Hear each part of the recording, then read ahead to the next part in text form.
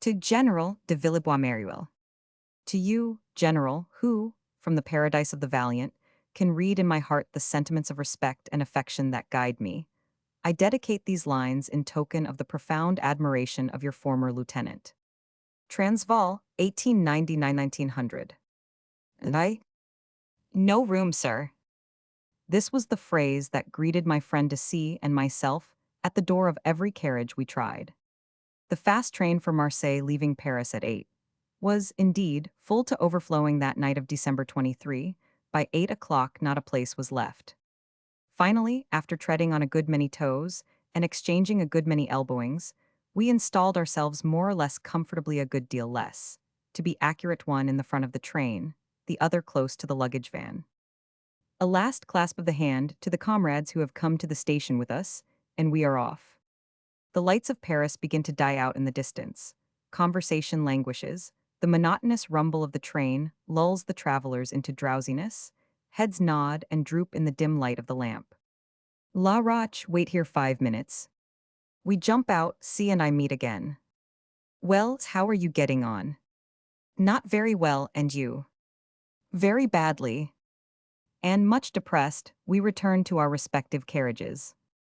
At last the patience under discomfort habitual to men of our unsettled lives asserts itself, and we sleep soundly till we reach Arles, when we find 2 seats together. At Marseille we were kindly received by a pleasant cousin of mine, and by a delightful lady, also of my kindred.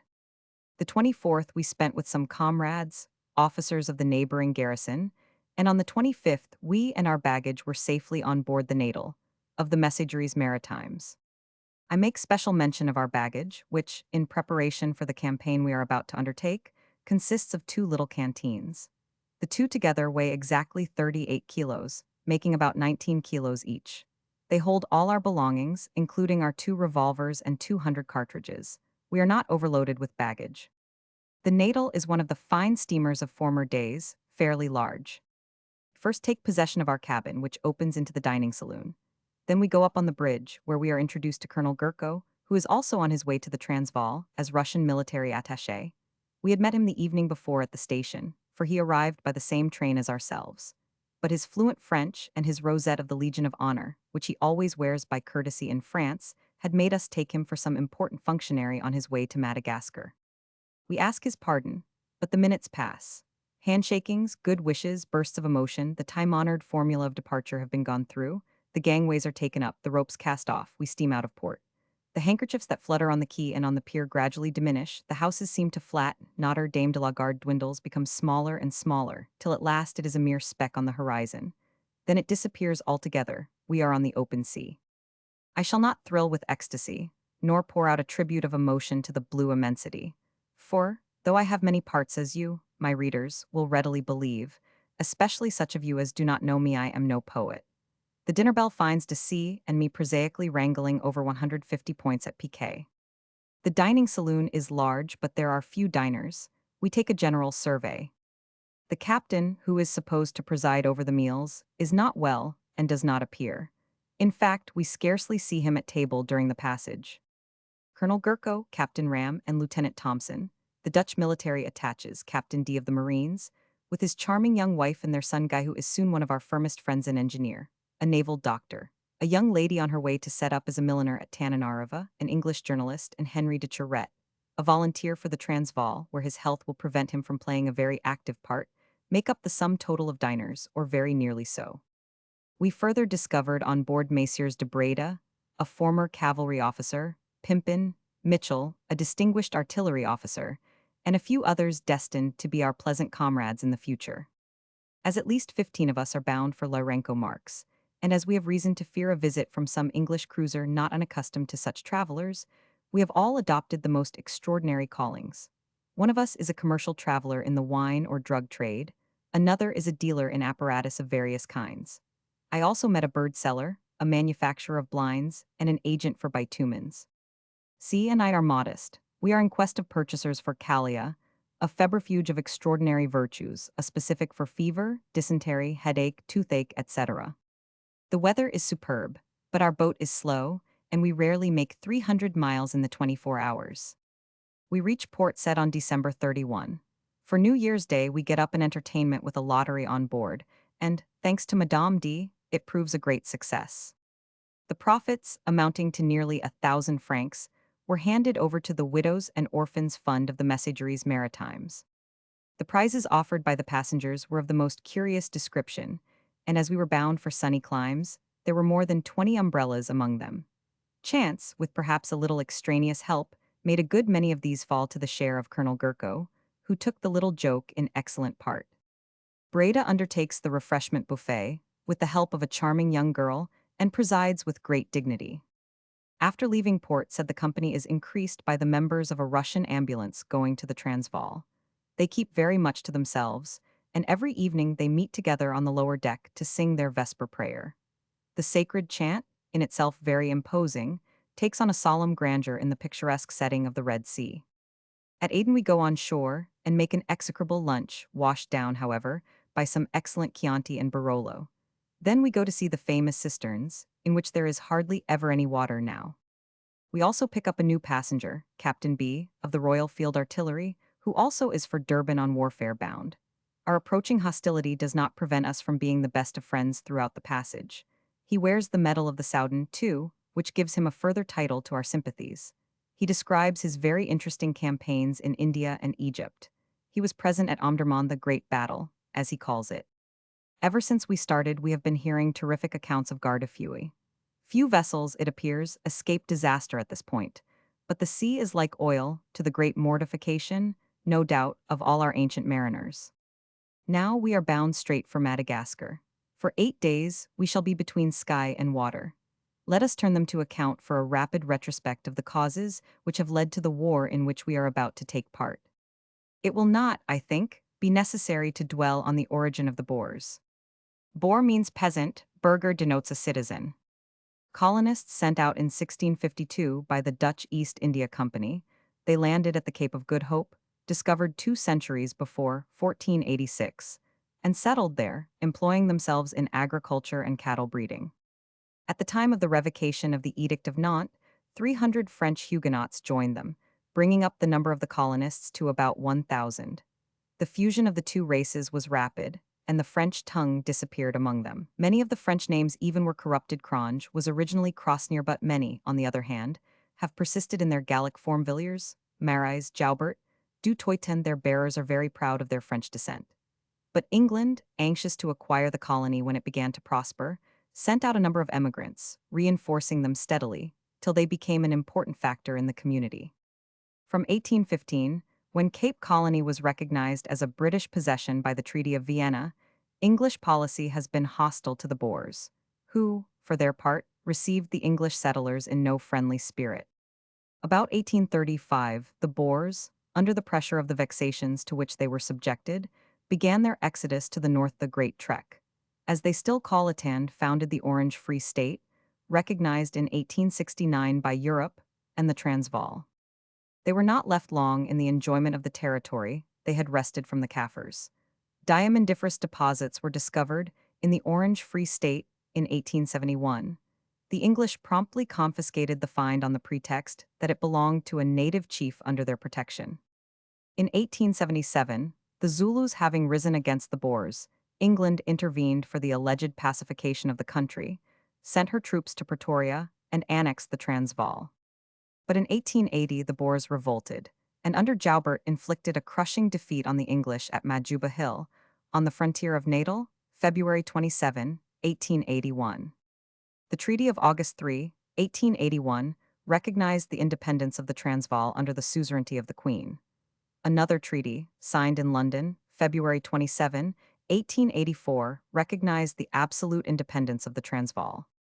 On January 2, 1896, the famous Jameson raid, still fresh in men's memories, was checked at Krugersdorp.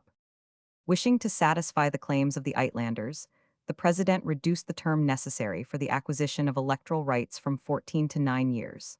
Finally, in 1899, England, constituting herself the champion of the foreigners, instructed Sir Alfred Milner, governor of the Cape, to demand a further reduction of the term to 5 years. This measure meant the rapid intrusion of the alien into the administration and the gradual swamping of the Boers. It would have been the ruin of Boer autonomy. The president refused. Her Majesty's subjects, he said, demanded my trousers. I gave them, and my coat likewise. They now want my life. I cannot grant them that. All these demands were but so many pretexts intended to mask the true designs of England from the European powers, but they are manifest to the least discerning. On the one hand, there are gold mines in the Transvaal, and speculators demand them. On the other, Cecil Rhodes has declared that Africa must be English from the Cape to Cairo. War had therefore long been foreseen, and the Transvaal quietly prepared for the struggle. Under cover of an expedition into Swaziland, which was nothing but a march of some few hundred burghers who had never fired a shot except at game, considerable armaments had been made from 1895 onwards. Krupp supplied them with field guns of 12 and 15 pound. Maxim Nordenfeldts were bought. These quick-firing guns throw percussion shells to a distance of about 5,000 meters. Their caliber is 35 millimeters. The English have a great respect for these little pieces, which they have christened pom-poms, in imitation of the noise made by their rapid fire. The same firm supplied small-caliber Maxim guns for Lee Metford cartridges. The cartridges are fixed to strips of canvas, belts, which unroll automatically, presenting a fresh cartridge to the striker the instant its predecessor has been fired. Lastly, the Creusot factories received orders for guns of the latest pattern, 155 centimeters long, with a range of about 10,000 meters, which the Boers call long toms, and 2 batteries of 75 millimeter field guns. These cannon Model 95 were furnished with all the latest improvements. They fire very rapidly, and the brakes, situated on either side of the piece, absorb the recoil, the carriage being the fulcrum, and the trunnions the points of contact with the piece. They have a range of about 7,000 meters. They are loaded by means of cartridges, the whole charge enclosed in a single metal case. When efficiently served, they will fire from 15 to 20 shots a minute. We have advanced indeed since the year 1881, and the cannon made in the Transvaal itself, with cartwheel axletrees riveted and brazed together. This is preserved in the museum at Pretoria, side by side with a mitrailleuse labeled Meudon, given to the president by the Emperor William. A large stock of Mauser, Martini Henry and Steyr rifles, 1887 pattern, with plentiful ammunition, was also bought by the Boer government. The weapon most in favor is the Mauser rifle of 1891, caliber 7 millimeters. It is sighted up to 2,000 meters. It has a magazine containing 5 cartridges. The movable straight-levered breech block has a safety bolt. The cavalry carbine, also much appreciated, is a reduced model of the rifle. The mechanism is the same, and it also has a magazine holding 5 cartridges, but the movable breech block has a bent lever. This carbine is sighted up to 1,400 meters. These 2 weapons are of great precision, but I have heard it objected since my return that the wooden grip which covers part of the barrel causes an unequal heating and cooling of the metal between the covered and uncovered parts, giving rise to occasional explosions or distortions. Personally, I saw no instance of this. The Martini Henry rifles, carbines, and muskets are sometimes preferred by the older Boers. They are of an obsolete pattern and have an insignificant range of only 800 meters for carbines and muskets. They are 11 millimeters in caliber, and their leaden bullets have no casing of harder metal. To some persons, they have the advantage of disabling a man more rapidly and effectually at a short range than bullets of smaller caliber. Events now follow closely one on another. On September 26, 1899, the Volksraad issued the following proclamation from Bloemfontein. The Volksraad, considering paragraph 2 of the President's speech, and the official documents and correspondence submitted therewith, having regard to the fact that the strained state of affairs throughout the whole of South Africa, which has arisen owing to the differences between the imperial government and the Transvaal, threatens to lead to hostilities, the calamitous consequences of which to the white inhabitants would be immeasurable, being connected with the Transvaal by the closest ties of blood and confederacy, and standing in the most friendly relationship with the imperial government.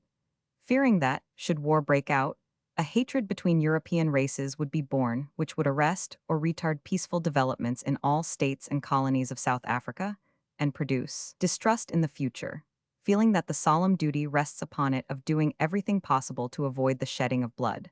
Considering that the Transvaal government during the negotiations with the imperial government, which extended over several months, made every endeavor to arrive at a peaceful solution of the differences raised by the aliens in the Transvaal, and taken up by the imperial government as its own cause, which endeavors have unfortunately had only this result, that British troops were concentrated on the border of the Transvaal, and are still being strengthened resolves to instruct the government still to use every means to maintain and ensure peace, and in a peaceful manner to contribute towards a solution of existing differences, provided it be done without violating the honor and independence of the Free State and the Transvaal, and wishes unmistakably to make known its opinion that there exists no cause for war, and that a war against the Transvaal, if now undertaken by the imperial government, will morally be a war against the whole white population of South Africa, and in its consequences criminal, for, come what may, the Free State will honestly and faithfully fulfill its obligations towards the Transvaal, by virtue of the political alliance existing between the two republics. On the 29th, Mr. Chamberlain, more aggressive than ever, laid down certain impossible conditions. The franchise to every Uitlander, after 5 years of residence, unencumbered by any formalities that might restrict the privilege. An absolute separation of the executive and judicial power in the Transvaal. Abolition of the dynamite monopoly. Dismantlement of the fortress of Johannesburg. A special municipal government for Johannesburg. Official recognition of the English language, and an equal use of it and the Dutch tongue. During the first days of October, the situation became more and more serious. Certain attempts at conciliation were still made. On October 5, President Steyn demanded that the massing of troops on the frontier should cease. But on the 6th, Sir Alfred Milner replied that he could not accede to his request. Mr. Steyn accordingly wrote to the governor of Cape Colony that the success of further negotiations was very doubtful, as the Transvaal would refuse any conditions whatever laid down by Her Majesty's government if British troops continued to arrive while negotiations were in progress. Finally, on October 10, the Boer ultimatum was handed to Mr. Cunningham Green. The Transvaal executive had demanded an answer within 24 hours, but the delegates of the Orange Free State got the term extended to 48 hours. War was declared on October 11. The Boer commandos grouped themselves in two principal centers, the Orange Free State and Natal. In the Free State, Du Toit and Colby invested Kimberley on October 14. Cronje advanced against Methuen in the southeast, Schoeman against Colesberg, and Olivier to meet Gadacker south of Aliwal north. In Natal, Botha, Schockburger, Lucas Meyer, and Prinsloo, under the commander-in-chief Joubert, marched upon Ladysmith. On October 20, a desperate engagement took place at Glencoe. General Simmons, himself mortally wounded, lost 60 killed, 300 wounded, and 300 prisoners. The Boers had 70 men killed. On October 21, at a landslagt, the German Legion and the Scandinavians, surprised by the enemy, were slaughtered by the English lancers after a heroic resistance. On the 23rd, at Dundee, Generals Ewell and White were obliged to fall back on Ladysmith. Finally, on October 30, under the very walls of the town, at Lombard's Kop, General White, beaten again, lost 300 dead and wounded, 1,200 prisoners and 10 guns. On November 2, Ladysmith was invested. To judge by the behavior of the Boers at this juncture, it would have seemed that the siege of the three towns, Mafeking, Kimberley, and Ladysmith, was the end and object of the whole campaign. They had at this stage of the war one of the most magnificent opportunities imaginable. Full of confidence, flushed with success, well-equipped, and more numerous than they would ever be again, they might have reckoned on the cooperation of the Cape Boers, who, believing in the possible success of their brethren, were preparing to throw in their lot with them. Against them they had some 40,000 English, half of them only just disembarked, unacclimatized, untried in warfare, the other half discouraged by recent events and scattered over a vast area. Order and effort prolonged for 1 week only would have overwhelmed and annihilated the English army. Cape Colony and Natal would have thrown off the yoke, associating themselves with the Transvaal and the Orange Free State, and the United States of South Africa would have been a power to reckon with. But no, nothing was attempted. Joubert seemed to be hypnotized before Ladysmith, Du Toit before Kimberley. And, quietly and undisturbedly, England gradually disembarked the 200,000 men Lord Kitchener thought necessary for the work in hand. Nevertheless, for 2 months more the incapacity of the English generals all along the line thrust the flower of the Queen's battalions under the deadly fire of the Mausers, without a chance of fighting for their lives, so to speak. On November 10, at Belmont, Lord Methuen was repulsed with heavy loss. A month later at Stormberg, General Gatacre ventured in advance without scouts, without a map, blindly following a guide whose course he did not even verify by a compass. The advance took place in the utmost disorder, though it had been arranged 48 hours previously. The ambulance lost touch with the detachment and went its own way. The 2nd Battalion of the Northumberland Fusiliers lost its ammunition wagon. The column advanced in close order to within 100 yards of the Boer entrenchments without any warning and was decimated. Gatacre lost 100 men killed and 700 prisoners. On December 11, at Magersfontein, Lord Methuen had a second disaster to deplore. Half an hour after midnight, after 24 hours of artillery preparations and bombardment of the Boer entrenchments, 5 Highland regiments advanced in line of quarter column. The night was dark and rain was falling in torrents. At 3:30 in the morning the English halted, not very sure of their route. In an instant, a deadly fire poured out from the rocks. They were less than 200 yards from the trenches occupied by Cronje's men. The Black Watch was decimated. General Wauchop fell, crying, "My poor fellows, 'twas not I who brought you here." The Marquis of Winchester was also killed. The whole body was demoralized, and it was not possible to make the fugitives lie down till they had reached a distance of several hundreds of yards. It was, says an eyewitness, one of the saddest sights that could wring the heart of an English soldier of our times. In this turmoil of confusion and indecision, Lord Methuen only gave the order to retire towards 4 o'clock in the afternoon. More than 1,000 dead strewed the battlefield, and no help was given to the wounded till the following day. In the last letter he wrote to England, Wauchop said, "This is my last letter, for I have been ordered to attempt an impossible task. I have protested, but I must obey or give up my sword. The men of the Modder River Army will probably never follow Lord Methuen in another engagement." Finally, on December 15, the Battle of Colenso was fought. I borrow an account of it from Sir Redvers Buller's telegram dispatched from Chively camp in the evening. "I regret to report serious reverse.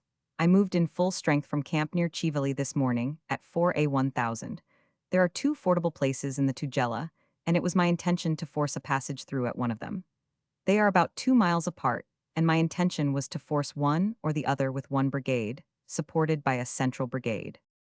General Hart was to attack the left drift, General Hildyard the right road, and General Littleton in the center to support either. Early in the day I saw that General Hart would not be able to force a passage, and directed him to withdraw. He had, however, attacked with great gallantry, and his leading battalion, the Connaught Rangers, I fear suffered a great deal. Colonel Brooke was severely wounded. I then ordered General Hildyard to advance, which he did, and his leading regiment, the East Surrey, occupied Colenso Station and the houses near the bridge. That moment I heard that the whole of the artillery I had sent to that attack, namely, the 14th and 66th Field Batteries and 6 naval 12-pounder quick-firing guns, the whole under Colonel Long, RA were out of action, as it appears that Colonel Long, in his desire to be within effective range, advanced close to the river.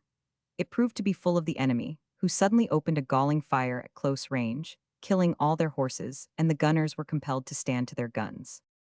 Desperate efforts were made to bring back the guns, but only 2 were saved by the exertions of Captain Schofield and 2 or 3 of the drivers. It was here that Lieutenant Roberts of the 66th Battery of Artillery, son of Field Marshal Lord Roberts, met a glorious death. Some of the wagon teams got shelter for troops in Adonga, and desperate efforts were made to bring out the field guns, but the fire was too severe, and only 2 were saved by Captain Schofield and some drivers, whose names I will furnish. Another most gallant attempt with 3 teams was made by an officer whose name I will obtain.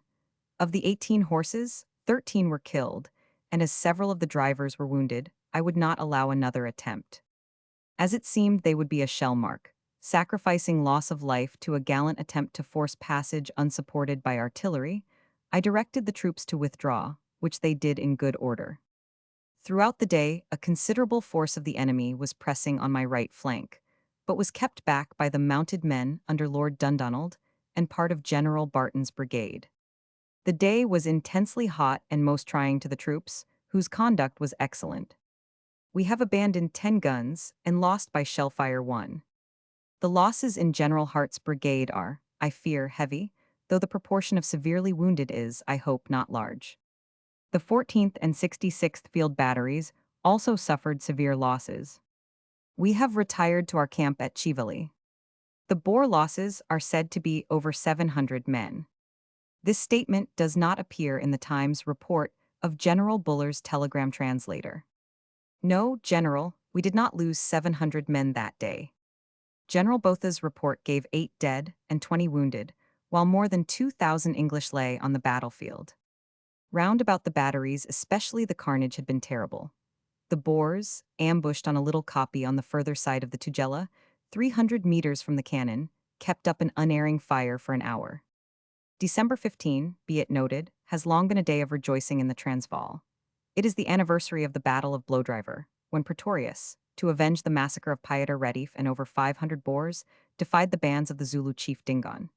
This was on December 15, 1838, and on that eventful day Pretorius and his 400 men left 3,000 Zulus on the field, with a loss of only 3 wounded themselves. After Colenso, the victors had another splendid opportunity. They might have pushed forward with the armies of Natal and the Free State. The English troops had, it is true, been reinforced, but the arms of the republics were still victorious in every direction.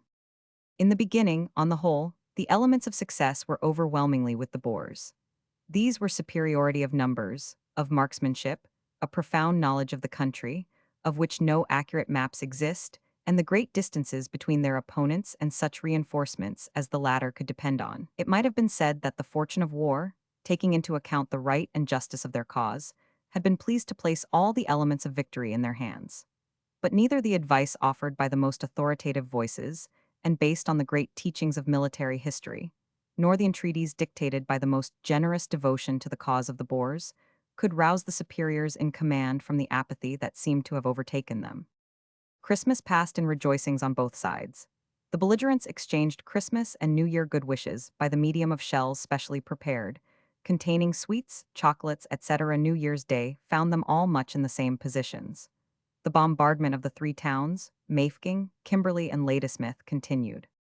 However, on January 6 Joubert made up his mind to attack if, indeed, that strange encounter, aimless and incoherent, can be called an attack. Was it an assault by the besiegers or a sortie of the besieged? Perhaps both. It took place at Platrand. 400 or 500 of Prinsloo's men were seriously engaged. The others, there were 6,000 round the town, took up positions early in the morning, quitted them towards 10 o'clock to come back and breakfast in camp, returned to them later, and remained for the rest of the day 1,800 yards from the town, which was no longer defended, without firing a shot, without a thought of throwing themselves against it or of going to the help of their comrades, hotly engaged close by. In the evening they went back quietly to camp, while the commandos of Zand River, Harrismith, Heilbronn, and Kroonstedt had 54 killed and 95 wounded. The English lost 138 killed and over 200 wounded. A little dash, decision, and cohesion, and the town might have been taken. Such was Colonel de Villebois-Mareuil's opinion.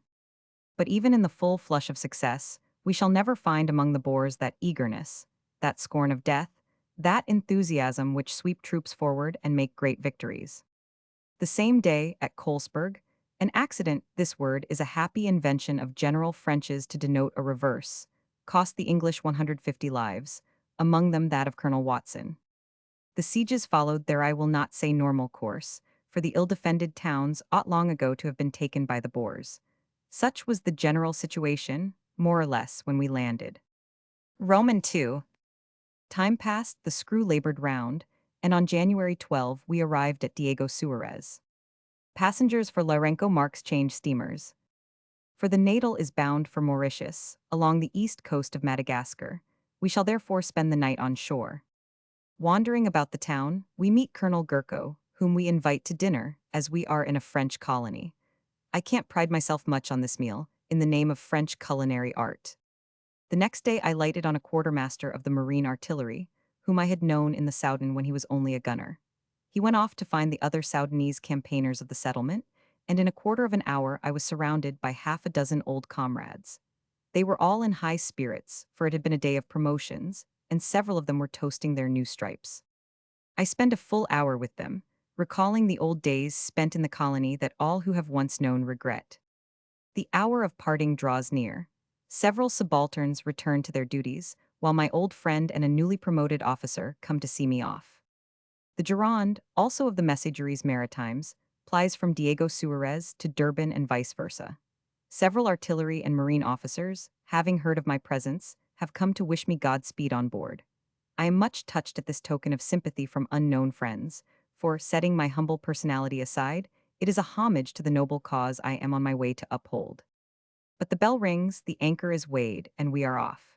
If the Natal was an old, fine steamer, the Gironde is a very old one. She was formerly one of the swift and elegant Indian liners, but now, obsolete and worn out, is reserved for this little auxiliary service till such time as some sudden squall shall send her to the bottom. Nevertheless, we arrived safely at Mozambique, where some few days before a terrible cyclone had destroyed part of the native village. Huts were overthrown and lying in fragments, trees torn up by the roots, telegraph wires broken, an air of mournful desolation hung over the district. Meanwhile, the buxom negresses of the quarter went about their daily work, apparently unmoved at the ruin of their dwellings. We pay a visit to the fort, a very curious sight, with its medieval battlements bristling with cannon 200 years old, and its soldiers armed with flintlock muskets. All these excellent Portuguese warriors seem to be impressed by a sense of their lofty mission. They even demurred a little before admitting us into their citadel. We take up the Archbishop of Mozambique, I believe.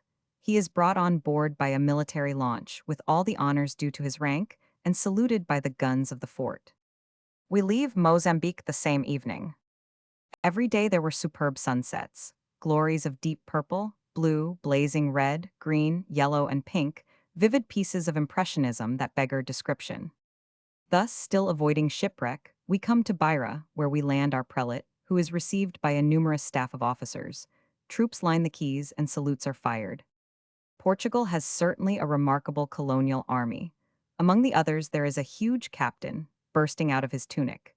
Each of his long commands, incomprehensible to me, seems to produce consternation in his troop, followed by a series of perfectly diverse maneuvers. We turn away that we may avoid laughing aloud, for the moment is a serious one. 2 or 3 trombones attack the Portuguese national air. A good many of the worthy soldiers have shouldered arms, and the majority have presented them. His lordship passes. He gets into a little lorry pushed by natives and goes off quickly, while the troops disperse. They are worthy of those I have several times seen at Lisbon. I think if I were the Portuguese I would prefer none at all to such as these. And then, the suppression of the military budget would perhaps enable them to pay their dividends.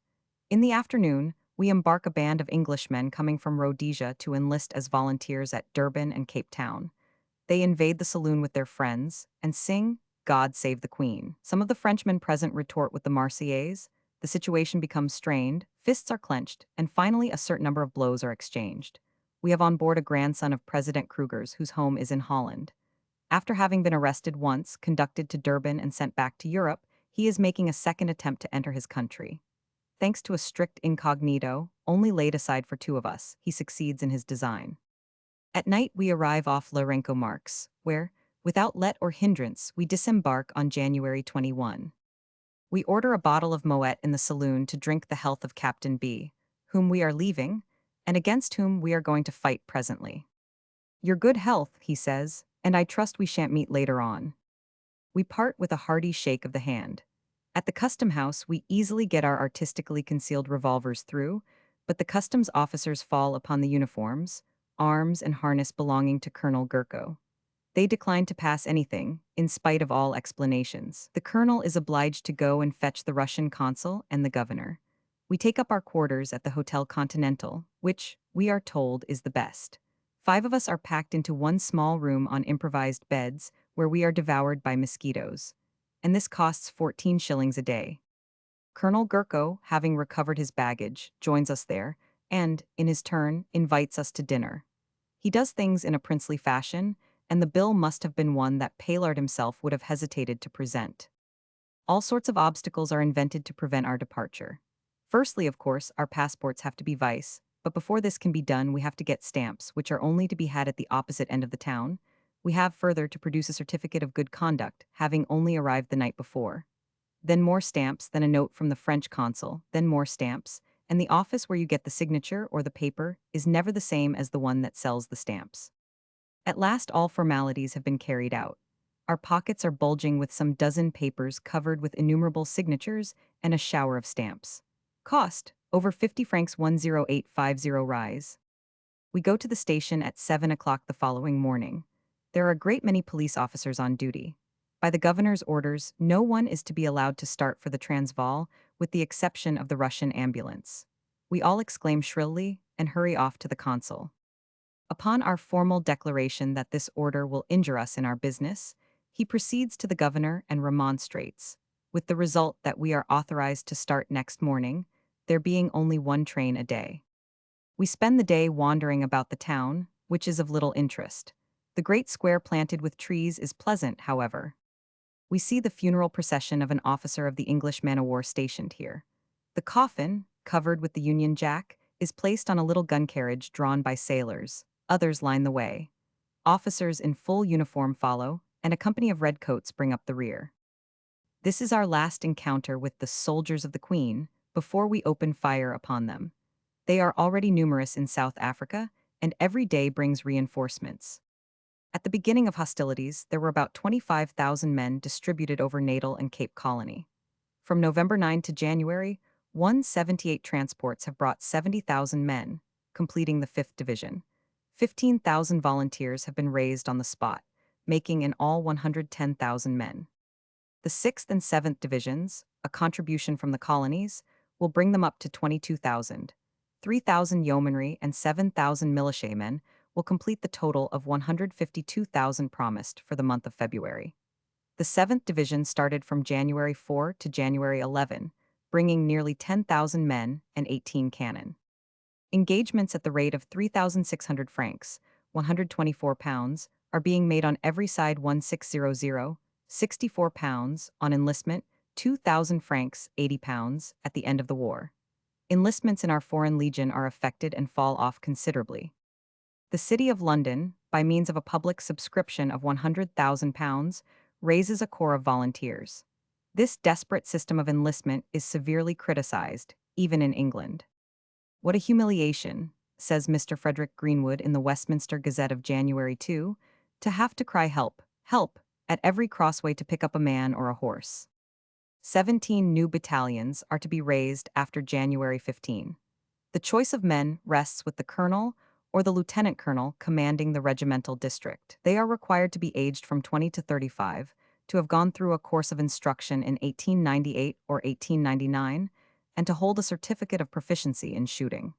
But, as a fact, many of these certificates are given by favor, and a third of the volunteers are from 18 to 20 years old. The effort made by the country has been considerable. On January 19, the 8th Division was mobilized.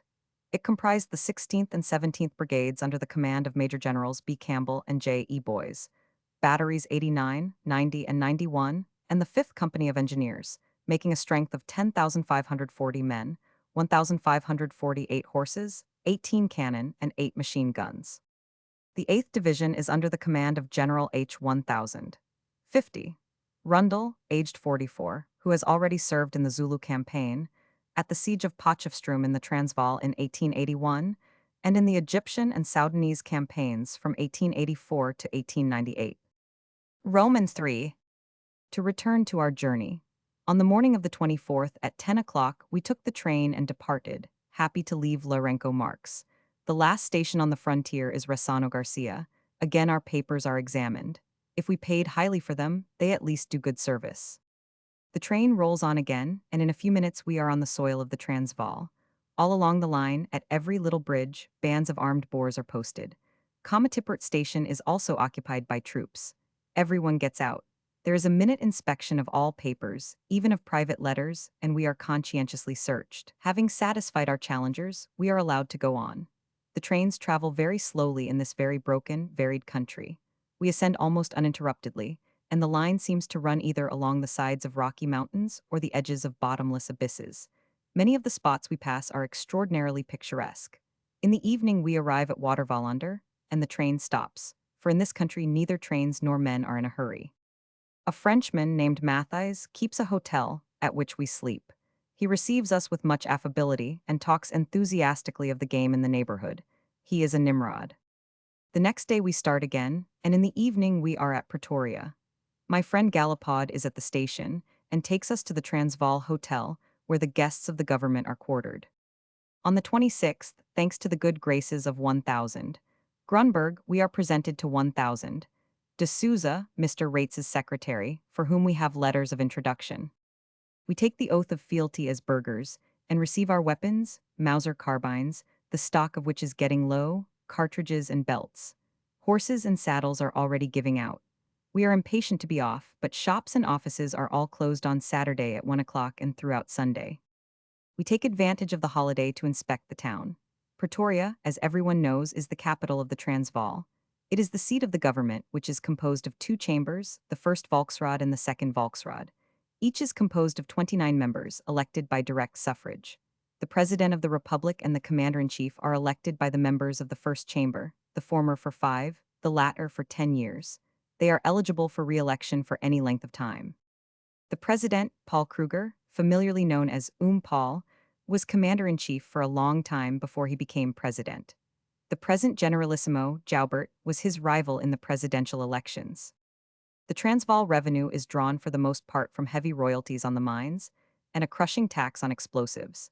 In 1897, an income of 112,005,450 francs, 4,480,218 pounds, was received, against an expenditure of 109,851,400 francs, 4,394,056 pounds. The general aspect of Pretoria is depressing. Only 2 or 3 streets show any animation. The circumstances of the moment are not certainly such as to enliven the town, but I have been told that even in times of peace it is never very cheerful. Stretching over a wide area, it is intersected by little tramways, the cars drawn by 2 consumptive horses. In the center is Government House, a huge building of freestone, massive and ungraceful, though not without certain pretensions to the grand style, I believe. On each side a sentry of the Presidential Guard paces up and down. Under the colonnade of the main entrance, which faces a large open space, a few steps lead up to a vast hall, with a monumental staircase at the end. On each side of the hall 2 wide corridors run round the building, and give access to all the different offices. We find the whole place, hall, corridors and offices, crowded with busy people, some soliciting, others solicited, all hurrying hither and thither. With the exception of some few buildings of several stories grouped round the palace and in the main street the post office, the clubs, the banks, the hotels and the large shops all, the houses are little one-story cottages surrounded by gardens. On Monday morning, we are able to have horses, which we go and catch ourselves in the great courtyard which serves as a depot. We have also some old English saddles, and after buying some rugs and some indispensable provisions, we are ready to start at about 5 in the evening. Our departure is fixed for 11 o'clock by the special train which is to take Long Tom to Kimberley, where we are to join Colonel Villebois. This Long Tom, a 155mm Crusock gun, is a personage, a celebrity. It weighs 2,500 kilograms, its carriage weighs the same. Its fame is derived from its history. One night last November, at Lombard's Cop in front of Ladysmith, where the gun was mounted, 60 English, taking advantage of the slumbers of the Boer sentinels, stormed the hill, seized the cannon, and finding it impossible to displace it, damaged the 2 ends with dynamite. After this, the burghers, coming up in force, retook the gun, brought it to Pretoria, and repaired it in a remarkable manner. It was, however, shortened by about 25 centimeters. After these adventures, it has become a sort of prodigal son, a legendary weapon beloved of those great children we call the Boers. It is, therefore, no small honor to be called upon to escort Long Tom. We share this honor with a gunner named Erasmus, a strange being, who, after being severely wounded at the taking of his cannon, had sworn only to return and fight in its company. On this Monday night, accordingly, at 11 o'clock, in a downpour of rain, we and our horses take our places in the train, which, profiting no doubt by its being a special, starts an hour after time. It consists of 3 or 4 first-class coaches with lateral corridors. These coaches, which are comfortable enough and very high in the ceiling, have in each compartment 2 seats of 3 places each, covered with leather, and in the center a folding table about 50 centimeters wide. At night a second seat, which is raised in the daytime, or serves as a luggage net, makes a sleeping berth, so that 4 travelers in each compartment can rest comfortably, a convenience highly desirable in a country where journeys often last 48 hours, and even 6 or 7 days, as from Cape Town to Bulawayo and Fort Salisbury. Travelers install themselves as they please, without any sort of constraint. Luggage is not registered, and the carriages are invaded. I use the term advisedly with weapons, saddles, bridles, bandoliers, provisions, dogs, if one has any, rugs, trunks, and bundles. No officials, no staff, no warning cries, no notices forbidding travelers to get out while the train is in motion. A station master, and hardly anything more. A bell rung 3 times at short intervals announces the departure of the train. You get in, or you don't get in. You stand on the footboard, climb onto the roof of the carriage, leave the door open or shut it, get into a truck or cattle van at your own lookout. You are free, and no one would dream of interfering with you in the matter. In the carriages, passengers sleep, drink, eat, sing, shoot, and gamble, and every morning a Negro comes and cleans up. There is a little of everything among the debris: old papers, empty preserve tins, fruit parings, tobacco ash, cartridge cases, empty and sometimes broken bottles. An inspector on the P50, 1000, would go mad at the sight. While the cleaning goes on, we go and ask for a little hot water from the engine and make our morning coffee. On trucks that we go and fetch ourselves, we load up heavy carts of provisions, ammunition, and cannon. Finally, we heap up pell-mell in open cattle vans, mules and horses in some, oxen in another. And casualties are no more numerous than in Europe, where we arrange them like sardines in a box: 32 men, 8 horses. The beasts of these regions, like the men, have apparently learnt to take care of themselves from their earliest infancy. During the journey of Tuesday, a springbok, a kind of antelope, startled by the engine, is so imprudent as to run along by the train at a distance of about 300 meters. From the tender to the last van, a brisk fire suddenly opens. The engine driver slows down, then, as the creature falls, stops altogether. A man gets down, fetches the quarry, and comes quietly back. The train goes on again, the springbok is cut up, and at the next station the engine driver gets a haunch as an acknowledgement of his good nature. This is indeed traveling made enjoyable. But there are always folks who like to cut down the cakes and ale. In April 1900, a penalty of £5 sterling was decreed for persons who fire a gun or a revolver in a railway station or a village. In every station end they are legion. The whole feminine population has gathered and sings the Boer hymn as soon as the train appears. And at every station the following ceremony takes place. A deputation comes to Erasmus and begs him to show Long Tom. Erasmus mounts on the truck where the cannon is installed and opens the breech. Each woman passes in front of it, putting either her head or her arm in, with cries of admiration. Then Erasmus closes the breech, gets down, and the Transvaal hymn, sung in chorus, alternates with that of the Orange Free State until the departure of the train. On Tuesday evening at 6 o'clock we arrive at Brandfort. It is too late to unload the gun, and we spend the night in the village, where we are very well received. Early on Wednesday we begin our task, with the help of the whole village, and to the accompaniment of the national hymn. The young girls all have sharp, forced voices, but from a distance the effect of these voices in chorus is not unpleasant. As to the male choirs, which are heard on every possible occasion, they are really charming and very impressive.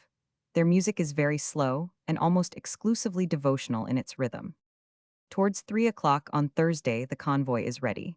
30 bullocks have been harnessed to Long Tom. The rest of the convoy consists of some 20 wagons of provisions and ammunition. As we set off, 2 or 3 photographers make their appearance. The column, escorted by some 60 Boers, moves off towards Kimberley, in the midst of enthusiastic demonstrations. The wagons are heavy 4-wheeled carts with powerful brakes. The back part is covered with a sort of rounded tent stretched over hoops. This tent is the home of the traveling Boer. In it he keeps his mattress, his blankets, his utensils, his arms, while the front part is reserved for the heavy stores: millet, flour, biscuits, etc. The driver walks beside his team, armed with a long whip which he wields in both hands. The thick cane handle is often about 10 feet, and the lash, of strips of undressed hide, from 15 to 20 feet long. The management of this whip is no easy matter, and it is curious to see a good driver, at the moment when an effort is required, giving each of his 20 or 30 bullocks the necessary stroke in an instant. The burgher himself is mounted, shabby and ragged, dressed in a faded coat, a shapeless hat, and long trousers without straps. For some time on the march we had a neighbor whose ulster, formerly, no doubt of some normal hue, had turned, under the rains of years, I had almost said of centuries, a pinkish color with green reflections like a sunset at sea. And the happy owner of this prism seemed quite unconscious that, amidst much that was extraordinary, he was perhaps the most extraordinary sight of all. One warrior was mounted on a wretched old English saddle, to which were slung pell-mell a mackintosh, a many-colored rug, a coffee-pot, a water bottle, and a bag containing a medley of coffee, sugar, tobacco, biscuit and biltong, dried meat. 2 bandoliers and sometimes his rifle were slung across his body. the latter horizontally on his stomach, when he was not carrying it upright in his hand like a taper. His braces hung down his back. He had a single spur, for the burgher rarely uses two, thinking a second an unnecessary luxury. Indeed, he relies much more on his sjambok, a thong of hippopotamus hide, than on his single spur for the control of his horse. Thus equipped, he shambles along on his jade, which trots, canters, and gallops at intervals, silent, his legs well forward, his feet stuck out, catching at his overlong stirrups. His military organization is on a par with his equipment.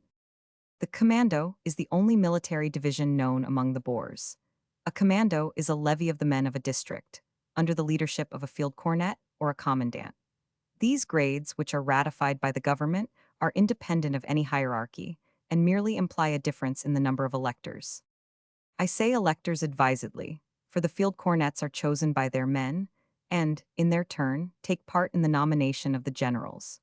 This arrangement works well enough when electors and elected are of one mind. But when the leader wants to carry out some plan which his electors disapprove, he runs the risk of being cashiered and replaced by one of the majority. I do not know what are the results of this system in politics, but applied to an army, it is disastrous, for very often the leader, brave enough himself, dares not engage his men, lest he become unpopular. And this, I think, has been the main cause of the total absence of offensive action on the part of the Boers. Perhaps, indeed, it will prove one of the main causes of their final overthrow. The commandant or field cornet chooses among his men a corporal, who acts as his auxiliary.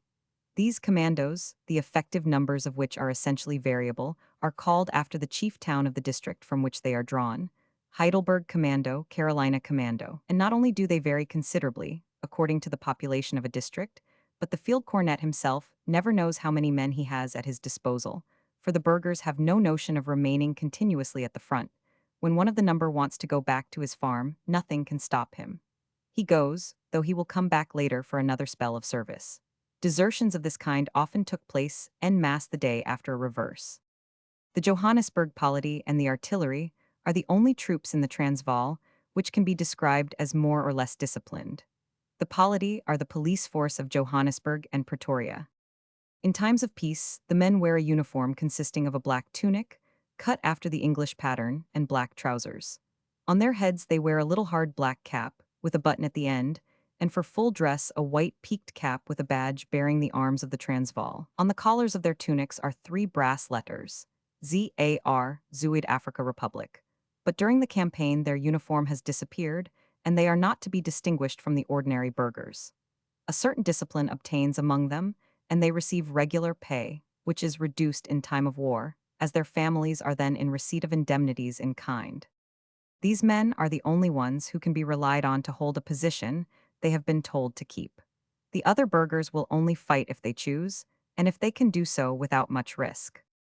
The fighting strength of the Johannesburg polity is about 800 men, with 4 lieutenants, under Commandant Van Dam, an energetic and intelligent man. The guns, of which I have already given a brief description for long toms, a dozen 75mm Crusock guns, some 30 Krupp field pieces, and old Armstrongs are served by a body of artillery whose barracks are at Pretoria. I do not say 19 or 20 batteries, for there are no groups or detachments. Each gun is used separately, according to the needs of the generals or the fancy of the artillerymen. The corps consists of 30 officers and about 400 men. They wear a black tunic and breeches, and a sort of shako much like that of the Swiss army. In the field this shako is replaced by a large felt hat looped up on one side, and the rest of the costume undergoes any modification that suggests itself to the wearer. They were at first under the command of Commandant Erasmus, who was superseded after the affair of Lombard's Kop, below Ladysmith. Commandant Erasmus must not be confused with the Adjutant Erasmus, who was with our party. The same names are very frequent throughout the republics, the natives of which are mainly sprung from the few families who originally settled there. Thus there are some 20 Bothas, 30 Jouberts, etc. The artillery of the Free State, composed of old Armstrong guns and a few Krupp guns lent by the Transvaal, is served by a corps who look like the artillerymen of a comic opera. They wear a drab tunic and breeches with a great deal of orange braid, and are inferior even to their colleagues of the Transvaal. All told, then, the army consists of some 40,000 to 50,000 burghers, without cohesion and without discipline, field cornets who do not obey their generals, and who cannot command the obedience of their men. Over them are titular generals and vec generals, generals appointed for the term of the campaign only, for the most part ignorant of the very elements of the art of war, and at variance one with another. How often during this campaign are we led to ponder over the phrase we have been mechanically reciting for 10 years past, seeing that discipline is the strength of armies. We have a 6 days' march before us. The bullocks are accustomed to travel by short stages of 2 hours, followed by an hour's rest. At night, however, we advance by stages of 4 or 5 hours. The soil over which we pass is bare and sandy, of a uniform grayish-yellow tint, and produces nothing but short, coarse grass, which serves as fodder for the oxen and horses. At every halt the cattle are let loose, and when the rest is over the Kaffir boys go off in pursuit of them, often to a considerable distance. Water is scarce and generally bad. Very often on the way, we are received with delightful hospitality at the farms we pass. These houses are clean, and often even those which stand quite alone in the bush have a parlor adorned with photographs, religious prints, and scripture texts in large characters. The furniture is simple, but there is very often a harmonium, for the singing of hymns is a frequent exercise in a Boer household.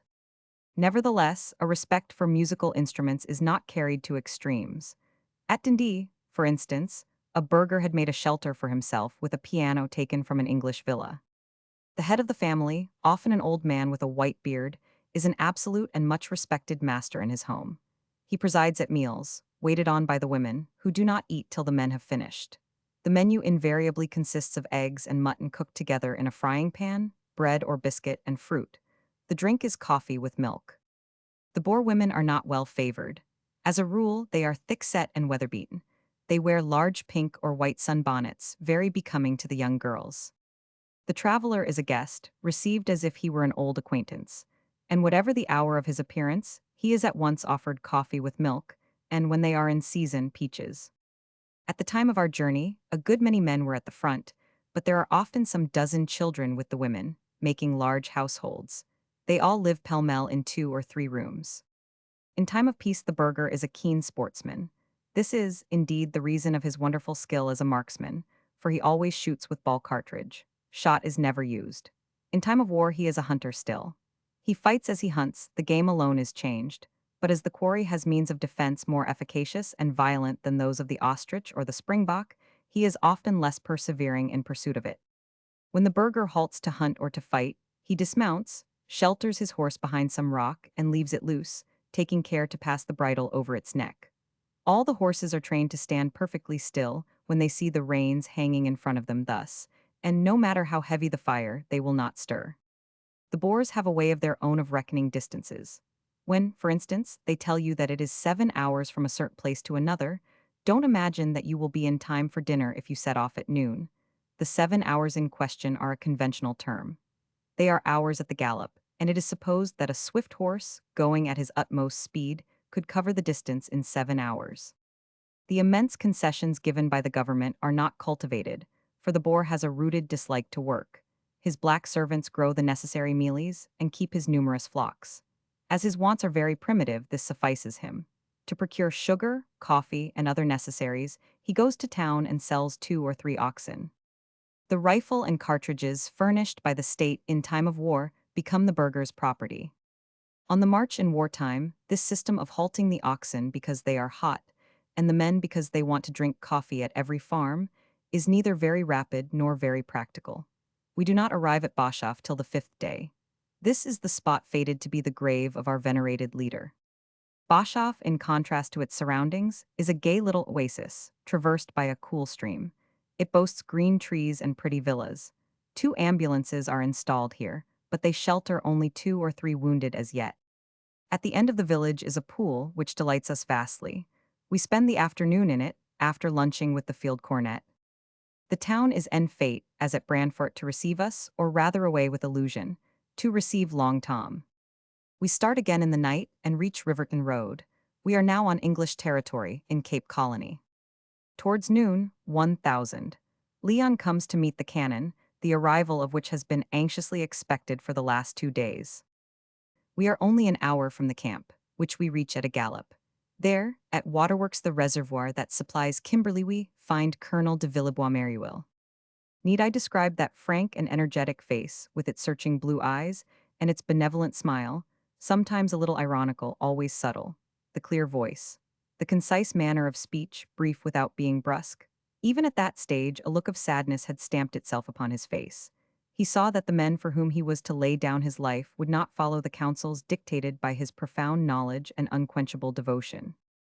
We had been expected for 2 days, and twice the colonel had had good luncheons prepared. Then, giving us up, he had ordered nothing, and we took his kitchen by surprise. We find with him Baron de Sternberg, that charming Viennese, whose inexhaustible good spirits are famous throughout London and Paris. In the evening he works in his tent at a history of the war and composes the most delicious verses in German. The colonel also works hard. Long Tom arrives some time after us. Our lager at Waterworks is a large square, measuring some 200 meters on every side, planted with trees, and containing the machinery for distributing the water. It looks like an oasis in the midst of the vast yellow plain. In the distance are a few copies. We are about 700 meters from Kimberley. The camp is commanded by General Du Toit. Campfordam, where the cannon has been taken, is 3 kilometers to the south and 5,500 meters from Kimberley.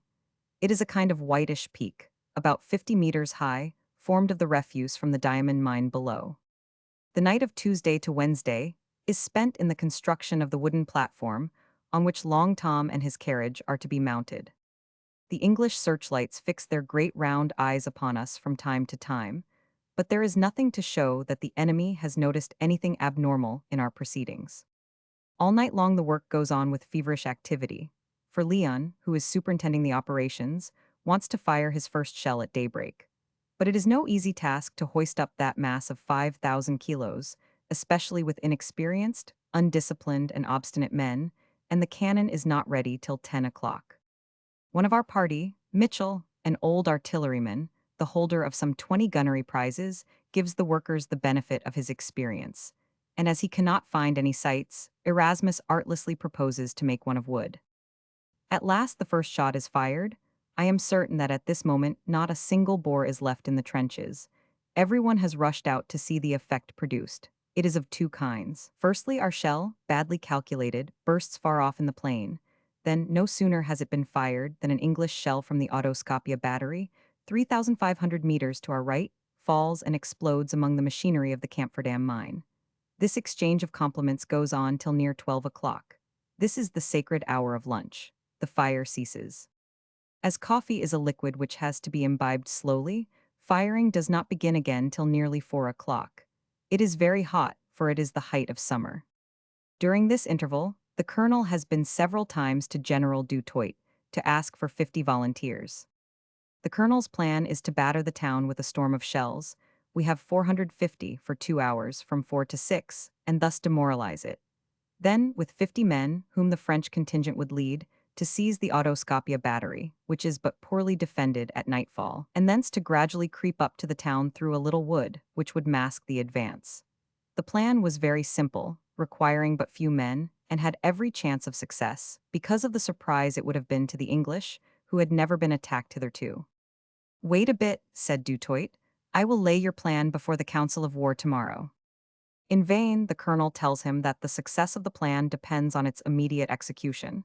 He can get no answer. The evening is wasted. General Du Toit is a big, bronzed man, with a black pointed beard and a straight and penetrating gaze. Though very brave personally, he has never dared to engage his men. The latter are very well pleased with their role of besiegers. They will appreciate it less when the long Cecil comes upon the scene. Hitherto, the long Far Niente, comparatively free from peril the town, under the command of Colonel Kekwich, was defended by such a small garrison that sorties were impossible has only been broken by the singing of hymns, the brewing of coffee and cocoa, and the occasional pursuit of a springbok. Every evening a guard, composed, I fancy, of anyone who chose to go, went off, provided with a comfortable stock of bedding, to do duty round the camp.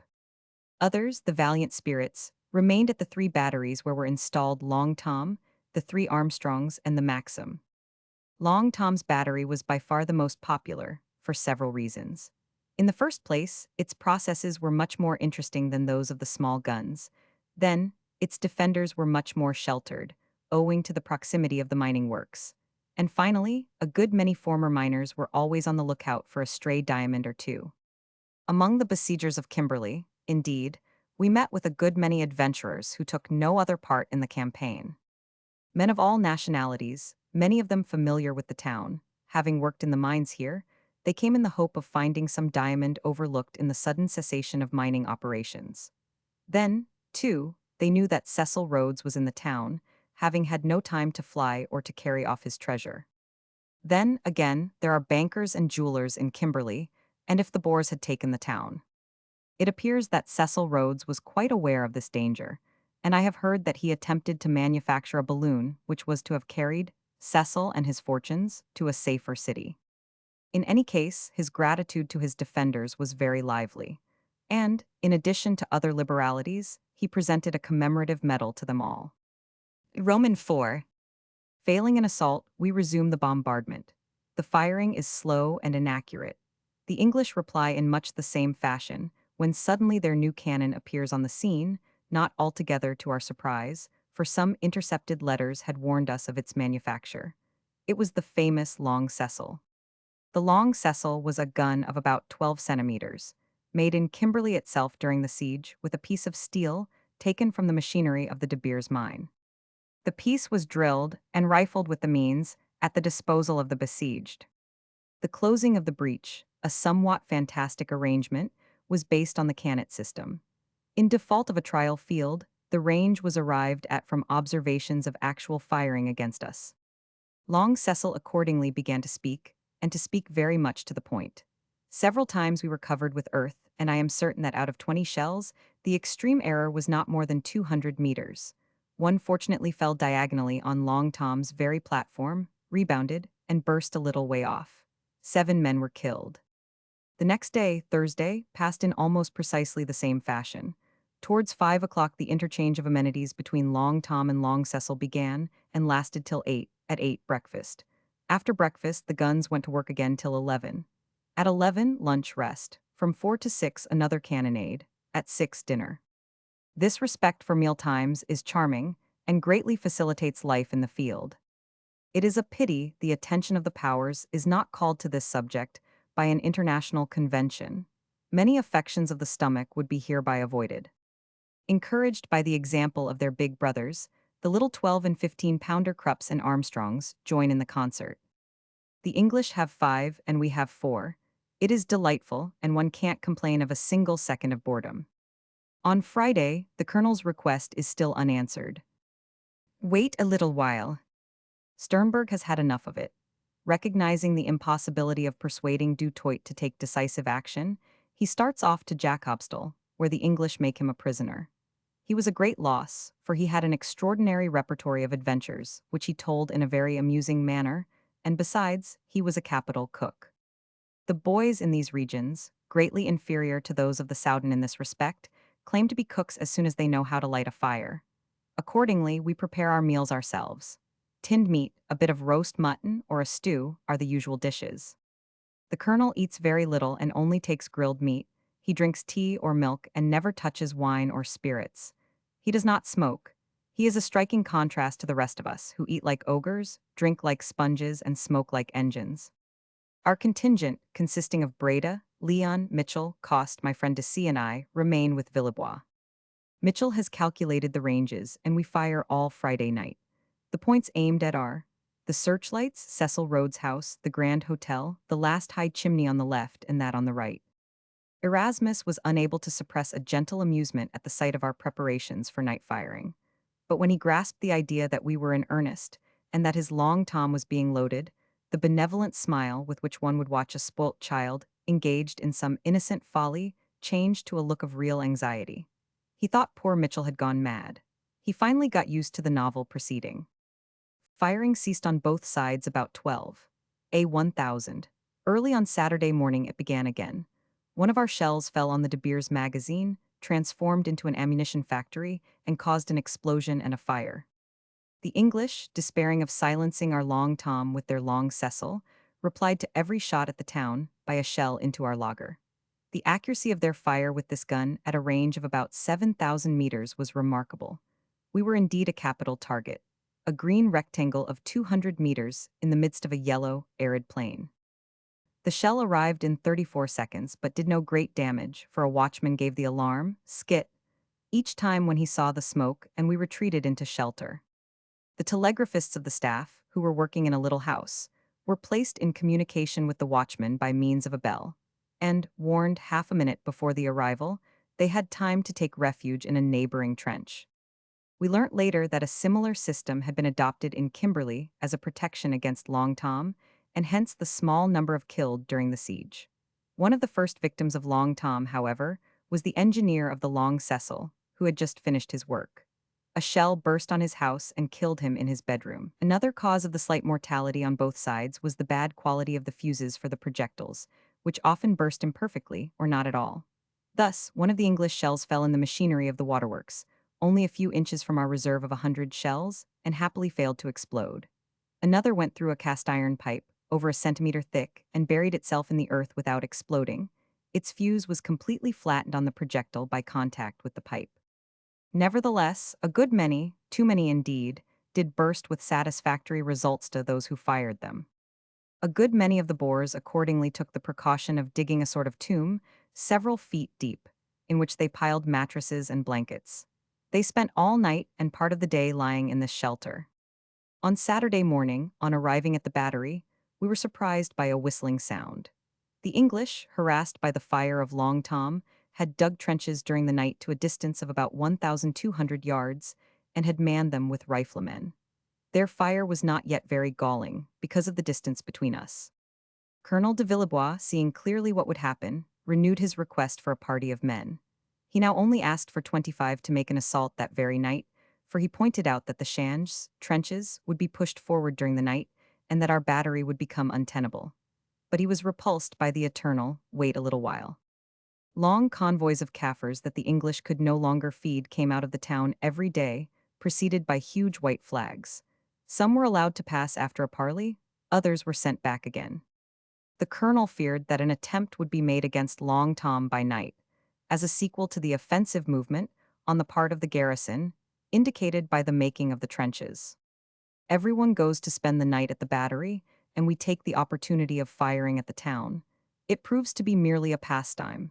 The English reply, but do not attack us. On Sunday, February 11, we rest all along the line. The burghers sing hymns in chorus and do not cease till late in the evening. A sort of patriarchal simplicity obtains among them. Yesterday the colonel was shaving. A Boer entered without saying a word, sat down on his little camp bed, and remained there motionless. The colonel, used to their ways, took no notice but waited for the visitor to explain his visit. As this was prolonged considerably, the colonel continued his toilet by a tub taken puris naturalibus. The Boer remained, staring silently at him. At last, his toilet ended, the colonel explained to the visitor that he must go, as he wanted to close his tent. The Boer departed without a word. About 10 minutes afterwards, he came back with a friend, who explained that he wanted the colonel's razor. He would bring it back afterwards. It was very hard to make him understand that the colonel wished to reserve the implement for his private use. On this Sunday, the day of rest, we accordingly went off to bathe at a spring 4 kilometers from our lager. We enjoy this peaceful pastime in the company of a young clergyman who was at one time in the camp.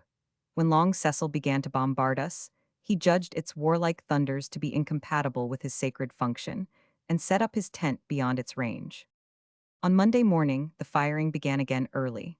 Leon and the colonel went off to the battery. Our horses had been turned out to graze by mistake, so we did not start till an hour after them. On arriving, we found the balls whistling more smartly than on Saturday. We could plainly distinguish the buzz of the dum-dum bullets amidst the whir of the ordinary charge.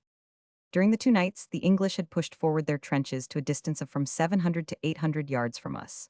We went up on the platform, where the colonel, his glass in his eye, was talking imperturbably to General Du Toit. At the same moment we saw Leon, who was standing behind them, spin round and fall across the gun carriage. The poor fellow had been shot right through the forehead just above the eyes. The colonel at once raised him in his arms, others started off in haste for an ambulance, but the bullets were now falling round us like hail. 2 horses were wounded in an instant, and a burgher fell, a bullet clean through his body. Poor Leon was still conscious. He bid us all good, bye calmly, taking a particularly affectionate leave of the colonel, to whom he was greatly attached. The colonel took a little water to wash the blood from his face and placed the empty pannikin on the parapet of sacks filled with earth behind which we were sheltered. So heavy was the English fire that the pannikin instantly fell to the ground, pierced by a bullet. At last a cart appeared with an attendant and a stretcher. The wounded, who numbered about a dozen by this time, received first aid, then Leon was carried off on a stretcher. What a journey was that march of 3 kilometers, the first part of which was performed under a rain of bullets. The head of the wounded man was swathed in cloths, which we kept wetting continually, holding an umbrella over his head, for the heat was intense. It was 11 o'clock in the morning. Blood poured from his mouth and nose. Poor fellow, we made up our minds that it was all over with him. We reached Waterworks in 2 hours. But the little house that had been turned into a hospital was no longer safe since the bombardment of our camp had begun. A telegram had therefore been sent to Riverton Road, where there was an ambulance station with a good doctor. Towards 1 o'clock, an ambulance carriage arrived and carried off our comrade. On Tuesday, the 13th, we missed the salute Long Tom had been in the habit of giving the enemy at daybreak. What had happened? We sent off for news. General Du Toit replied that Erasmus declared the gun was broken and could not be fired. He himself had not been to inquire into the damage, and seemed to be no more concerned than if he had been told it was raining at Chicago. We set off to Camphordam in great distress, expecting to find the gun a wreck. As we approached, however, we saw that it was still in place, apparently wondering at its own silence. We examined it carefully all over, but could find nothing to account for the catastrophe, and, in despair, we sent for Erasmus. Standing back a couple of paces, he showed us that one of the beams of the platform, which had received the full force of the recoil, had sunk some few centimeters. It was a matter of no importance, and did not interfere with the firing in any way. But Erasmus, I suppose, did not feel inclined to work the gun that day. He had told Du Toit that it was broken, and the general had at once accepted the statement. After a severe reprimand to the recalcitrant gunner, the firing recommenced as usual. Our provisions began to run out in camp, in spite of a stock of potatoes we had discovered at the waterworks. It was accordingly arranged that we should start off with 2 others of the party to get fresh stores, and a cart and mules at Pretoria. The colonel, believing that the lack of offensive action among the Boers would prolong the siege indefinitely, determined to set out himself on the 15th for Colesberg, where we were to rejoin him in a few days. We started on the 14th, bound for Brandfort and Pretoria. On setting out, my mare, an excellent mount, but very fiery, brought me suddenly to the ground, to the great amusement of the colonel. The same accident having happened to Breda a day or two before, it began to be looked upon as a special privilege of the ex-cavalry officers. At nightfall we arrived at Riverton Road, where Leon was lying. During the evening the colonel himself came over to inquire for him. He had had a good day, and the operation that was judged necessary had been fixed for 11 o'clock that night, to avoid the heat of daylight. We waited about the door of the baggage shed, which had been converted into an ambulance. The operation, which proved perfectly successful, lasted an hour and a half. The doctor, a Scotchman called Dunlop, assured us that our poor friend was out of danger. At daybreak on the 15th we started, the colonel for the camp, we for Brandfort. It was terribly hot, and we were in a hurry, for a rumor of Lord Robert's arrival had got about. It seemed likely that there would be some more lively work on hand very soon, and we were anxious to get through the drudgery of revictualling as quickly as possible. In the evening we reached Boshoff, where a good many wounded had been brought since our last visit. We rode all day on the 16th, slept in the bush, and started again at daybreak on the 17th. Towards noon we took a rest of an hour and a half, and consumed a tin of corned beef.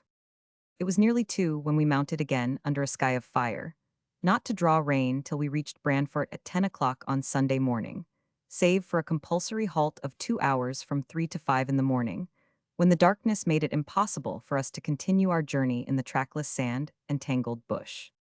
We had been in the saddle 26 hours out of 30 to accomplish our journey of 120 miles, and had taken 3.5 days, riding over 60 kilometers a day, in average heat of from 38 to 40 centigrade, without fodder and almost without water, in a wild, unknown country. Our horses were dead beat, and we entered the village on foot, dragging the poor brutes by their bridles. What was our stupefaction to hear that the siege of Kimberley had been raised without any engagement the very day after our departure. The surprise, it seems, had been complete. There was a cry of the English, and then a panic which barely left time to carry off the guns and wagons. Part of the ammunition was left behind, some provisions, Long Tom's brake and its platform. The colonel had escaped with Breda. But in the confusion, one of our comrades, Cost, was lost and eventually joined Cronje. A story which amused us all at the time may be told here. A volunteer, no longer in his first youth well over 50, in fact had come to join the colonel just at the time of the English attack. A very eccentric character, and slightly bemused by drink, he found himself in the thick of the stampede, without any clear idea of what it was all about. Suddenly, the burghers, who had never seen him in the camp before, struck by his odd behavior, demanded his passports. Not understanding a word of Dutch, he had some difficulty in making out what they wanted. At last he produced the necessary paper. The panders of the moment scrutinized them carefully, then, shaking their heads in the fashion which among all races implies negation, they said, "No good absal, mount." Two men ranged themselves on either side of the unlucky wight, a complete novice in horsemanship, and galloped off with him to a farm several miles off. "Dismount your passports." About 15 persons, men, women, and children, were grouped round a table. The passport, handed round once more, is discussed by the assembly, each person present giving an opinion. The general verdict is unfavorable, for heads are again shaken.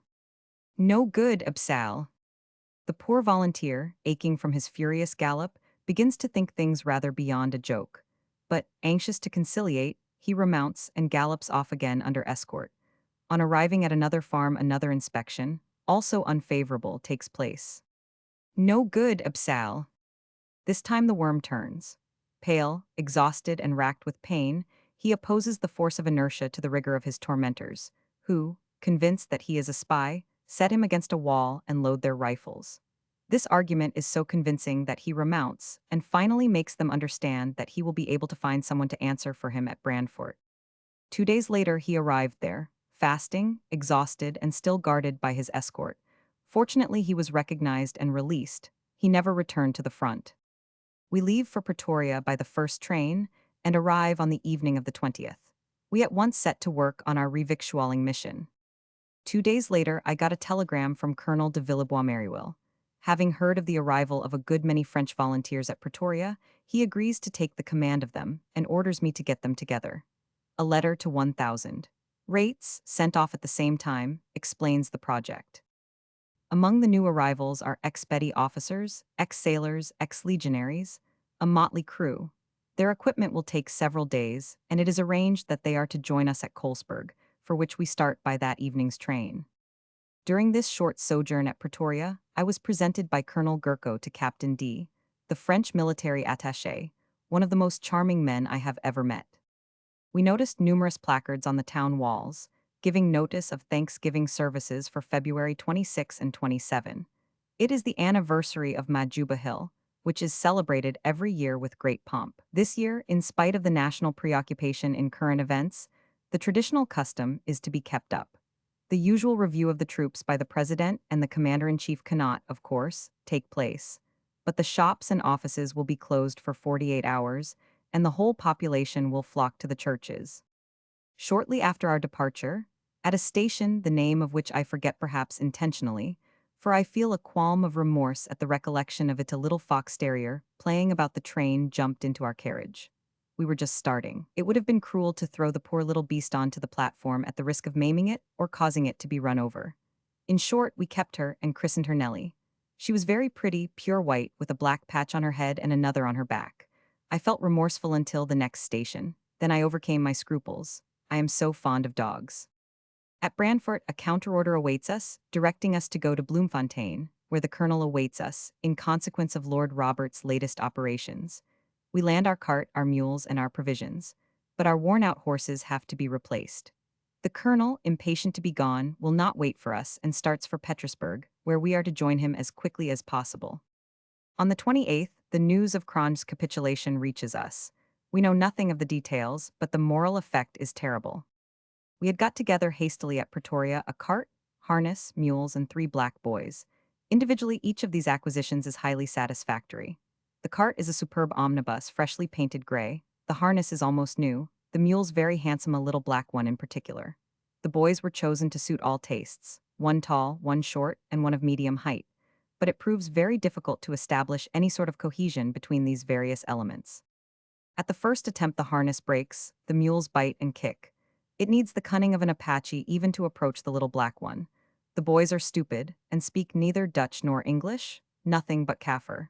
The omnibus alone remains stationary, but it creaks and groans in a pitiable fashion when touched. A second experiment is no more successful than the first. The third gives a better result. The vehicle moves and even goes very near to losing a wheel. This remarkable result is achieved, firstly, because all the rotten leathers of the harness are in pieces, after a double series of joltings and strainings. Only the solid ones are left. Secondly, the pretty little black mule has run away, after breaking some dozen halters, so that we are saved the trouble of harnessing her. Lastly, we have stationed the three boys at a safe distance, begging them on no account to help us, and Mitchell, who as an old artilleryman is an adept in harness, does wonders. Finally, we get off, escorting our omnibus, which groans aloud at every step. We look like the attack on the stagecoach in Buffalo Bill. V. On the morning of the 7th, the road to Petersburg was blocked, and the guns were roaring in front of us. Marais, both as adjutant, joined us. At the first sound of the guns, we left the wagons and galloped off in the direction he pointed out. The Battle of Poplar Grove was about to be fought under our eyes, though we were unable to take a very active part in it. The engagement went on mainly our right, we were on the left of the Boer lines. In front of us was a copy occupied by 100 rifles. About 11 o'clock, the English cavalry charged at the guns, about 2 miles away. The firing slackened. Then about 2 o'clock, the English began to shell us furiously with shrapnel, also the copy forming the Boer center. An outflanking movement completed the demoralization of the Boers, and at 3, the retreat became general. President Kruger came by this morning to announce that he had made the following peace proposals. Bloemfontein, March 5, 1900.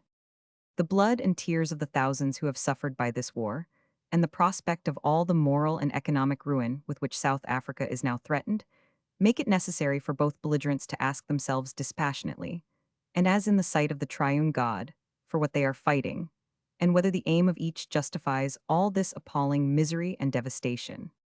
With this object, and in view of the assertions of various British statesmen to the effect that this war was begun, and is being carried on, with the set purpose of undermining Her Majesty's authority in South Africa, and of setting up an administration over all South Africa, independent of Her Majesty's government, we consider it our duty solemnly to declare that this war was undertaken solely as a defensive measure to safeguard the threatened independence of the South African Republic, and is only continued in order to secure and safeguard the incontestable independence of both republics as sovereign international states, and to obtain the assurance that those of Her Majesty's subjects who have taken part with us in this war shall suffer no harm whatsoever in person or property.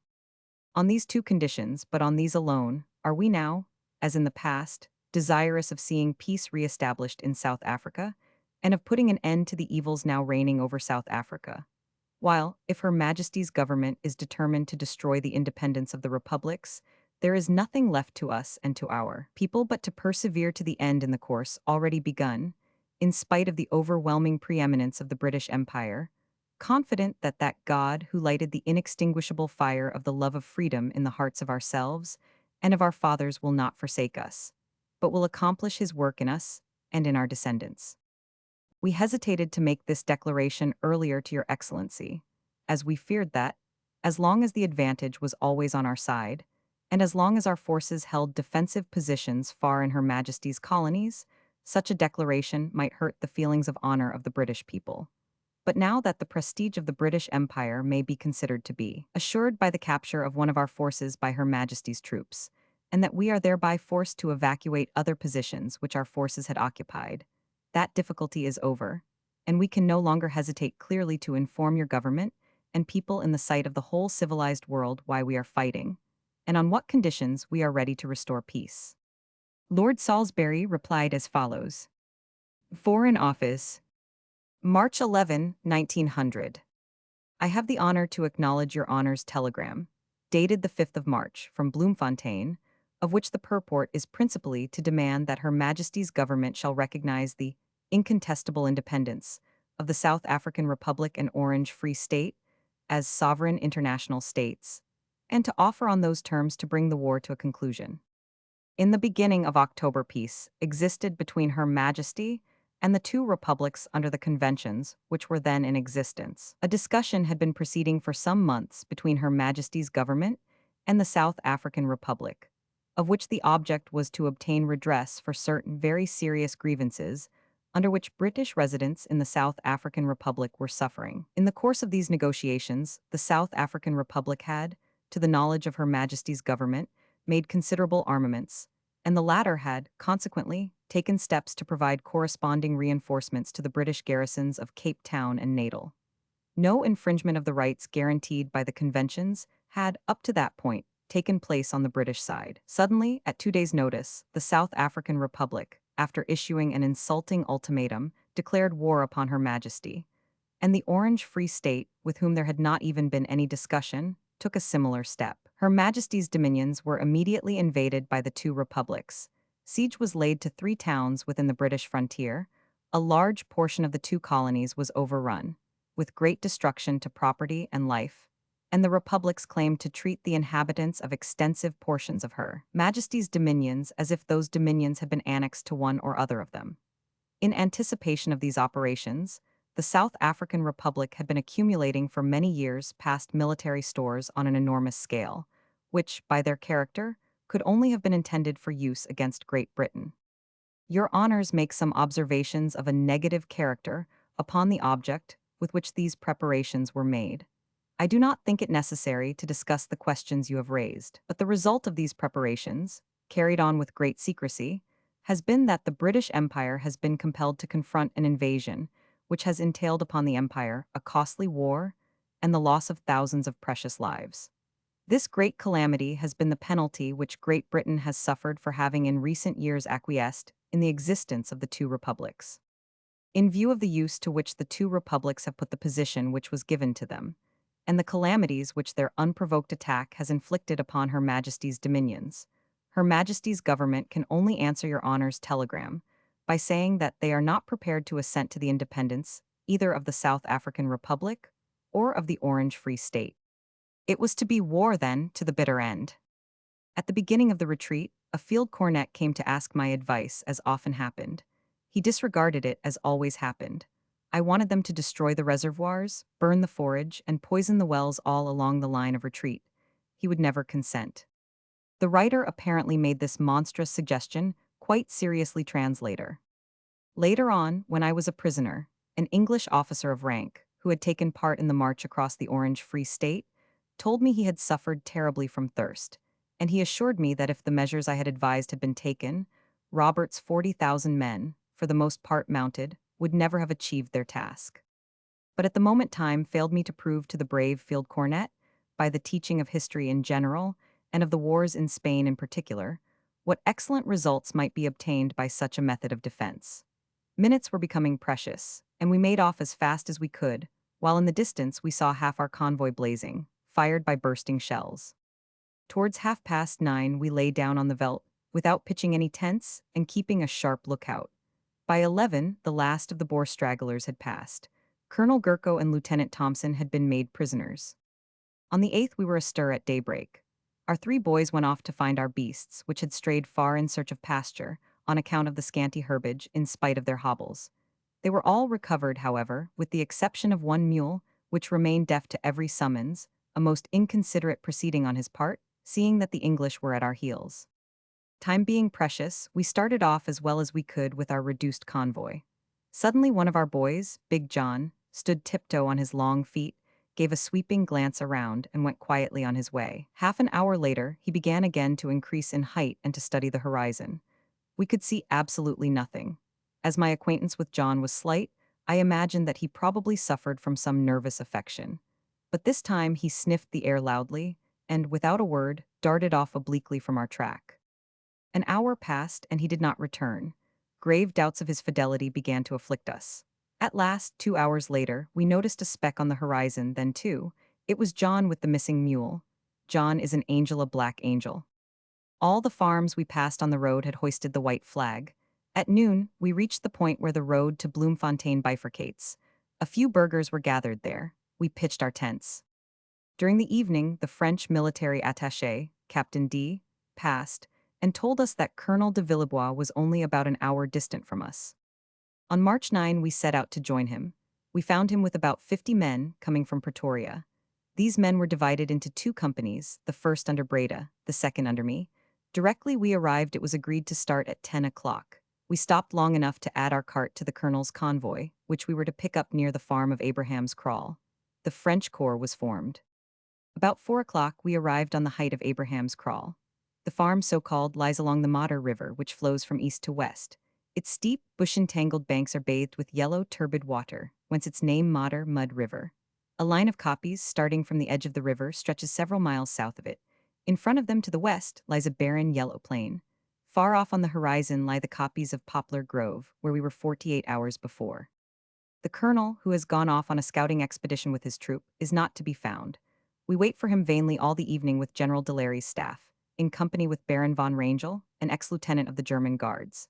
In this expedition, a young volunteer named Frank, a quartermaster of the Chasseurs d'Afrique, whose term had just expired, distinguished himself by his coolness and his boldness under fire. He was a brave fellow, as he was to prove later on. Night came on fast, our chief was still absent, and we went off to sleep at a little deserted farm with the officers of the Johannesburg polity. We lay down beside them and slept like men who have been in the saddle for 12 hours. On March 10, at 5 a.m, we started for General Delaire's bivouac. It might have been 6 when General Sellier passed us at a gallop, crying, "Upsal, the English." Our positions, chosen the night before, were as follows. Our right, with the Modder River beyond, consisted of about 400 men of the Johannesburg polity, with a Krupp gun, an Armstrong, and 2 Maxims. Then a space in the plain where a commando of 200 men, with 3 cannon and a Maxim gun, constituting our center, had taken up a position early in the morning. Finally, to the south, on our left, 300 men on a round kopje, fairly high. At Poplar Grove 2 days before we had numbered several thousands, but the Boers, discouraged by the check they had undergone, had returned to their farms, refusing to fight. This was a proceeding very characteristic of these men, slow physically and morally, profoundly obstinate, astute rather than intelligent, distrustful, sometimes magnanimous, easily depressed and as easily elated, without any apparent cause. They are a curious jumble of virtues and failings, often of the most contradictory kinds. The sort of panics frequent among them are due, I think, rather to their total lack of organization than to their temperament. For not to speak of individual instances of valor, by no means rare among them, the Johannesburg polity, with their very primitive discipline, have shown what might have been done by the Boers with some slight instruction and some slight discipline. 10 years ago, the Duc de Broglie, in his Maritaries Imperatrice, wrote as follows of the campaign of 1744 against Frederick the Great. Prince Charles had not even all his force at his disposal. All that had been left him were the Hungarian levies, who had indeed been the main strength of the Austrian army. But these irregular troops, passing from ardor to discouragement with that mobility proper to men with whom enthusiasm does duty for experience and discipline, now thought of nothing but of a speedy return to their homesteads, and entered reluctantly upon every enterprise that retarded this return. Whole companies deserted the flag and took the road for Hungary. These words, written of the Hungarians of the 17th century, are literally applicable to the Boers of today. And it is curious to note, though I do not for a moment compare Lord Roberts to Frederick the Great, that the Hungarians often inflicted a check on the King of Prussia, just as the Boers have occasionally stopped the English marshal. They alone had remained, with a handful of foreigners and some stray men from various commandos. The Heilbronn commando, consisting of over 200 men, was represented by the corporal and 3 men. All the rest, the commandant at their head, had gone home, hence their reduced fighting strength. At last, all the remnant of the force was in its place, behind little rocky entrenchments hastily thrown up. In the distance, a long column of khakis defiles, marching from north to south, presenting its left flank to us from a distance of 7 or 8 miles, and preceded by a body of mounted scouts. We go to inspect the mounting of our guns, which are arriving on our left and in the center of our line. Then we return to the kopje where we were before with the Johannesburg polity. Captain D, the French military attaché, is there following all the movements. About 8 o'clock, an English detachment essays a movement against us, and we open fire with our Krupp gun. English regiments defile against the horizon till 11 o'clock. Some Maxims and a battery of field guns have been mounted against us. Between the English and Boer lines, a herd of springbok are running about in terror under the shells. The poor beasts finally make off to more tranquil regions and disappear. The Maxims fire short, but after a few seconds the field guns find the range and fire with a certain precision. Two shrapnel shells fired one after the other burst over our heads. My right-hand neighbor gets a bullet just below his right eye and falls against me. I am covered with his blood. He died soon after. As I bathe his face, I see Captain D hobbling back. I go to him. He has been struck on the hip by a ball, which, having fortunately spent most of its force, has not penetrated the flesh. The wound was not dangerous, but it swelled a good deal at once and caused a numbness in the leg. I hastily applied the necessary dressing, which the captain had with him, and then went to fetch his horse. After his departure, we return to the copy. The mounted rifles advance in force. We wait till they are about 500 meters off and then open a heavy fire upon them, supported by the two Maxims. They retreat rapidly, leaving some dozen of their number on the field. We make 4 prisoners. They are sailors who have been mounted, lads of barely 20. There is a lull after this attempt. About 4 o'clock, the artillery fire begins again with redoubled fury, heralding a violent charge by the infantry, who have been concentrated under the shelter of the field guns. A simultaneous charge is made on our left wing. All along the line and on both flanks, we sustain a heavy fusillade from the enemy. Although protected to some extent by our rocks, our losses are pretty heavy. The English come up to be killed with admirable courage. 3 times they return to the charge in the open, losing a great many men. At nightfall, they are close upon us. I go in search of Colonel Villebois, who means to rest his men in a little wood behind a kopje on the banks of the Modder. We have eaten nothing since the night before. At 8 o'clock comes an order for a general retreat. We learn that an outflanking movement is to be attempted against us. In the evening, General Delary telegraphed as follows. The English are advancing upon our positions in 2 different directions. They have begun to bombard General Sellier and are keeping up a sharp rifle fire. We have been heavily engaged from 9 o'clock this morning till sunset. The Federated troops fought like heroes. 3 times they repulsed a strong force of the English, who brought up fresh troops against us every time. Each attack was repulsed, and at sunset the English troops were only about 40 meters from us. Their losses were very heavy. Our own have not yet been ascertained. A report on this point will follow. We found afterwards that Robert's entire army was present, some 40,000 men, and that he had engaged over 12,000. Our losses were 380 men out of about 950. At 8, we set out hastily for Bloemfontein, carrying off our prisoners and wounded on trolleys drawn by mules. About 11 o'clock, we pass some English outposts, which are pointed out to us on our right at a distance of only a few hundred meters. At 3 in the morning, we arrive at the store where we had bivouacked 2 nights before. We leave our horses to graze in a field of maize and take a short rest. About 5, we are greeted by distant volleys. Gubsel. But my horse is dead lame in the right hind leg. I try to bind it up with the remains of an old waistcoat. Impossible. He cannot drag himself along. I am forced to find another which is grazing nearby. I seem to be forming predatory habits. Here I am now with a dog I found, which follows me faithfully, on a horse I also found, but it is in the cause of liberty. Besides, these habits are so much in vogue among the Boers. I could tell a tale of one of my comrades, to whose detriment some half-dozen horses had been found by the burghers. The process is called by them obtail. And to conclude, my find was no great acquisition. We finally arrive at Bloemfontein about 3 o'clock in the afternoon. Here we meet numbers of English men and women, smartly dressed in summer costumes, smiling and cheerful, starting out in carriages to meet the victors. They are not aggressive, however. Our sullen bearing perhaps warns them that a misplaced exuberance might have unpleasant consequences. We find our convoy at the entrance of the town, and we pass through to our camp on the east. Poor capital, what terror, what disorder shows itself on every side. The shops have been hurriedly shut. Men, carriages, riders pass each other in every direction, and the 2 main streets are encumbered with an interminable string of bullock wagons. In the marketplace and in the market itself, an improvised ambulance has been set up, and the wounded are being tended. On every threshold stand women and children, whose anxious eyes seem to ask, "Where are they?" Romans 6. We start again on the 12th at 3 in the morning. Not a burgher remains with us. They have all gone off in the directions of Winburg and Kroonstad. On the 13th, we are on the bridge of the Modder River. We establish ourselves in a deserted farm and execute some stray ducks, which would no doubt have died of hunger, but for our timely appearance a most painful end, I believe. Scouts are sent out. In about an hour, the English are suddenly sighted. We rush to the road, and in 10 minutes a barricade is thrown across it. I am in the center with the others, but the English hang back and finally go off. Towards noon, we start in the direction of Brandfort, where our convoy, which was to travel day and night, is expected to be by this time. It is about 4 when we come in sight of the village. There is a cloud of dust on our left, then 2 dispatch riders on bicycles fly past us. The Lancers.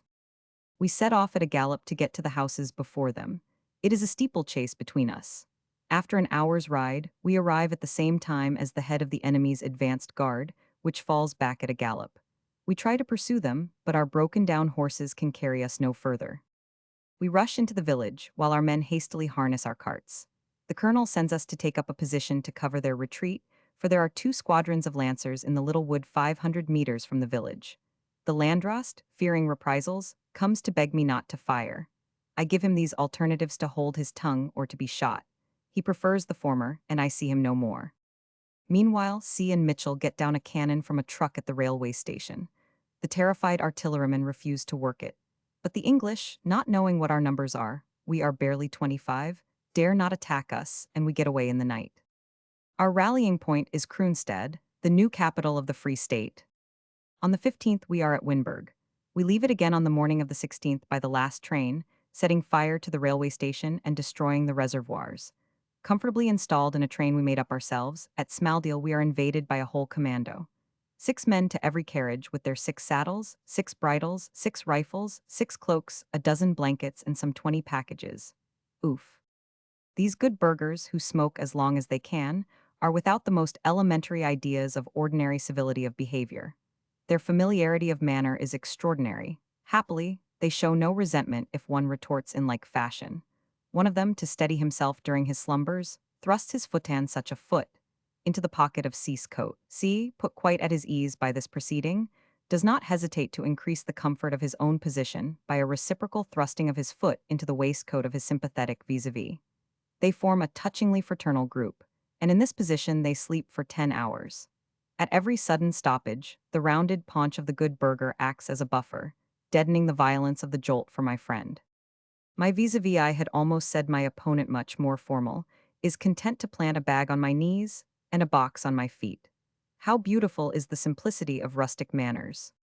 At last, on March 17, we reach Kroonstad and establish our camp there. We take advantage of this sojourn to pursue the education of our boys.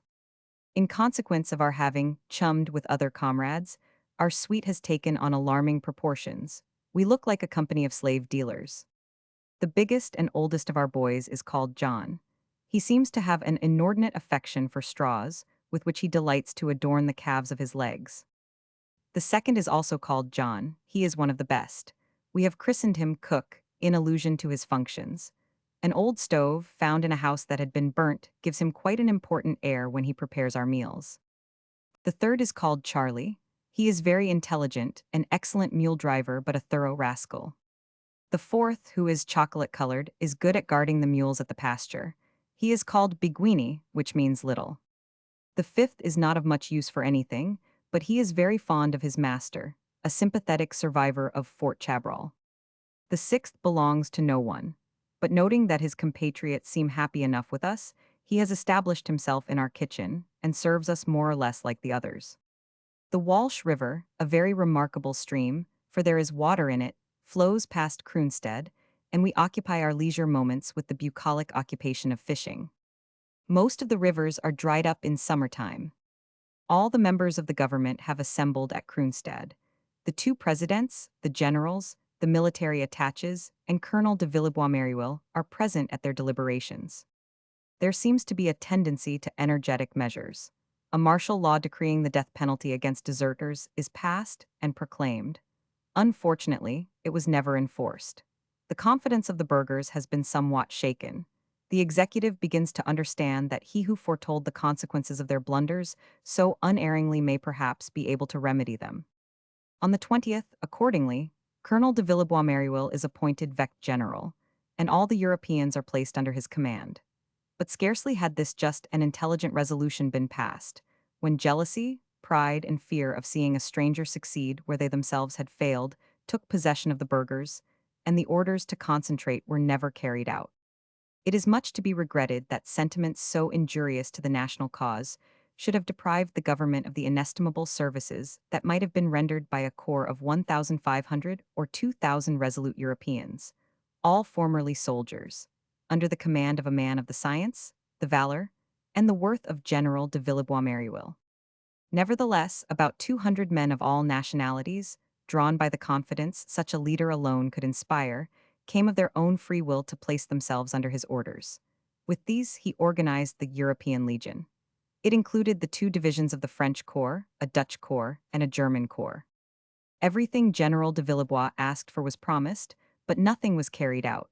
His plan consisted primarily of raids like those which marked the War of Secession. On the 20th, he addressed this stirring proclamation to us, and to those who were scattered further afield. To the legionaries who have known me as their comrade. Officers, non-commissioned officers, and soldiers, I know you have not forgotten me, and that we understand each other, hence this appeal to you. We see around us a worthy people, who are threatened with the loss of their rights, their property, and their liberty, for the satisfaction of a handful of capitalists. The blood which flows in the veins of this people is partly French blood. France, therefore, owes them some manifestation of sympathy. You are men whose martial temperaments, to say nothing of the great obligations of nationality, have brought together under the banner of this people. May success and victory attend their flag. I know you as the ideal type of a corps made for attack, and ignorant of retreat. Influenced mainly by the unfriendly attitude of certain generals, to whom his promotion had given umbrage, Villebois determined to strike a great blow in all haste. Without waiting to complete the organization of the Legion, he formed us into a corps of 100 men, which he made up by the addition of 25 Afrikanders, under Field Cornet Coleman. And as soon as the cartload of dynamite he had been awaiting arrived, he set out on the 24th at 8 o'clock in the evening. His parting orders to me were to hold myself in readiness, with the rest of the men, about 100, and the new arrivals, for Saturday next, March 31, and to collect horses and provisions. On the 31st, he would come back and explain the second part of the operation he was then beginning. Absolute secrecy was preserved as to the object of his expedition. To Breda's question as to the direction he proposed to take, he replied, "To the right." Our poor general was very nervous. On March 23, the eve of his departure, he telegraphed to a wounded friend who was returning to France, "You, at least, know your fate, whereas I am uncertain what lies before me." A dark presentiment, perhaps. In any case, what melancholy underlies that short phrase? I do not say discouragement, for there are some stout hearts who know not the feeling, and Villebois was of these. 2 days after, one of my men returned in the evening. His horse had broken down on the road. They had made a very rapid march, taking only 4 hours rest at night and 4 in the day, in 2 fractions. Nevertheless, after 36 hours of marching at this rate, this man, unmounted and separated from the rest of the column, had found a horse in a kraal, and had been able to return to Kroonstad in 2 hours. Where then had the guide led them? If I could have communicated with the general, I would have warned him, but this was out of the question. On the 31st there was no news, on the 1st, 2nd, and 3rd of April still none. On the 4th, after a notice from Colonel Maximoff, our detachment moved to Brandfort. We are at a loss to account for the delay in the return of our comrades. But in a campaign delays are so common, the unexpected happens so constantly, that our anxiety is not very great. The special train that takes us to Smaaldeel consists of 53 coaches, the number found necessary for the men, wagons, and horses of our contingent. We found that the railway had been cut beyond Smaaldeel, and we were obliged to go on to Brandfort by the road. Brandfort had been occupied by the Lancers for several days, but they had fallen back. The village is now the center of Generals Delary, Colby, and Smith. We arrive on April 7 at 8. In the afternoon, a telegram is posted up announcing that General Christian de Wet, who is operating to the east of Bloemfontein, has arrived near Sanna's post, cutting off the water supply of the Bloemfontein garrison and carrying off 375 men, 7 cannon, 1,000 mules, and 400 wagons. 3 days later, on April 4, at Duitsdorp, he took 459 more prisoners and 12 wagons.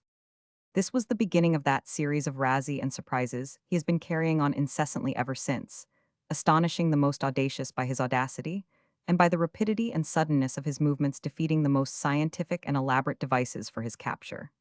Broadwood, Rundle, Hunter, even Kitchener have been forced to give up the chase, and to wait till fortune, unfaithful for a day, shall deliver the valiant burgher into their hands. We met the Landrost of Brandfort again, now more patriotic than ever, but he seemed slightly embarrassed when he saw us.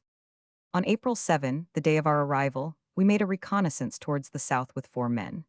As we left the Boer lines, we met a man who, hearing us talking French, came to bid us bonjour. We entered into conversation, and he seemed to take a great interest in European news. At last he told us he was a Belgian and suddenly asked, "You had a war with the Germans one time, didn't you?" The War of 1870 was news to him. He had been on the veldt since 1867. "Do you know if our Leopold is still on the throne?" After assuring him of the health and even vigor of his sovereign, we continued our reconnaissance, not without moralizing a little over a man who had so completely broken with Europe and the old civilization. The English positions were visible from Brandfort, on Table Kop and Tableberg, the other side of the plain that stretches southeast of the little town. Towards 5 o'clock, we received a few volleys, hastily fired, which did no damage. But our object was attained. We had discovered that the enemy's positions extended a good way to the south. The 8th was a Sunday. In the evening, I received this telegram from President Steyn. The Landrost of Hoopstead sends me the following. Field Cornet Daniels reports that the troops under Methuen's command at Boshoff have marched upon Hoopstead, and I have received from Methuen himself the letter I communicate below. The native who brought the letter tells us that an engagement took place with General de Villebois in the neighborhood of Boshoff, that 10 men were killed on our side, and 15 on that of the enemy, among them a superior officer, but that all our force was finally made prisoner. Field Cornet Daniels supposes that the enemy will march upon Christiana and Hoopstead, and thence upon Kroonstead. Headquarters, Swartskopjefontein. April 8, 1900. To the Commandant of the Free State Lager. Sir, I have the honor of sending you a copy of Lord Robert's proclamation to the Free State, laying down the conditions under which you are invited to surrender. 2 days ago, the Foreign Legion was taken prisoner by me, and their general, Villebois, was killed. The English army is advancing on every side, and I beg you to consider the very liberal conditions now offered you, which would not be renewed at a later date. I have the honor to be, sir, your obedient servant, a Methuen, Lieutenant General commanding the 10th Division. This telegram was a thunderbolt for us. The anxiety we had felt at the general's delay had not been such as to have caused us to dream of such a catastrophe, yet we could not doubt the news. 2 days ago, the Foreign Legion was taken prisoner by me, and their general, Villebois, was killed, said the telegram.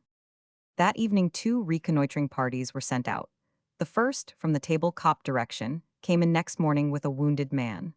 The second, under Rangel, started for the neighborhood of Hoopstead and could not return for several days. On the 9th, we made an inventory of the property belonging to the general, to Breda, and to the rest of our poor comrades, all of which was packed for transmission to Pretoria. The same day, I received the following telegram from Colonel Gurko. Thompson unites with me in the expression of our profound grief at the cruel loss you have sustained in the person of Colonel de Villebois Merriwell, a valiant soldier and distinguished leader. This homage from the Russian and Dutch attaches to the memory of our great compatriot touched us deeply. On the 10th, one of Ganetsky's men was killed in a reconnaissance. Count Ganetsky had his day of Parisian celebrity in connection with La Belle Eau. On the 11th, I had a telegram from Rangel. I reached here Hoopstead at 5, this evening with 5 men. The English are at Nappisfontein, an hour and a half's march from Boshoff. There are no burghers at Hoopstead. I shall start for Boshoff tomorrow and send you a report later on. I await your orders. I at once communicate this news to General P. Botha. He believes that the environs of Hoopstead are occupied by the burghers, and that the English will march upon Smaldeel to cut off communication, April 12. Events proved him to have been entirely mistaken, but I might have talked to him for hours without altering his convictions an iota. Cannon had been thundering all the evening in the distance, but we had not been able to determine in what direction they were. On April 13, Commandant de Larry, brother of the general, was appointed honorary commander of the European Legion Honorary, because he could not act save in concert with the heads of the different Korpsmeisterlich for the Austro-Hungarians, Captain Lawrence for the Germans, myself for the French. An official telegram announces that General de Villebois was buried at Boshof with military honors. Lord Methuen was present, and the prisoners of the Legion were represented. There was even a funeral oration, to which Breda replied. In the engagement of April 5, there had been 11 killed, the general being 1, and 51 wounded, out of 68. The rest had been made prisoners. Easter Day, 1900 A second telegram from Rangel, dated from Hoopstad, reports as follows. One Braschel, a former officer of the German artillery, informs us that 10,000 men and 700 cavalry are marching from Boshof on Bultfontein. He counted 36 gun carriages, cannon, and wagons. 2. There are about 700 burghers at Landslacht. On the 16th, we take horse at noon with every man available to join Colby. This excellent general, one of the best men that ever lived, is not remarkable for the originality of his combinations. He witnessed our arrival with delight, smiling he is always smiling received us very cordially, and asked us what we had come for. He had had no instructions about us. However, it was all the same to him whether we slept there or elsewhere, so we remained. We came in for a perfect deluge of rain all night, and at 4 the next morning we started to take up a position with Delary's, Botha's, and Colby's commandos. We number from 1,000 to 1,200 burghers, with 2 Krusat guns, a Krupp, and a Nordenfeld. At 4, in the evening, orders are given to retire to the different camps. We arrive at 10 o'clock. On the 18th, it rains again in torrents. In the evening, about 9 o'clock, Rangel's reconnoitering party comes in. I will transcribe the account given me by one of his men, Meslier, that it may lose nothing of its interest by a paraphrase. Starting on Monday, the 9th in the evening, we marched secretly and rapidly towards Hoopstad, following first the Vegela and then the wet river across the veldt. We crossed rivers without any fords, passing through a country without roads or paths, and through the dense bush that grows on the banks of the watercourses. Out of 10 picked horses 2 died, and 3 men fell out on the road exhausted. One of them went into hospital at Smaldeel. On Wednesday, the 11th, we reached Hoopstad at 5 o'clock in the evening and slept at the President Hotel, which is kept by a German. At 6 o'clock next morning, April 12, I started with Braschel and Brostelicki in the direction of Boshof. The English, after having advanced upon Bultfontein, as reported in our telegram of the 15th, returned for the most part towards Boshof. We slept that night at Landslacht, where the Johannesburg polity are encamped. They number about 200 and expect a reinforcement of 300 men. We left again on the morning of the 13th, separating at a given point, Braschel and his companion going towards the camp of Commandant Cronje, brother of the general taken prisoner at Paardeberg, and I towards Boshof. Towards noon I passed Driefontein, which was supposed to be occupied by the English. The inhabitants of the farm told me that when Colonel de Villebois arrived an English corps had been in the neighborhood for several days, apparently waiting. The people at the farm heard the noise of the battle, which lasted about 4 hours, and helped to collect the dead and wounded afterwards. Among our men, they noticed one who had a handkerchief bound round his head and a very large nose. Another had a very long beard. Towards 1 o'clock I arrived at Myfontein, where there was a little outpost of 30 lancers under an officer. I sheered off to the east and arrived near Boshof about 4:30. Boshof was full of troops. From the neighboring copies one could distinctly see the khakis moving about in the village. Skirting Boshof, I arrived at Kopjefontein on the southwest. There I was a good deal disturbed by strange hissing noises coming from about 800 meters away, and the pursuit of a party of 20 lancers, who followed me for about half an hour. I returned to Rothsblatt's farm, where I spent the night. I had fastened my horse to a cart and had laid down myself under a tree. About 10 o'clock 8 marauders approached from the path. Not seeing me, some of the party installed themselves in the farm, while the rest chased a young pig, which, flying in terror before them, came quite close to the corner where I was lying in ambush. Fortunately, he changed his mind and made off in another direction. Finally, to my great satisfaction, they caught him, and the whole party returned to the farm. They stayed about 2 hours and then departed. At 4 in the morning, I continued my journey, and at 8 o'clock I arrived at Landslacht, where I joined the Johannesburg polity. Between Landslacht and Driefontein, I met Cronje with about 2,000 men, a Krupp and a Nordenfelt gun. His intention was to attack Kopjefontein. I reported what I had seen and went on towards Hoopstead, but my worn-out horse fell when we were still some 4 hours distant from the town. I was obliged to sleep at a farm and was unable to reach Hoopstead till the afternoon of Sunday, the 15th. All our 7 horses had broken down. We asked for others, which the Landdrost refused. Rangel accordingly telegraphed to President Steyn, who replied by an order to give us everything we required. We took some excellent horses and a few necessary garments. For a 3 days' journey through the thorns and bush that border the wet river had reduced us to absolute rags. These negotiations and a brief rest occupied Monday and Tuesday. We started on Wednesday at 1 o'clock, and knowing the road to be safe, we passed through Bultfontein, accomplishing our return journey in a day and a half. At Hoopstead we were told that when the Villebois contingent had passed through, all had remarked the gaiety of the general, who had kept the piano going all the evening, and the depression of Breda. These last words gave a fresh poignancy to our regrets. Just as the general had been the ideal of the brilliant and revered leader, so had Breda been the ideal of the devoted friend, the good comrade, the man of sound judgment and charming amenities. From this report, we gathered certain facts hard to explain. We grouped them here together with others which reached us from a different source. Rangel and his men, who left Brandfort on the evening of the 9th, arrived at Driefontein at noon on the 13th in 4 nights and 3.5 days. The general, under the conduct of his Afrikander guide, took 12 nights and 11 days, from the evening of March 24 to the morning of April 5, to cover an equivalent distance. Now, the length and irregularity of this march were utterly irreconcilable with the object the general had in view, with the dates he had himself fixed, and with the length and severity of the distances he was in the habit of exacting from his men. Numerous desertions took place among the Dutch and the Afrikanders, men who spoke the same language. Finally, and this is a very serious coincidence, a whole English brigade, which retired as soon as it had made the coup determined on, was lying in wait for the contingent, the itinerary of which had been kept so strictly secret that only the guide could have known it exactly. This fact was confirmed by the following statement made to me by an English officer present at the engagement.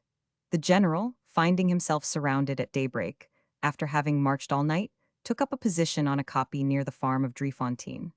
Artillery fire began almost immediately, opened by battery number 4 of the Royal Field Artillery. Throughout the 4 hours of the engagement, the general was seen walking up and down, encouraging first one and then another, and pointing out the spots at which his followers were to fire. His death was followed by the surrender of the decimated band. The general wore the costume he always put on for expeditions, and for the field a brown hat, fastened up on one side with a badge bearing the arms of the Transvaal, an old black tunic, the large metal buttons of which had been replaced by large black ones, brown corduroy trousers and shooting boots, laced in front and buckled at the sides, his revolver in a crossbelt, and at his waist a yellow leather case containing a chronometer, a barometer, and a compass. He always wore brown kid gloves and carried a bamboo cane. I will not yet express the melancholy thought which, with me, has become a firm conviction. But when I learned the fate of my revered chief, the Lafayette of South Africa, as one of the most distinguished generals of the French army called him, how could I but remember the disappointments he had suffered during the last 6 months, the petty jealousies by which he had been pursued, and the ill will which had hampered all his bold and intelligent initiative. Pondering these things, I recalled the day when, before Kimberley, the general had received from France a little gold medal, which he showed me with proud emotion. It bore this inscription: "To a great Frenchman from the companions of his daughter." Yes, a great Frenchman, for in him flourished all high thoughts of duty and abnegation, all the noble virtues that make up a great leader and a great patriot. He was a man and a soldier. In this connection, it will be of interest to record what my friend and comrade Breda told me, on his return from St. Helena, of the engagement of April 5. He cannot believe that there was treachery, yet he cannot explain certain strange coincidences. "We started, as you know," he said, "on the evening of March 24. Our guide began by losing his way the first night and the first day. This confirmed the story told by my man, who came back in 2 hours after marching out for 36. At last we arrived at Hoopstead, where an important group of the Dutch contingent refused to advance. The general, determined to advance with the French alone, ordered the names of the Dutch who remained faithful to be taken down. A sudden revulsion of feeling made the majority of them give in their names, and the detachment set off in the direction of Boshoff. At the farm of Driefontein, a messenger came in search of the general. A most important communication from a distinguished personage awaited him at Hoopstead. A serious scheme was on foot for the formation of a large legion. This project appealed strongly to the general, who left me at Driefontein with the detachment, returning himself to Hoopstead to confer with the envoy. He returned in 3 days, and the march towards the south was resumed. The general supposed that there might be about 200 or 300 men at Boshoff, and on being assured of this, a Boer commando of about 200 men joined us. But on the 4th, information was received that Boshoff was much more strongly occupied, and that it might hold from 800 to 1,000 men. The general, believing this story to be an invention of the burghers to excuse their defection of which they immediately gave notice, disregarded it, and continued his march. We arrived near a farm where, it appears, the English officers at Boshoff were in the habit of coming to picnic on Sundays. The general made for a point a little way from this, and halted beside a small kopje. We unsaddled the horses and sent them to graze, and the tired men lay down to sleep.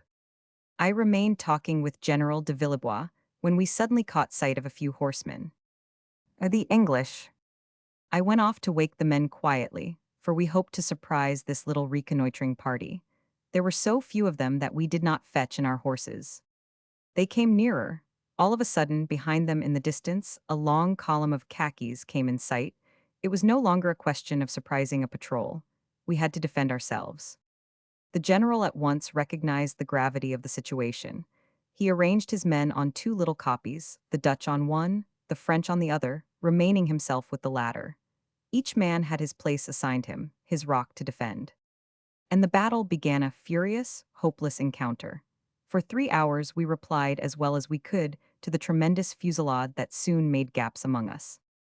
Almost at the outset the Dutch hoisted the white flag and surrendered. 2 or 3 of them who chanced to be with the French contingent came and asked General de Villebois to surrender. He pointed to the kopje, where their compatriots had already laid down their arms. "Here we do not surrender," he said.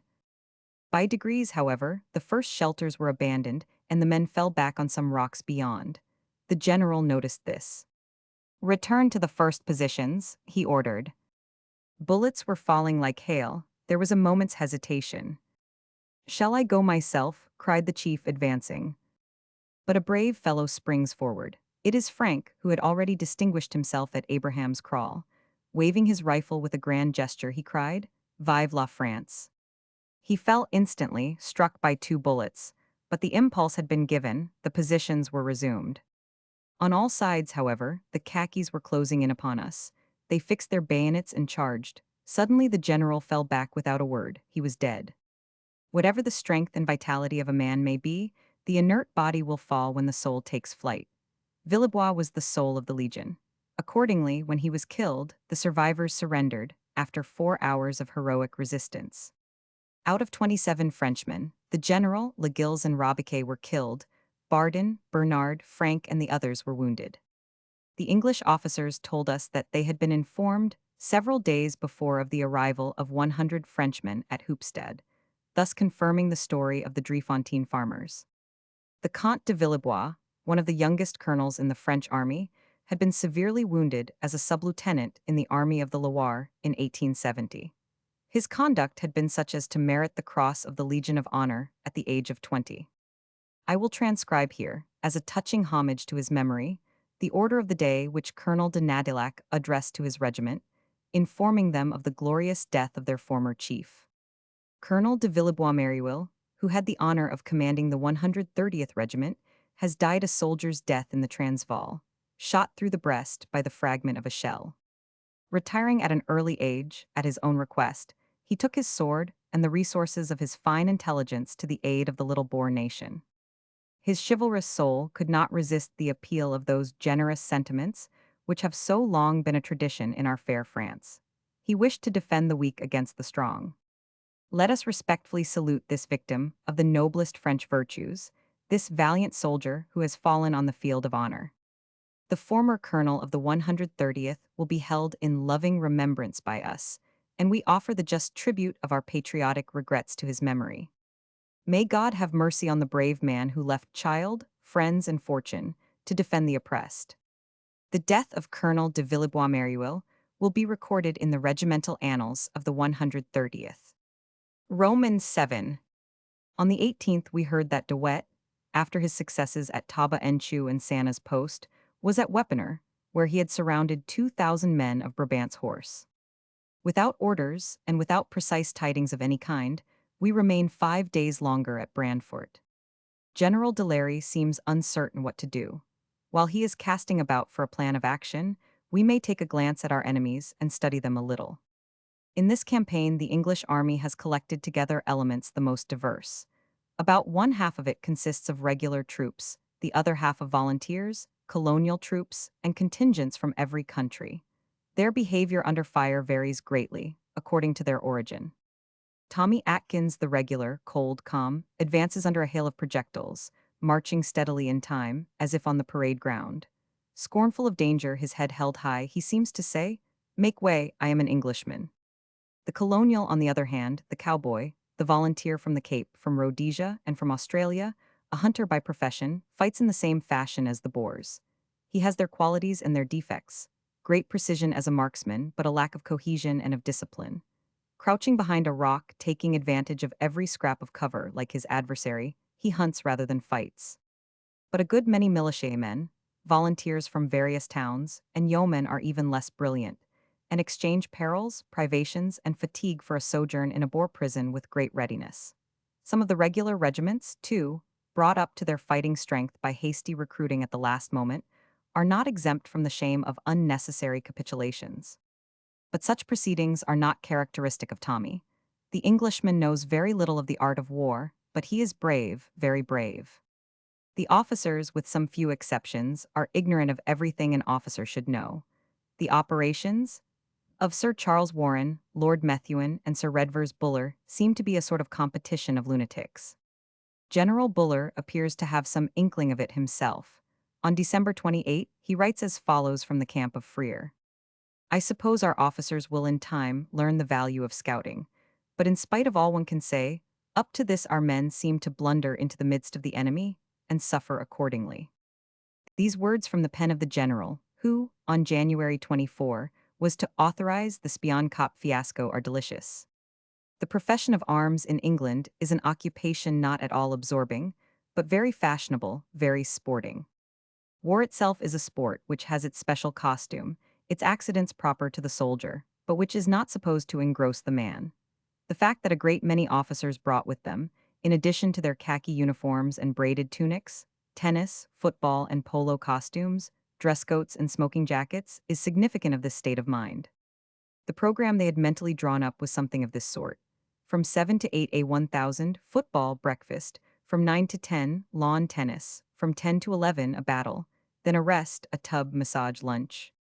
The English officer is a gentleman, always perfectly well bred, often very well educated and extremely affable, but he is a gentleman and not an officer. War entered upon by men of this type demands neither serious preliminary study nor effective progress in an army. And as regards military art and science, the English are still at the stage of the pitched battle. It is but just to add that they have also preserved the cool, tenacious courage and the indomitable energy of their race, qualities which none can deny them. I saw some superb charges by English troops in Africa, but they always reminded me of Marshal Pellicier's remark after the heroic charge at Balaclava. C'est magnifique, mais si en est pas la guerre. I am no Anglophile, as my campaign of over 8 months on the Boer side sufficiently proves, but it is the duty of a loyal soldier to recognize the qualities and the courage of his adversaries. After this short digression, let us resume our survey of the English army. During the first months up to March, their artillery ammunition seems to have been very defective, often exploding imperfectly or not at all. The fire took a long time to regulate and was nearly always independent, rarely in salvos. Nevertheless, I several times saw guns served in a remarkably efficient manner. The horses are superb and were constantly renewed. Throughout the campaign, they had from 5 to 6 quarterns of oats a day. Their artillery equipment consists of a variety of very ordinary patterns. They have not yet any field guns with brakes. The mounted artillery, Royal Horse Artillery, is a picked body of men. Its officers must have served 4 years in the field artillery and must also be possessed of a certain private income. Their guns, Armstrongs of 76 millimeters, are called 12-pounders from the weight of the projectile. The field artillery uses 89-millimeter guns with 22-pound shells. The breech blocks are screwed in. The mountain guns, 1882 pattern, are loaded at the muzzle. The batteries consist of 6 pieces, with the exception of the volunteer batteries, which have only 4. They're shell guns, of which even during their operations on the open plain they had a certain number of batteries, notably number 61 battery at Spionkop and number 65 battery at Paardeberg, are howitzers of the latest pattern. They are loaded at the breech and are specially constructed for fire at a high angle of elevation. Their naval guns and siege guns, dragged about by teams of from 20 to 30 oxen, were able to follow the troops in a satisfactory manner. The lyddite shells did not prove very effective. They explode with a loud and violent report. The green smoke has a stupefying effect. Objects such as stones or fragments of shell that come in contact with the explosive take on a sulfur green tint. The English used over 300 guns, and if we add to these 35 large naval guns, mounted upon siege gun carriages, and those of the volunteer batteries, we get a total of about 400. The cavalry has played but a secondary part, but the charges of General French's division at Poplar Grove were vigorously executed, and cost the lives of 2 officers and some 50 men. The relief of Kimberley by this same division was rather a raid of great rapidity than a cavalry action properly so called. The Boer method of warfare explains the powerlessness of the cavalry to take any prominent part in the operations. Reconnaissances were carried out by Kaffir spies and Afrikander irregulars. Cavalry pursuit would, I think, have been perfectly useless, for the Boers would have immediately taken up defensive positions in koppies inaccessible to horses, and the precision of their fire would soon have proved extremely harassing to the horsemen. The infantry, to give it greater mobility, was relieved of every kind of impedimenta. The uniform is extremely practical as a whole. The foot soldier wears a khaki tunic with pockets, made in the summer of canvas, in the winter of cloth, trousers to match, the lower part bound up in strips of khaki flannel, on the same pattern as those of our chasseurs alpins. His helmet is absolutely unsuitable. Heavy and ugly, it does not even protect him from the sun. A big dark gray cloak, a blanket, and a waterproof tent canvas, which theoretically are supposed to be carried on the back in 2 little rolls, are as a fact transported on trolleys drawn by mules marching on the left of each company. The man carries only his canteen and his bandolier. The latter seem to me too large and heavy to be practical, but the canteen, the lid of which makes a saucepan, seems convenient. It is the same for officers and privates. Each battalion is followed by a little Maxim gun, firing Lee Metford cartridges. The mounted infantry is, theoretically, an arm of the first importance. In practice, it has its partisans and its detractors. I leave the task of authoritative pronouncement to critics more expert than myself, and shall only say that Colonel Martyr's and General Hutton's mounted rifles rendered very considerable service to Lord Roberts. The mounted rifle has an ordinary cavalry saddle, with a black cloak rolled up on the holsters before him. His uniform is the same as that of the infantry, a tunic, trousers, and flannel bandages. He wears the felt hat of the country. He carries 2 bandoliers and is armed with the Lee Metford rifle and with a short bayonet like that of our artillerymen. The butt end of his gun rests in a bucket hanging on the right of his saddle, and the stock is supported by a leather thong round the right arm like a lance. The mounted rifle fights on foot, sheltering his horse behind a piece of rising ground. His horse to him is merely a rapid means of transport. Belts and straps, swords, sheaths and hilts, guns and wagons are all painted khaki color. After enumerating all the weapons used by the belligerents, it would be an unpardonable omission to say nothing of the famous dum-dum bullets. Have they been much used? Yes, certainly, and on both sides. The story that the Boers only used those they had captured from the English is quite inadmissible, for the Mauser rifles, which were used exclusively in the Transvaal, were largely provided with them. I will try to describe the patterns chiefly used. Section in the nickel casing, leaving the extremity of the leaden bullet exposed. The lead, getting very hot, emerges partly from the casing, flattens at the slightest resistance, and expands. 4 longitudinal sections in the nickel casing allow the bullet to flatten at the moment of contact, and to exude lead through the apertures. These 2 first patterns, the ones most in use, are made for Lee Metford and Mauser rifles.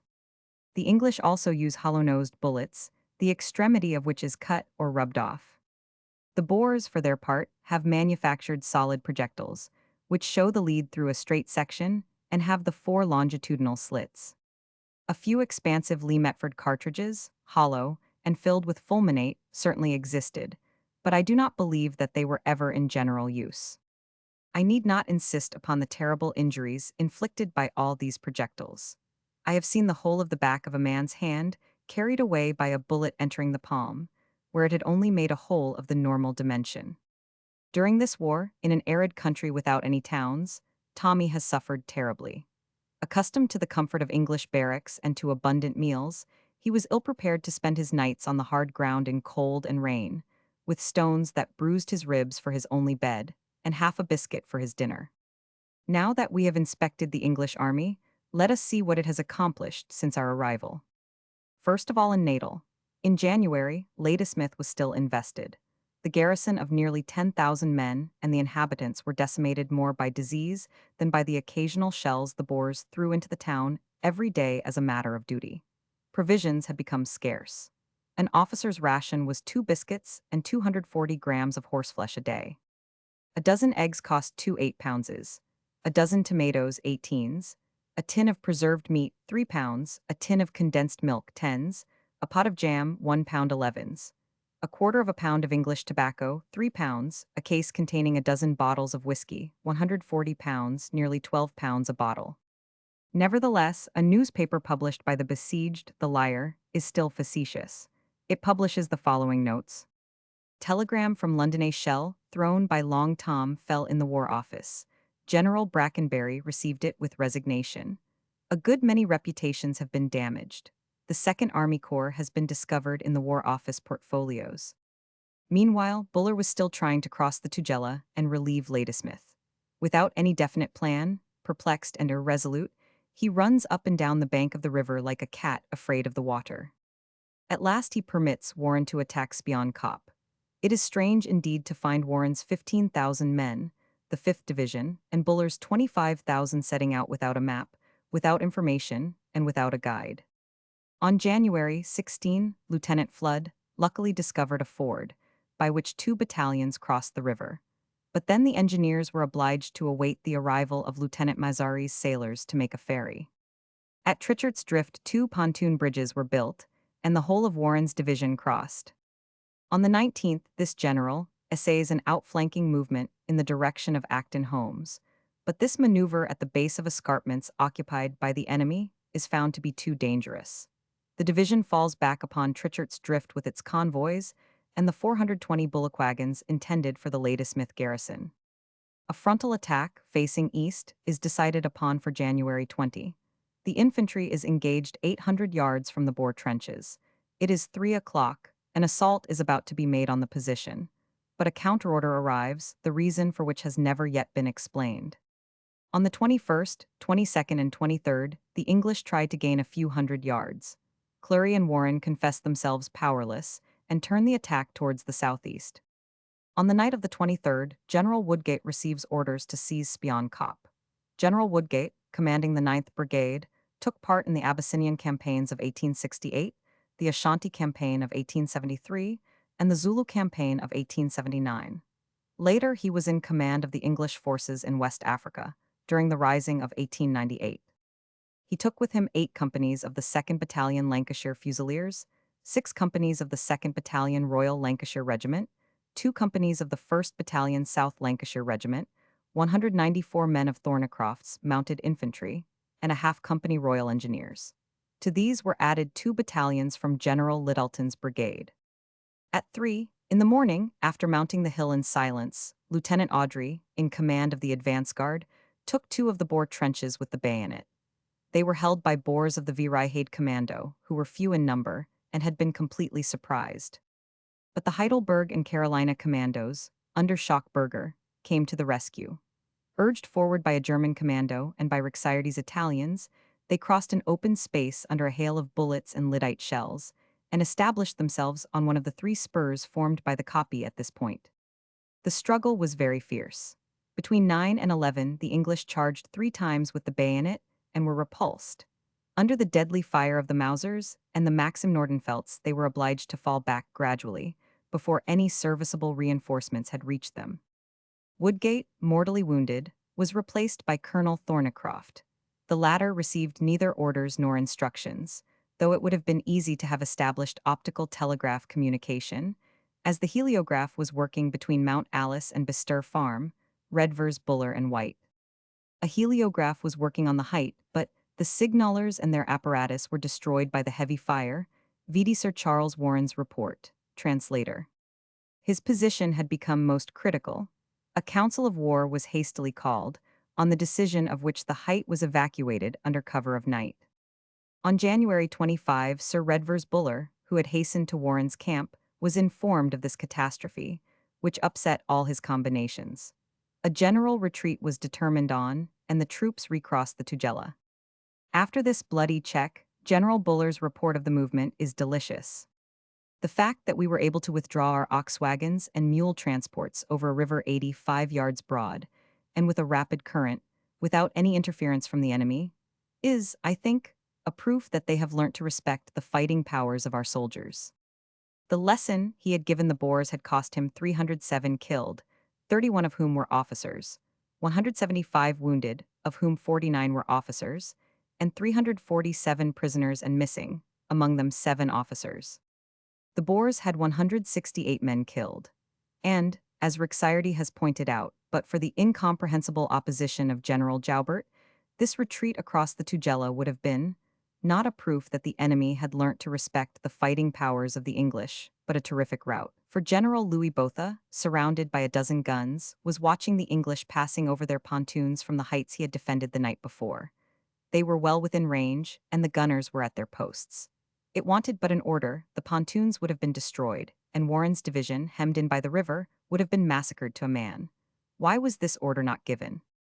In March, even before the death of the Generalissimo, a terrible word had been whispered: treason. At any rate, his inaction was highly culpable, for if the struggle seems hopeless now, there was a time when he might have turned it into victory, and made it another Majuba Hill campaign. We know that Joubert's ignorance was almost incredible, that he could not even use a map, and that he stubbornly refused to learn. His attitude at the time of Warren's retreat, and in certain other circumstances, no doubt gave color to the rumors of poisoning which followed the general's sudden death in March. It is conceivable that some burgher, carried away by patriotic zeal, did not hesitate to commit a crime that the supreme command might pass into more faithful or bolder hands. Later on, when I was a prisoner in the English camp, I said one day in jest to a young sub-lieutenant, "You lost one of your best generals in March." "Who do you mean?" "Joubert." Seeing his air of surprise and annoyance, a superior officer who was present said, with a smile, "You are right." On February 1, the positions of the belligerents had undergone no very notable modifications since the beginning of the war. We will recapitulate them for the last time, for English reinforcements were arriving from every side. Lord Roberts had assumed the supreme command, the besieged towns were shortly to be delivered, and the war was to enter upon an active phase. In the north, in Rhodesia, General Carrington was at Marandellas, and Colonel Plumer at Safley Camp, near Bulawayo. At Mafeking, Colonel Baden-Powell is made a lieutenant general. The wolf who never sleeps, as his men call him, is still besieged by Snyman. Colonel Keckwich at Kimberley is surrounded by the troops of Du Toit, Colby, Delary, and Ferrara. General Cronje, to the south of Kimberley, is well informed as to Lord Robert's preparations, but he pays no heed to them, and meets all Villebois farseeing counsels with the stock phrase, "I was a general when you were still a child." Schoeman is near Colesburg, facing General French. Olivier, to the north of Burgerstorp, confronts Gadecker. Botha and Schockberger, on the north bank of the Tugela, hold in check Buller and Warren on the south bank, near Colenso. Finally, Joubert, Prinsloo, and Lucas Mayer are round Ladysmith, where General White is still imprisoned. On February 5, Buller, after deploying his troops as if for a frontal attack in the direction of Potgieter, at last crossed the Tugela at the foot of Doornkop. If perseverance deserves a reward, he has certainly earned one. But the period of sieges draws to a close. The war is entering on another phase. Lord Roberts has completed his concentration, his orders are given, the invasion begins. Roman 8. On February 10, the field marshal concentrated 3 divisions on the Modder River: Kilkenny 6th, Tucker 7th, and Colville 9th. Then he secretly assembled the cavalry, grouped into 3 brigades, those of Broadwood, Porter, and Gordon, under General French. The latter, supported by 7 mounted batteries and 6 field batteries, started in the night of the 11th-12th, reached Ruidham, continued by way of Potchitter's Farm, brushed aside General Ferreira, and entered Kimberley on Thursday, February 15, at 5:30 in the evening. The surprise was complete, as we know. Meanwhile, Lord Roberts had not been idle. On the 15th, Maxwell's brigade occupied Jacobstal, and Lord Kitchener was pressing Cronje, who was retiring upon Paardeberg. French, his raid accomplished, joined Kitchener by way of Kudosrand, and on the 17th the whole of Roberts' force surrounded the Boer general. After a 10 days' defense, more heroic than reasonable for, he might have broken through with De Wet's help. Cronje, crushed by the terrible fire of 90 cannon, bore out Colonel de Villebois' prediction, being forced to surrender unconditionally on February 27 at 1000. Lord Roberts had 6 field batteries, 1 howitzer battery, 7 horse batteries, and 5 naval guns, 90 pieces in all, to be exact. Lord Roberts telegraphed as follows to the War Office: Paardeberg 7, A1000. General Cronje is now a prisoner in my camp. The strength of his force will be communicated later. I hope Her Majesty's government will consider this event satisfactory, occurring as it does on the anniversary of Majuba. It was afterwards announced by the War Office that the general had surrendered 2 Krupp guns, 1 belonging to the Orange Free State, and 2 Maxims, one of these also belonging to the Orange Free State, 4,000 men, of whom 1,150 were Free Staters, and 47 officers, 18 of them Free Staters. Among the officers was the artillery commandant Albrecht, formerly an Austrian officer. In Natal, on the 28th, Lord Dundonald entered Ladysmith, the siege of which had been raised at 6 in the evening, preceding a convoy of provisions which arrived on the morning of March 2. Lord Roberts did not linger long on the banks of the Modder River. After giving his troops a short rest while he went with Kitchener to visit Kimberley, where he was the guest of Cecil Rhodes, he continued his march upon Bloemfontein. On the 7th he was at Poplar Grove, on the 10th at Abraham's Kraal. He called the battle fought here Driefontein, and on the 13th he entered the capital of the Orange Free State. Bloemfontein, March 13, 8 p.1000. By God's help, and thanks to the bravery of Her Majesty's soldiers, the troops under my command have taken possession of Bloemfontein.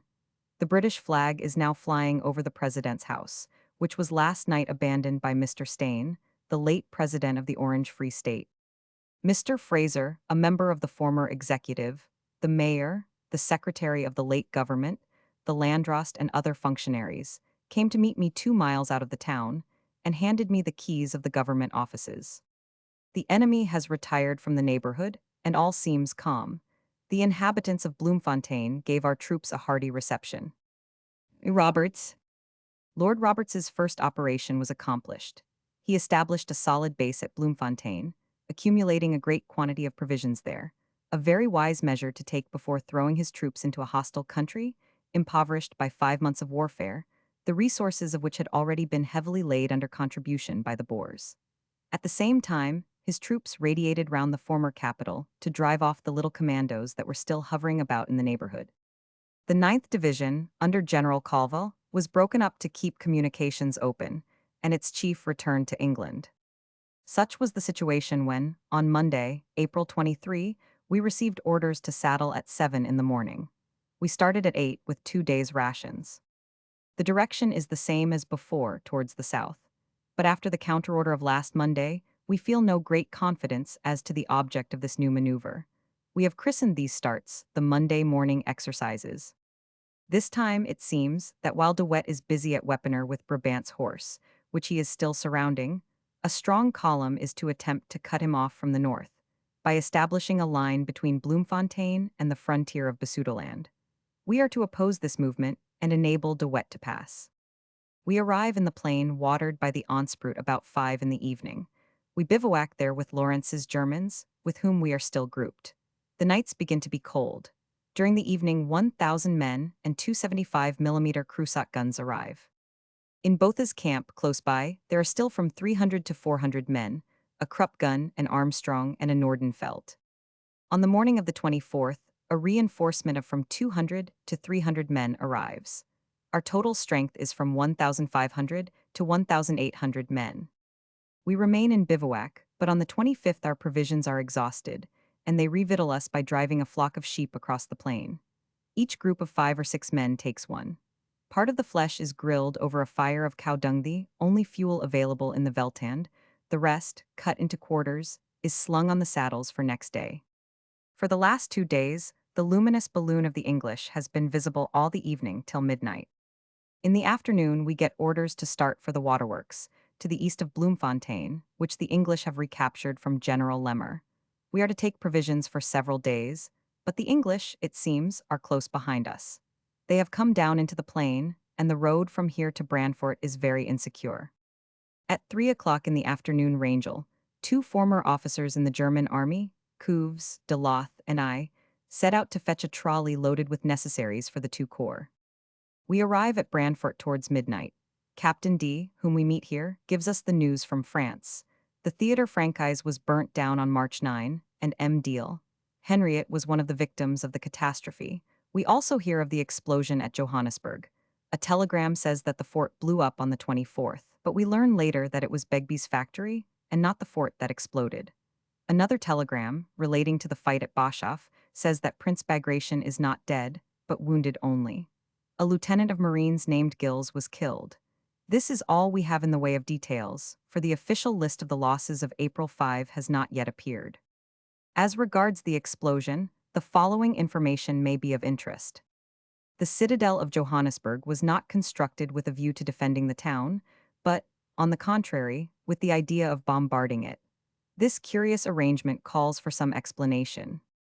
On January 1, 1896, Dr. Jameson, coming from the east, was checked at Krugersdorp with his contingent, which prevented the execution of his coup de main. But at the news of his arrival, a number of Uitlanders, for the most part English, had armed. Forming themselves into commandos, and reinforced by a battery of Maxims smuggled in among machines for use in the mines, they bivouacked on the heights of Yeovil, commanding Johannesburg, to await and join the men of the chartered company. After this escapade, the Transvaal government, in order to work upon the loyal sentiments of its good city of Johannesburg, presented it with a fort, which, situated in a prominent position in the town, would have been capable in a very few minutes of correcting any ill-timed manifestations of sympathy to which its inhabitants might be inclined to give way in the future. The Begbie factory was used for the manufacture of projectiles. With comparatively primitive methods and absolutely inexperienced workmen, the making and charging of shells of all the patterns in use in our own artillery had been carried on here.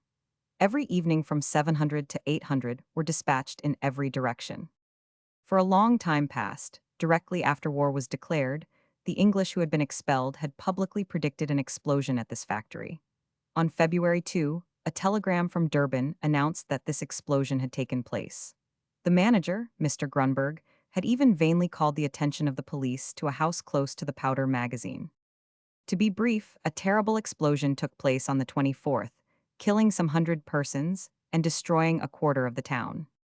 This was in the main what the inquiry that took place afterwards brought to light. Little mine containing black powder had been dug in the suspected house, close to the dynamite reserve of the powder magazine. The authors of the explosion had afterwards connected the mine with the electric light of their rooms. Then they had departed quietly to a place of safety, having still half a day to spare. In the evening, at 5 o'clock, when the electric light works turned on the current to distribute light in the town, the explosion was produced automatically. The guilty persons were never discovered. We spent our evening discussing all this news, and then went to bed in our encampment. On the morning of the 26th, we loaded a trolley, to which we had harnessed 8 strong mules, with cartridges, biscuit, and a few other necessary provisions. We started at 2 o'clock in the afternoon and arrived late in the evening at a farm where an ambulance was installed. We bivouacked several hundreds of meters off, as we were urgently recommended to do by the doctor, who was accompanied by his wife. He took advantage of the Geneva Convention to protect his domestic peace, no doubt with an eye to Rangel, who is a very pretty fellow. I do not know if the legislator foresaw such a case as this. Our dinner was furnished by the roosters of the farmyard, which 3 of our number had initiated in the laws of hospitality. Certain protestations are raised by the victims, during which I call and scold my poor Nellie, who is lying perfectly innocent at my feet, but the ambulance men will think it was she who was pursuing the poultry.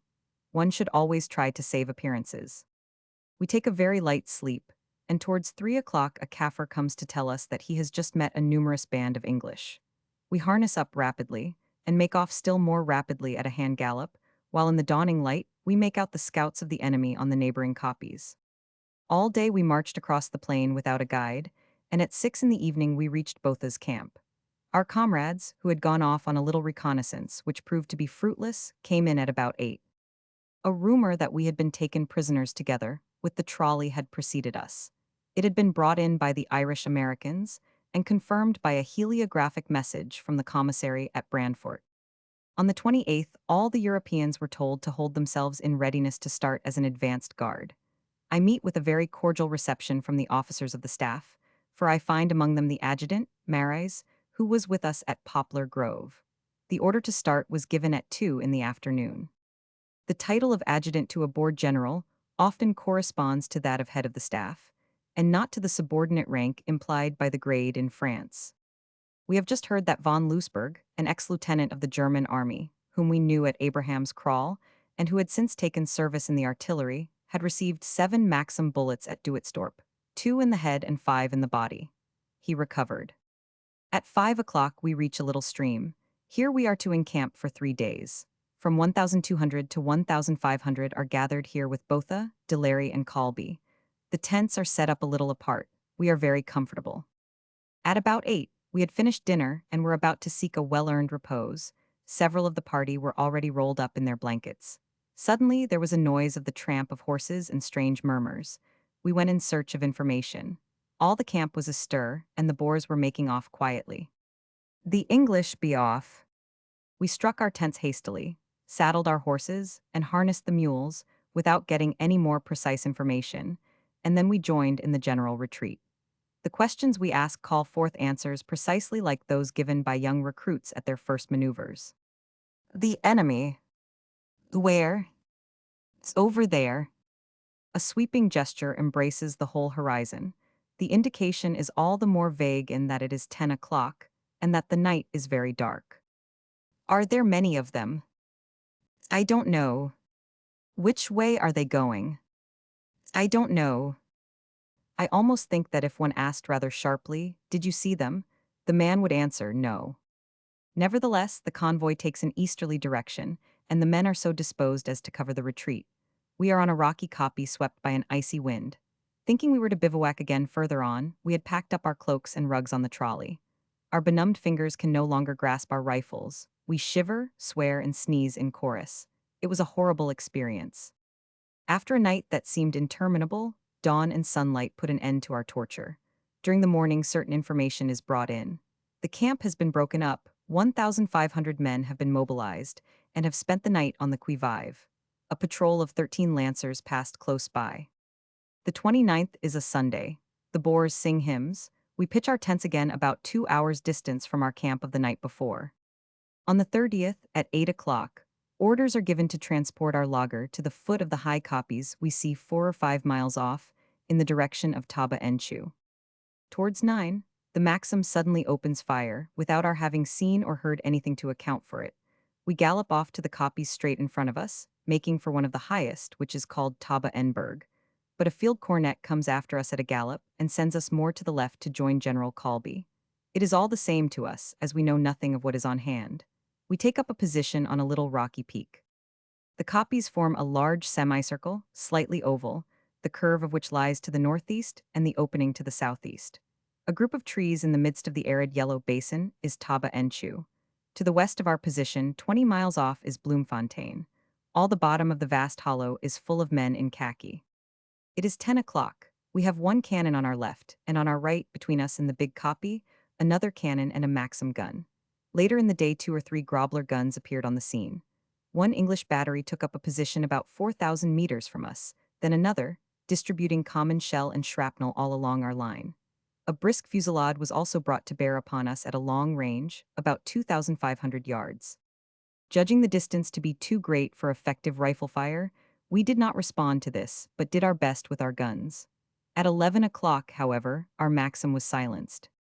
The Duke of Edinburgh's volunteers and the Royal Irish charged our right wing 4 times, and finally succeeded in establishing themselves on the flank of the incline, which was relatively slight on their side. Von Braschel was killed and Brostilowski, both former officers in the German army. Also Baudin, a former sergeant of Marines, who had served his 15 years and had come to the Transvaal while waiting for the liquidation of his retiring pension. About 4, we were ourselves vigorously charged by the infantry, but a brisk fire, unerringly delivered, dispersed those who did not fall. The fighting ceased with the day. In the evening, owing to the unexpected nature of the engagement, we had neither provisions nor coverings. A box of sardines between 10 of us was our dinner, and the intense cold debarred us from the sleep that would have consoled us for our missing meal. We remained in position, and at daybreak on May 1 the battle began again. With the Germans, we were sent to occupy the big kopje against which the English attack had been most violent the night before. Its dominant position made it of great strategic value, but the Boers who had held it were guilty of the disastrous negligence, only too habitual with them, of retiring from it in order to sleep comfortably, instead of strengthening their position upon it. The English, on the other hand, had spent the night digging trenches, and were firmly established on the ground they had gained in the 2 days. From the very beginning, therefore, our position was less favorable. The ascent of Taba Enberg by a rocky, steep, and almost precipitous incline took about 35 minutes. So rugged was the hillside that it was impossible to use litters to bring down the wounded. We were forced to drag them down by the feet or to make them slide down sitting. Our shelters were therefore often stained with long trails of blood. Our horses were left at the bottom of the hill, without anyone on guard as usual. On reaching the top, we were greeted by steady infantry fire and by a few shrapnel shells, which we received without responding till 10 o'clock. Then, leaning a little upon our right, we began to fire. We numbered about 150 foreigners, and as many Boers. For the majority of those who had been with us the night before, perhaps 500 Europeans, and a rather smaller number of burghers had returned to the lager, and had not come back. It is true that the day had been a hard one for them, and that they had had to bear the brunt of the battle under a heavy artillery fire. Up to this moment, nothing serious had been attempted, but about 11 o'clock the whole of the Royal Canadian contingent arrived in open formation. They were greeted on their passage by our 2 75mm guns, which had taken up a position on our left at the foot of the kopje. I heard afterwards that the guns, though they had been remarkably well laid, had not been very effective, the shells with fuses having fallen without exploding. In consequence of this, only 2 or 3 men, who had been struck full by the shells as if they had been bullets, had been killed. Several others were knocked over by the shock, but picked themselves up unharmed. I got this information later from a superior officer of an English regiment who had been present in the engagement. About 1 o'clock, without any order and without any reason, the Boers, who were occupying another little kopje on our left, forsook their position. The English artillerymen at once rushed forward, and now began to fire upon us at a distance of 3,500 meters. Then, all at once, there was a cry of, "To the horses!" At our feet, behind us in the plain, a regiment of lancers, who had come round the big kopje where we were stranded as on an island, sweep forward in loose order to seize our horses which are sheltered below. There is a rush to protect them. A few Boers, coming from I know not whence, took ambush in a little spruit and drove off the lancers by a withering fire. But while this feint was being carried out, the English made another rush forward, more serious than the first. A fierce fusillade was kept up on both sides. We are now only hanging on to the kopje by the left corner. Suddenly, not having been able to seize our horses, the enemy open a terrible artillery fire upon them obliquely. The Boers retreat before it, and the position becomes untenable. We have only just time to reach our horses. As we come down the kopje, one of my comrades, who is a great declaimer of verse, recites Rolla. But his memory fails him at a certain verse, and he asks me to help him out. I reply that I don't know Rolla, but my answer is cut short by a shell which, passing between us, bursts and carries off the head of a burgher clean from the nape of the neck. And through the crash of shells and the whistle of bullets, I hear, a few meters off, the voice of my friend de C, speaking to someone I cannot see. It was at Tabarin, you know. At last we reach the horses. Boers arrives, bringing the water bottles he has filled at a little spring 100 meters off under a hail of projectiles. An ambulance is on the spot, riddled with bullets, and the doctor, admirably calm, tends the wounded, while the natives hastily harness the mules. We see 2 or 3 more men fall, a horse drops disemboweled by a shell, then we are in the saddle. 4 or 5 men, who were firing at us from a distance of about 200 meters on top of the copy we had just abandoned, and the battery, which was working away unceasingly 3,000 yards off, had got us in an angle of fire. The ground was plowed up by a hail of projectiles, and the shower of bullets raised thousands of little clouds. A hard gallop of 2,000 meters under these convergent fires carried us pretty well out of danger. A German with a long fair beard whom I knew well galloped past me. He had no coat, no hat, no arms. His horse had neither saddle nor bridle. He was guiding it by a halter. Pale, with staring eyes, his face contracted, he dashed past me. There was a large blood stain on his shirt. He had been shot right through the body. It was 2:30. These 2 days cost us 20 killed, among them 6 Europeans, and about 50 wounded, of whom 20 were Europeans. Scarcely had we got beyond range when we met Botha, who posted us on a little slope. There were about 60 of us. Then Botha went off.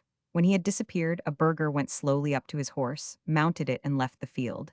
Another followed him just as slowly, then a third. Soon there were only about 15 Europeans left. We could see nothing on the horizon, neither convoy nor retreating troops. We in our turn departed, saluted by a few shells. Here and there a few wounded, and 1 or 2 men who had lost their horses, were going away. No one knew what had become of the army. Roman 9. At last we meet General Olivier's troops, marching to the northwest. They appear to know nothing of the battle. Scarcely have we gone 100 meters with them before we are stopped by a battery, which opens fire upon us. The English form a semicircle round us.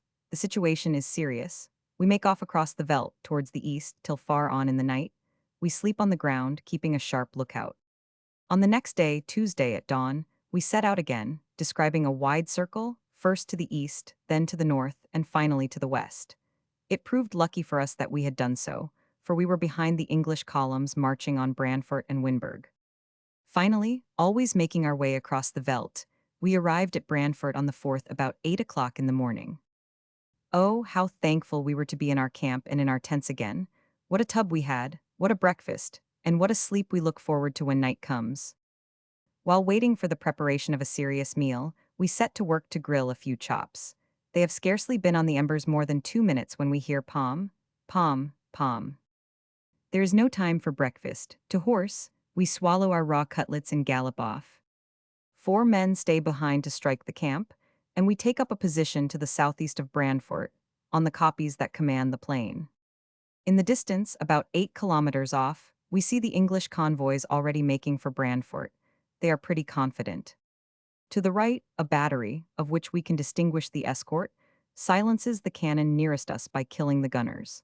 Then a second battery advances at a trot on the left in the plain and crosses the fire of the first.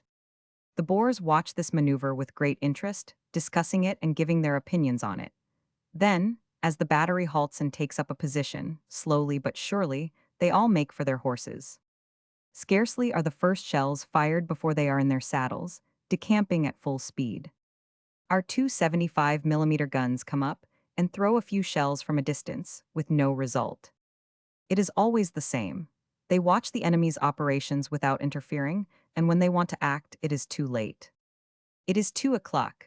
Our wagons went off long ago, but the road is encumbered with a long string of vehicles.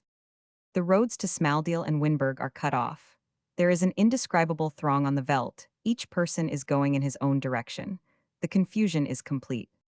C and I go off to try and find our baggage, for since the first we have had no news of the trolley, which is with Mitchell and a few comrades. The rest of the carts may very well have been captured, like so many others, either near Winburg or near Smaaldeel. My friend, always full of foresight, had taken the precaution of putting a pot of peach jam in his pocket when we started in the morning. On this, we dined without a scrap of biscuit. Late in the evening, we arrived at a farm, from whence we were shown the English outposts on a koppie opposite.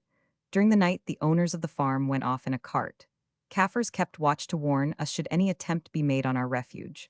We slipped away at daybreak and arrived at Smaaldeel towards noon on the 5th. The retreat continued. Each day was marked by a skirmish, though no serious engagement took place except at Zand River on the 9th. There the fighting was pretty hot. The Boers of our right wing were driven back, while the Germans, who were in front, held the bed of the river, which makes an angle at this point. The English column advanced, greatly outnumbering the Germans, who were very nearly taken. They ordered the Boers to stand firm to allow them to disengage themselves, but the panic-stricken burghers would not stop. Then, without receiving any orders, the Germans, moved by a feeling of deep and legitimate anger, once more summoned the fugitives to fight, and on their refusal, poured a volley into them at a distance of about 200 meters. Several fell. The rest, cowed by this prompt action, returned to their positions, held the English column in check for a few moments, and gave the Germans time to disengage themselves. On the 12th, French had arrived first at Kroonstad by one of his usual outflanking movements. The surprise had been complete. Fortunately, our carts had left the day before. Since the 8th, Heilbronn had become the seat of government of the Free State. The Irish Brigade, nearly all of whom were drunk after the sacking of the stores, had been made prisoners for the most part. A certain number of Irish, commanded by Colonel Blake, had taken service with the Boers under the name of the Irish Brigade. The railway station, which served as a commissariat store, had been burnt to the ground with all the provisions, which there had been no time to save. Everyone was worn out. Lawrence had been shot in 2 places at Zand River. Rangel, too, was wounded. Everywhere where resistance had been necessary, the Boers had not stood against a dozen shells. The retreat continued to Vereeniging. We arrived there on the 14th. The most contradictory rumors were freely circulated. On the 12th, Mafeking was said to have been taken by the Boers. On the 13th, the news was confirmed. On the 14th, it was denied. The town, it appeared, had very nearly been taken by 100 foreigners, but getting no support from the Boers, they had failed in their attempt, and 72 of them had been killed. On the morning of the 17th, we were said to have captured 18 guns at Mafeking. The following telegram, signed by General Snyman, had even been published.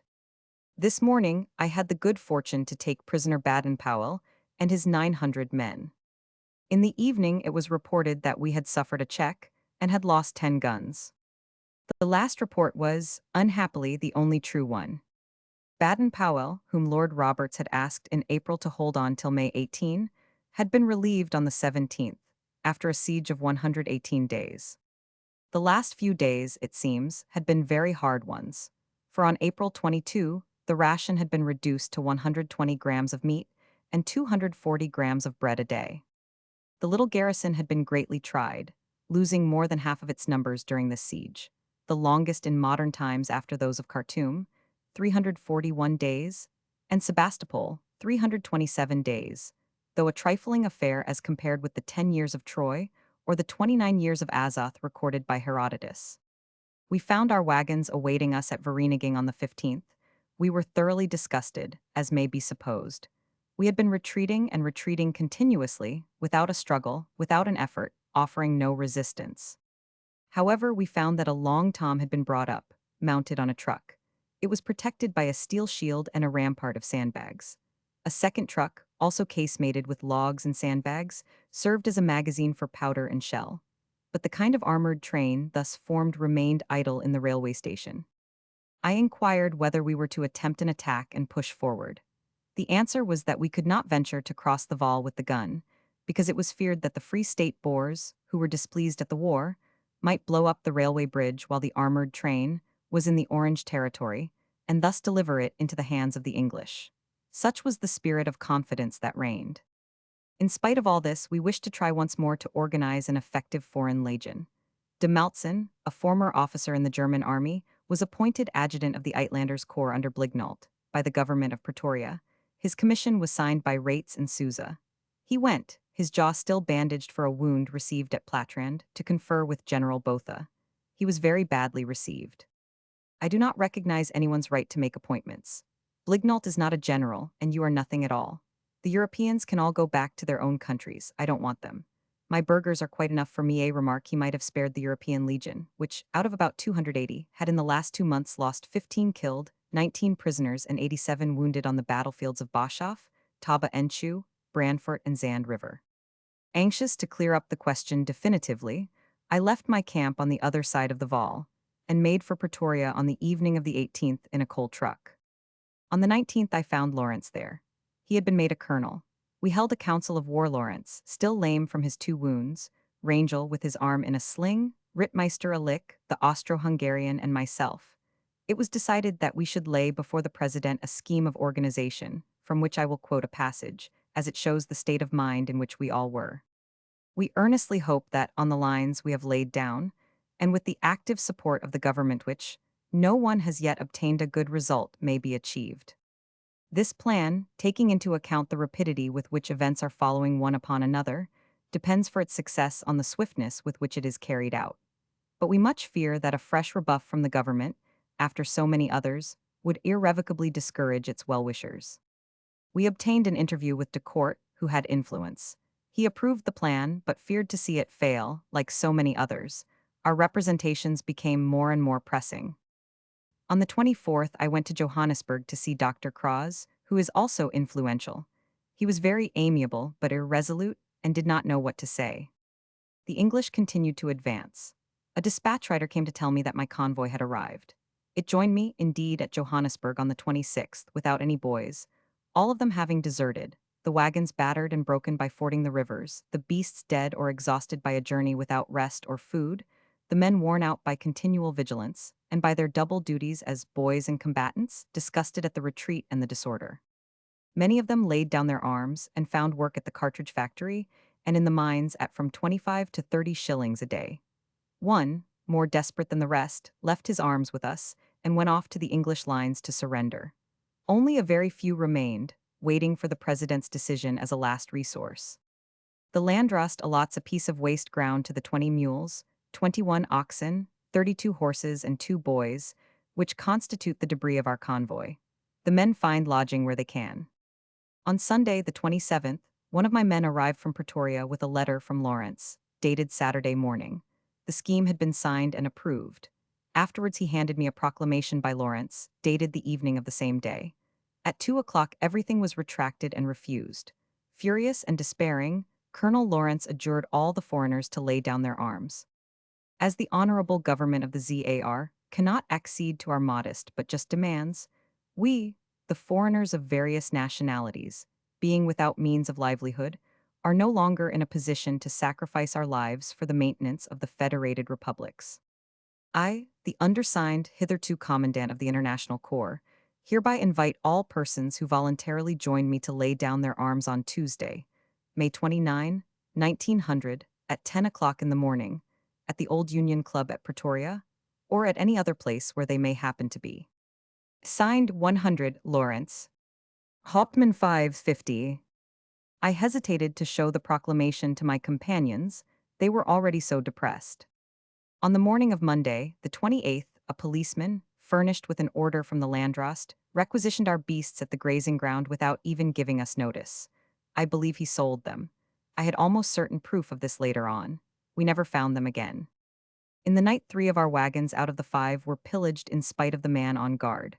Such behavior to Europeans who were being cut up into mincemeat for them. It was too much, the cup was full. I handed Lawrence's proclamation to the men. It did not raise a regret, they were all sick of the business. Those in authority had refused them a few shillings, scarcely the pay of a Kaffir, of which they were sorely in need, for they were utterly destitute, and had not the means to escape from the English and return to their countries. And now the authorities were taking advantage of our exhaustion to steal our horses under a pretext of legality to give, or, rather, to sell them to Boers who were going back quietly to their farms. For if a few thousand still stood their ground, the majority had lost heart, and had returned to their homes, only leaving them when their wives, more patriotic than themselves, drove them back to the front. It was generally the old men, those who had taken part in the great treks, who set the example of resistance. These men have inherited the virtues of their ignorant and rustic ancestors. If they can read at all, the Bible is their only book, and even if they cannot read it, they know its grand pages and try to live up to its precepts. Many burghers of the younger generation, on the other hand, have inhabited towns. They have become greedy of gain, very English in their habits and customs, and have lost the principal virtues of their race, substituting for them the faults, often much aggravated, of those who have given them the shady civilization of South African cities. In the army of Natal, round about Amajuba, there were 7 guns and about 200 men. Of these just 6 were burghers, the rest were Afrikanders and foreigners. And while former officers and non-commissioned officers of the European artillery were begging for cannon, 2 of these 7 guns were idle for want of men to serve them. They preferred to leave them thus rather than to give them over to foreigners. I was told this by a burgher, an artilleryman of 20, who was going to his post. I traveled with him from Pretoria to a Lansfontein on the morning of May 24. He himself did not conceal his indignation at this method of proceeding. At Pretoria, the government had given up all pretense of action. A general panic seemed to reign. Rumor reported that influential persons were mainly occupied in dividing the public money among themselves. It is a fact that none of the tradespeople, whether they were hotel keepers who had lodged and fed troops on presentation of requisition warrants, or dealers in clothes and provisions, had been paid. They all now declined to lodge persons or provide goods for the state. A woman, Mrs. S. 500, who had had a contract for saddles, was obliged, after many fruitless appeals, to enter the government office's horsewhip in hand, like Louis XIV, when he intimidated his parliament. Thanks to this vigorous proceeding, she received a credit note, on which a certain number of bars of gold were given her, for the national bank notes had fallen to about 2/3 of their nominal value. But this was an exceptional case, and most of the trades, people were less fortunate. What became of the gold that for 8 months was taken out of 7 mines working for the state? No one knows. It is true that from the highest functionary to the humblest burgher, all were intent on the most shameless pillage. I saw army contractors, on whom no sort of check existed, charged with the provision of every kind of necessary, food, clothing, horses, oxen, etc., and making fine fortunes in no time, while the honest and worthy Boer received from the state horses and harness which he afterwards sold to it again with the utmost coolness. I know, too, that very large sums were devoted to a press propaganda in favor of the South African republics. And how many skillful middlemen, by means of round sums judiciously distributed, secured orders for the most expensive and useless commodities. In all countries and in all ages, it is notorious that out of 10 army contractors, 9 are thieves and 1 is a rogue, especially in wartime. Their depredations date back to the institution of armies, and the Boer contractors had only to follow on a path already clearly marked out for them by their European conferors. But few of these have displayed such a degree of proficiency in their calling. I might quote the case of a famous Parisian firm of balloonists, to which nearly 10,000 francs were paid in ready money for waterproof silk, cord, and various utensils for the construction of a balloon. An aeronaut was also engaged at a salary of 2,000 francs a month, all expenses paid, and when he arrived at Machadoder, where the president was at the time, he was greeted with, "A balloon, what for?" After awaiting a solution for 3 weeks, the aeronaut returned to France, noting on his return journey a number of stray packages on the quay at Lourenço Marques. They contained the silk and the rest of the apparatus. It was by a scientific application of these Boer principles that Mrs. S. 500 came by the very pretty sum we have seen her collecting with her horsewhip. She had engaged to deliver 500 saddles a week at £10 each, but a good many of the burghers to whom the saddles were distributed sold them back to the worthy lady's agents for £4 or £5, and she then sold them again to the state, after changing the more conspicuous of them a little, so that these wretched saddles were always reappearing on the scene, as in a review at the Chatelet, but each of their migrations brought in a solid sum to Mrs. D. It is not difficult to see why there was no money for the combatants. Next, after 48 hours of fighting from Lansfontein to Florida, on May 29 and 30, we were cut off from the road to Pretoria by General French and his cavalry. Without horses, it was impossible for us to follow the retreat, and we found ourselves shut up in Johannesburg. We succeeded in enrolling ourselves among the police of the mines, which gave us a temporary shelter, and perhaps saved us a sojourn at St. Helena, for we were determined not to take the oath of neutrality, but to begin fighting again as soon as possible. On May 31, the English entered Johannesburg. The English flag was hoisted with great pomp at noon in the Great Square, in the presence of Lord Roberts. Dr. Cross had been empowered to surrender the town.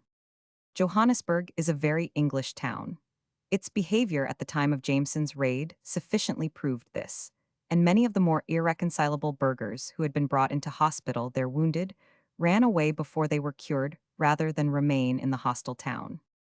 The Union Jack was accordingly greeted with loud shouts of hip, hip, hip, hurrah. Nevertheless, we often met burghers in the crowd who, like ourselves, were only biding their time to return to the front.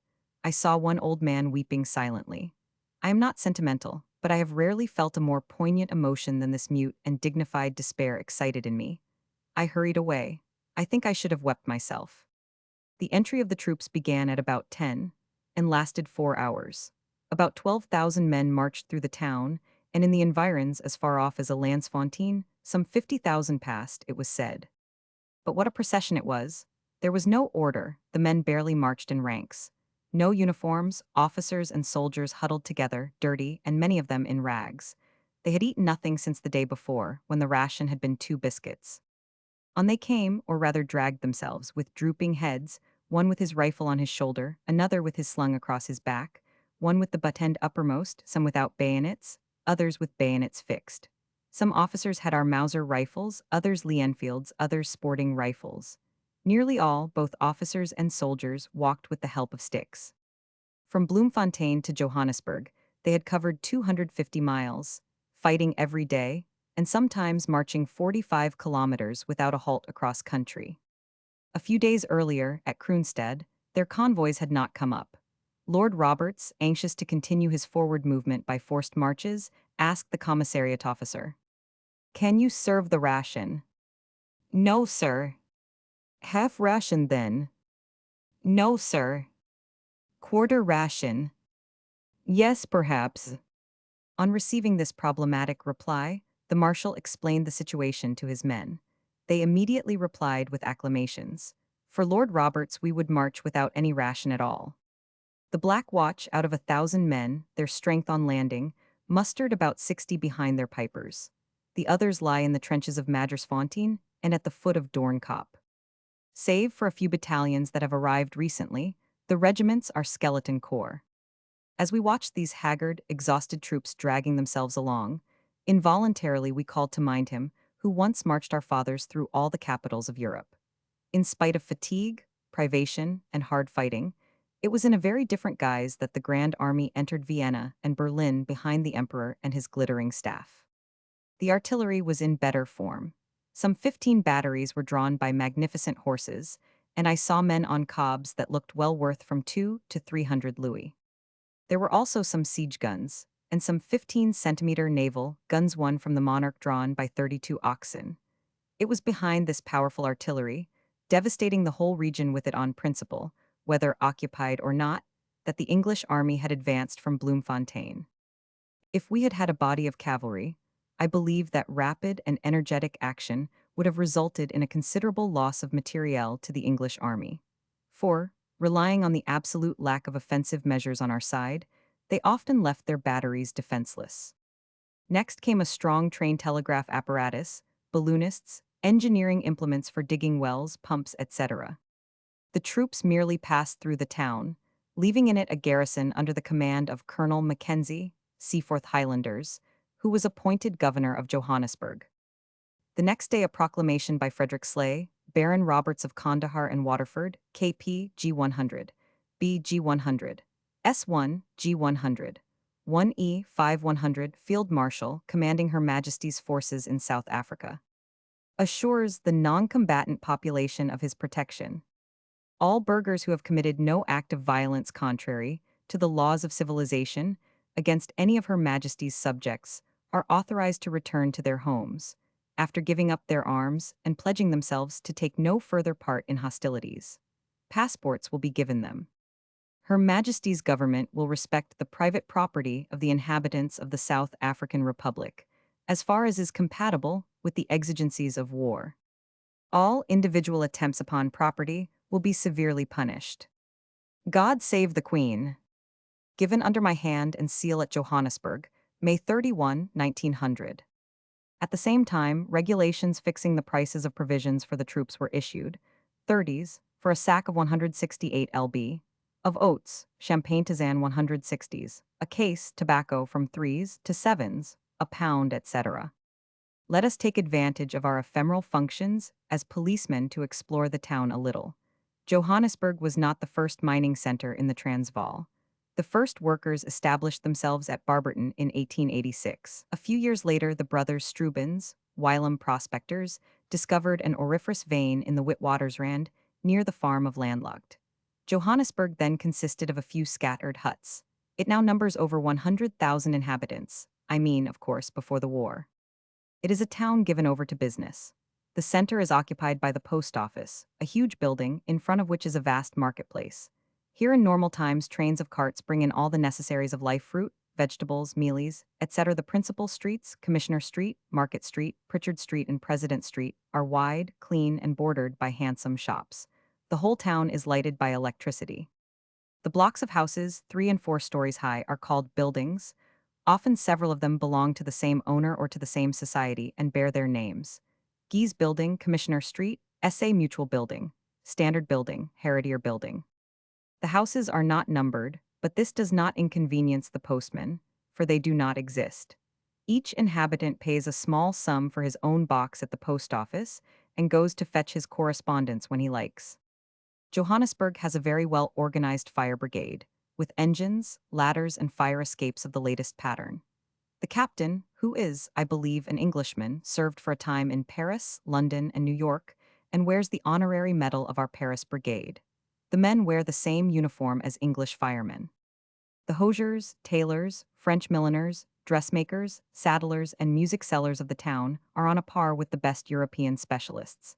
Life is very expensive, and all luxuries command tremendous prices. Cabs, dirty and ill-harnessed, drawn by 2 miserable horses and very badly driven, cost sevens an hour. Little light cabriolets drawn by Negroes are therefore generally used for locomotion. These are much cheaper and fairly rapid, for the Negroes Kaffirs or Zulus are in excellent training and can go extraordinary distances at the double. The currency was for a long time English, but in 1892 the Transvaal struck her first coins, pounds, and shillings, with the effigy of President Kruger. The Free State has no coinage of her own and uses English or Transvaalian money. Bronze money, of which the president only allowed a few specimens to be struck, is not current. The monetary unit is the ticket, a small silver coin worth 3d. Some English officers, it seems, saw for the first time at a Lansfontein a Kruger's penny and bought it for £2. The current price of a Kruger's penny is from 2 to 3 shillings. The Johannesburg journals, the Standard and Diggers News and the Walkstrom, the official organ, therefore cost 3d. At Johannesburg much more than at Pretoria, because the town is more English. The houses in the center of the town are mainly offices, for all the inhabitants who are comfortably off live in the suburbs, either on the height beyond the fort or at the end of Main Street in the great park of Belgravia. Most of these suburban dwellings are very expensive and are comfortably and luxuriously arranged.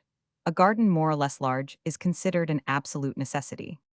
The majority of the population speculate and gamble, and it is not rare in times of peace to recognize in some barman or miner a gentleman who had dazzled the town by the magnificence of his carriages and horses a few months back. No surprise is felt by anyone, for the next boom will perhaps make him a wealthy man of fashion once more. I could quote the case of a young man I knew well who was twice a millionaire, and who, after having been ruined for the second time, was gradually building up a third fortune. He is very little more than 30. Johannesburg, however, is merely a city of passage. Men stay here just long enough to make money, and directly this is done, they return to their own countries. The end and aim of everything here is to make money, and to make it quickly. Based on this principle, and composed of a number of adventurers, the cosmopolitan society one finds here hardly offers a guarantee of irreproachable morality. Antecedents are of little account, indeed. A merchant who has been convicted of fraud in France here enjoys the consideration, due to the £500,000 he has gained with the money he stole in his fraudulent bankruptcy. I have even heard that some years ago the extradition of a rogue was the signal for disorderly scenes and an expostulatory address, because he had not been convicted of theft since his arrival at Johannesburg. He had made a considerable sum of money there, and was accompanied to the station by a number of friends. No sketch of Johannesburg would be complete without a few words about the gold mines. I am no authority on the subject, but I will describe what was told me and what I saw. And as the engineer who was good enough to give me some information knew me to be ignorant, my précis will be a little manual on mining for the use of novices. In the first place, there is an essential difference between the manner in which gold is found in Witwatersrand and in other districts, such as Klondike, Senegal, or the Soudan. In the latter, the gold is in grains, either embedded between the frozen stones or rolling in the beds of rivers. The auriferous mud is taken up and washed, and the gold is retained. Nothing could be simpler. In the Rand, however, the working of the mines is purely scientific. The mineral is found in blocks of quartz and silicious clay containing pyrites of auriferous copper and gold. After calculating the direction of the reef, one must dig down to a greater or less depth to find it. Dynamite is then used to detach the gold-bearing quartz, which is brought to the surface.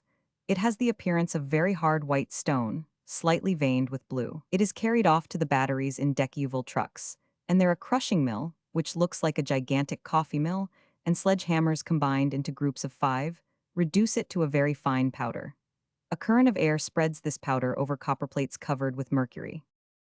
A large proportion of the gold, about 60%, amalgamates with the mercury, and once a fortnight the amalgam is scraped off. After fusion, the mercury in the amalgam volatilizes, leaving a deposit of almost pure gold. The residuum of the first process is afterwards poured into huge vats of from 10 to 12 meters in diameter, in which cyanide of potassium has been placed. A solution of cyanide of gold is thus obtained, and this is put into cases lined with strips of zinc, on which the gold is precipitated. The 40% lost in the first process is thus recovered. The gold thus collected is melted down into ingots, the transport and verification of which are the objects of interminable regulations. So much for the scientific part, the rest is simpler. The heavy labor is mainly done by Kaffirs or Zulus under the supervision of white miners who earn about £25 a month and live in the boarding house connected with the mine. The natives live in a compound where no alcohol is allowed. Their rations are given them and they live on very little. Their ambition is to earn enough money to return to their native place, buy 2 wives, and do no more work. The wives work for them thenceforth. It takes them about 2 years to realize this dream. When the time is up, it is impossible to keep them in the mines. The first year of working, 1888, yielded about £1 million. In 1895, about £8 million was extracted. Finally, from January 1 to August 31, 1899, the harvest was nearly £13 million. The net profits of exploitation are considerably diminished by the enormous expenses resulting from the dearness of European labor and the heavy taxes imposed by the Transvaal government on mining rights and on the importation of explosives. At the time of my sojourn, all the works were closed. In the town, as every hospital and ambulance was full to overflowing, the hotels were requisitioned for the sick. In front of the Victoria Hotel, there were often strings of 10 and 12 wagons bringing in the wounded.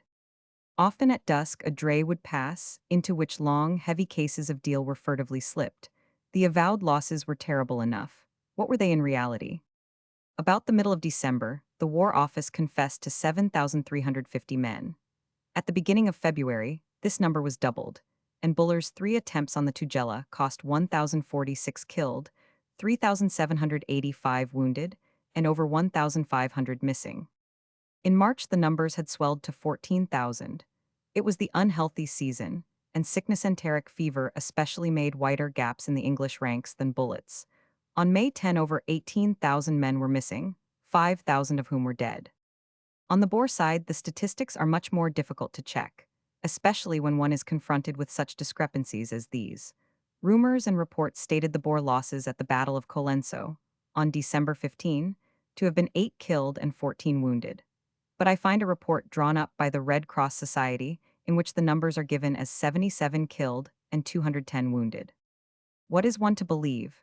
In all ages, belligerents have tried to conceal their losses, and this kind of juggling is, of course, much easier among incoherent groups like the commandos than in regular battalions. One day, it was June 10, I think all the police of the mines were requisitioned to transport the wounded from the station to the hospitals. There were a great many, and they had been forbidden to say whence they came. The police were also forbidden to speak to them on any pretext whatever. Had something very serious happened? We never knew exactly what it was. Pretoria had been occupied on June 5. The news that reached us came at long intervals, after manipulation by the censor, and was often of the most fantastic order. The police regulations were most stringent. Everyone was ordered to be indoors, at first by 7 o'clock, later by 8. The streets and squares were guarded by troops. Jewelers and wine merchants' shops and bars were closed by order. No one was allowed to draw money without a permit from the military authorities, and a limit of £20 a week, I think, was enforced as to the amount, unless a special permission had been granted. Finally, residents in the town were required to get a pass and to take an oath of allegiance. Those who, like ourselves, had resolved not to do this were obliged to hide like outlaws, to avoid being marched off to the fort, and thence to Ceylon. We give a reproduction of this police regulation, which was posted on the walls of the town. CPP 216-217. A few days back, a German had gone into Government Place at noon and hauled down the English flag. The sentry looked on aghast at first, and then began to question him. "It has no business here," replied the German, going on with his work. He was arrested at last and condemned to 9 months' hard labor. The life of inaction had become unbearable to me. At the end of June, still on the lookout for a means of returning to the front, I at last found the papers of an English police officer. And now for liberty. 5R. Police notice. All civilians are required to remain in their houses between the hours of 7 p. 1000 and 6 a. 1000, unless provided with a pass signed by the Military Commissioner of Police. No natives are allowed in the town, except such as are permanently employed within its limits. All liquor stores, bars, and Kaffir eating houses are closed until further orders. No liquor will be sold except on the written order of an officer of Her Majesty's forces. 4. All jewelers' shops are closed. No civilian is allowed to ride or drive, or ride a bicycle within the town unless provided with a pass signed by the Military Commissioner of Police. Any person disobeying these regulations is liable to arrest and will be dealt with under martial law. By order. Francis Davies, Major Grenadier Guards. Military Commissioner of Police. Johannesburg, 1st June, 1900. Polity Kennisgeving. Alet in Wonners Worden Hyrabij Bevelen Oom in Hun Huizen T. Blijven van 7 uur, avonds tot 6.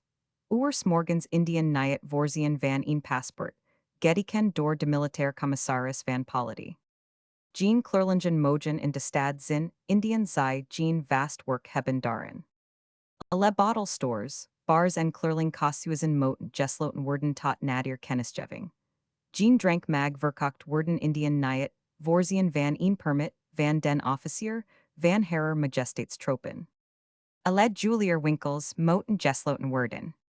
Jean in Wonner Mag Rijden Teapard, Rijtwig of Bicycle in de Stad, Zonder Voorzien T, Zin van een permit, Gedikend door de Militair Commissaris van Polity. Enig persoon die dies regulities Nyet opvolgt, zal gestraft worden onder de Kriegswet. By order.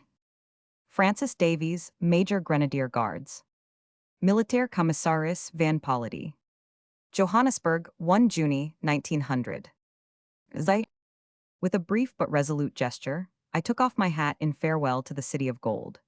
With a few necessaries rolled up in a cloak, I succeeded in passing through the English lines at Boksburg, after journeying for 3 days, sometimes in friendly carts, sometimes on foot, to escape attention. Near the level crossing of the railway at Boksburg, a party of lancers was encamped. Putting on the tranquil and indifferent air of a man whose conscience is at ease, I passed through them without molestation. Further along the road there were 2 small outposts, which I was able to avoid by passing over a dried-up pond. When night came on, I slept at Benoni. Commandant Dirksen, of the Boksburg Commando, was in the neighborhood. I hoped to fall in with him in the northeast. The nights began to be terribly cold.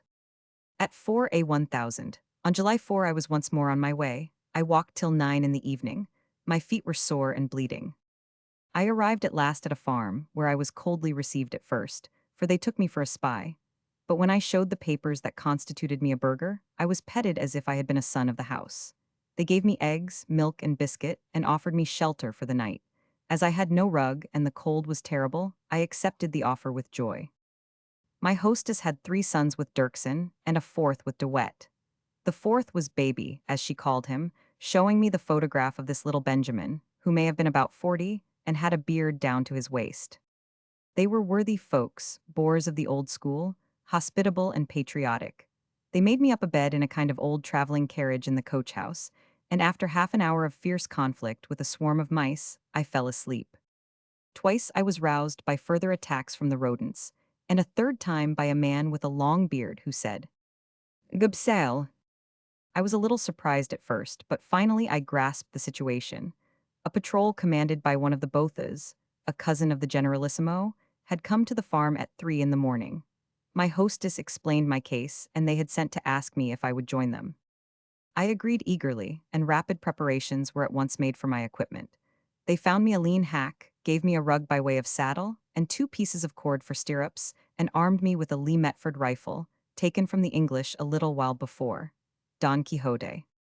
We consumed the usual coffee and biscuit, and started, taking a zigzag route northwards towards Irene. Dirksen was rather more to the east. Towards 9 in the evening we lay down to rest on the veldt. I think I never suffered as I did from the cold that night. It was freezing hard, and I had nothing to cover me but the rug, which, soaked through with the horse's sweat, was as stiff as a board in 10 minutes. It was impossible to sleep for a moment, and the pain became so intolerable that I was obliged to walk about to warm myself a little, and then the wounds on my feet, which were quite raw, made me suffer cruelly.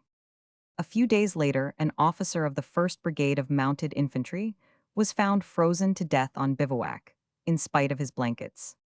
We started at daybreak on the 6th, making for a Kaffir crawl. At about 7, we heard 3 cannon shots fired but could not tell exactly from what direction. Then there was silence again.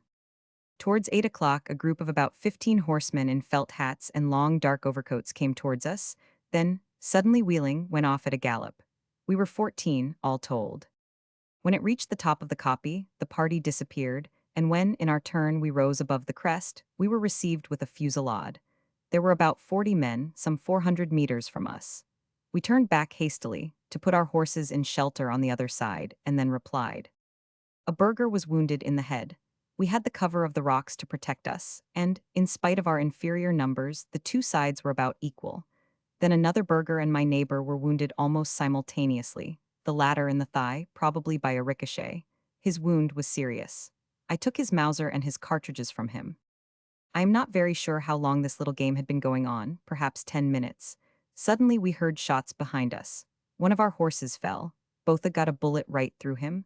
We were surrounded by about 300 men of the Imperial Light Horse. There was nothing to be done.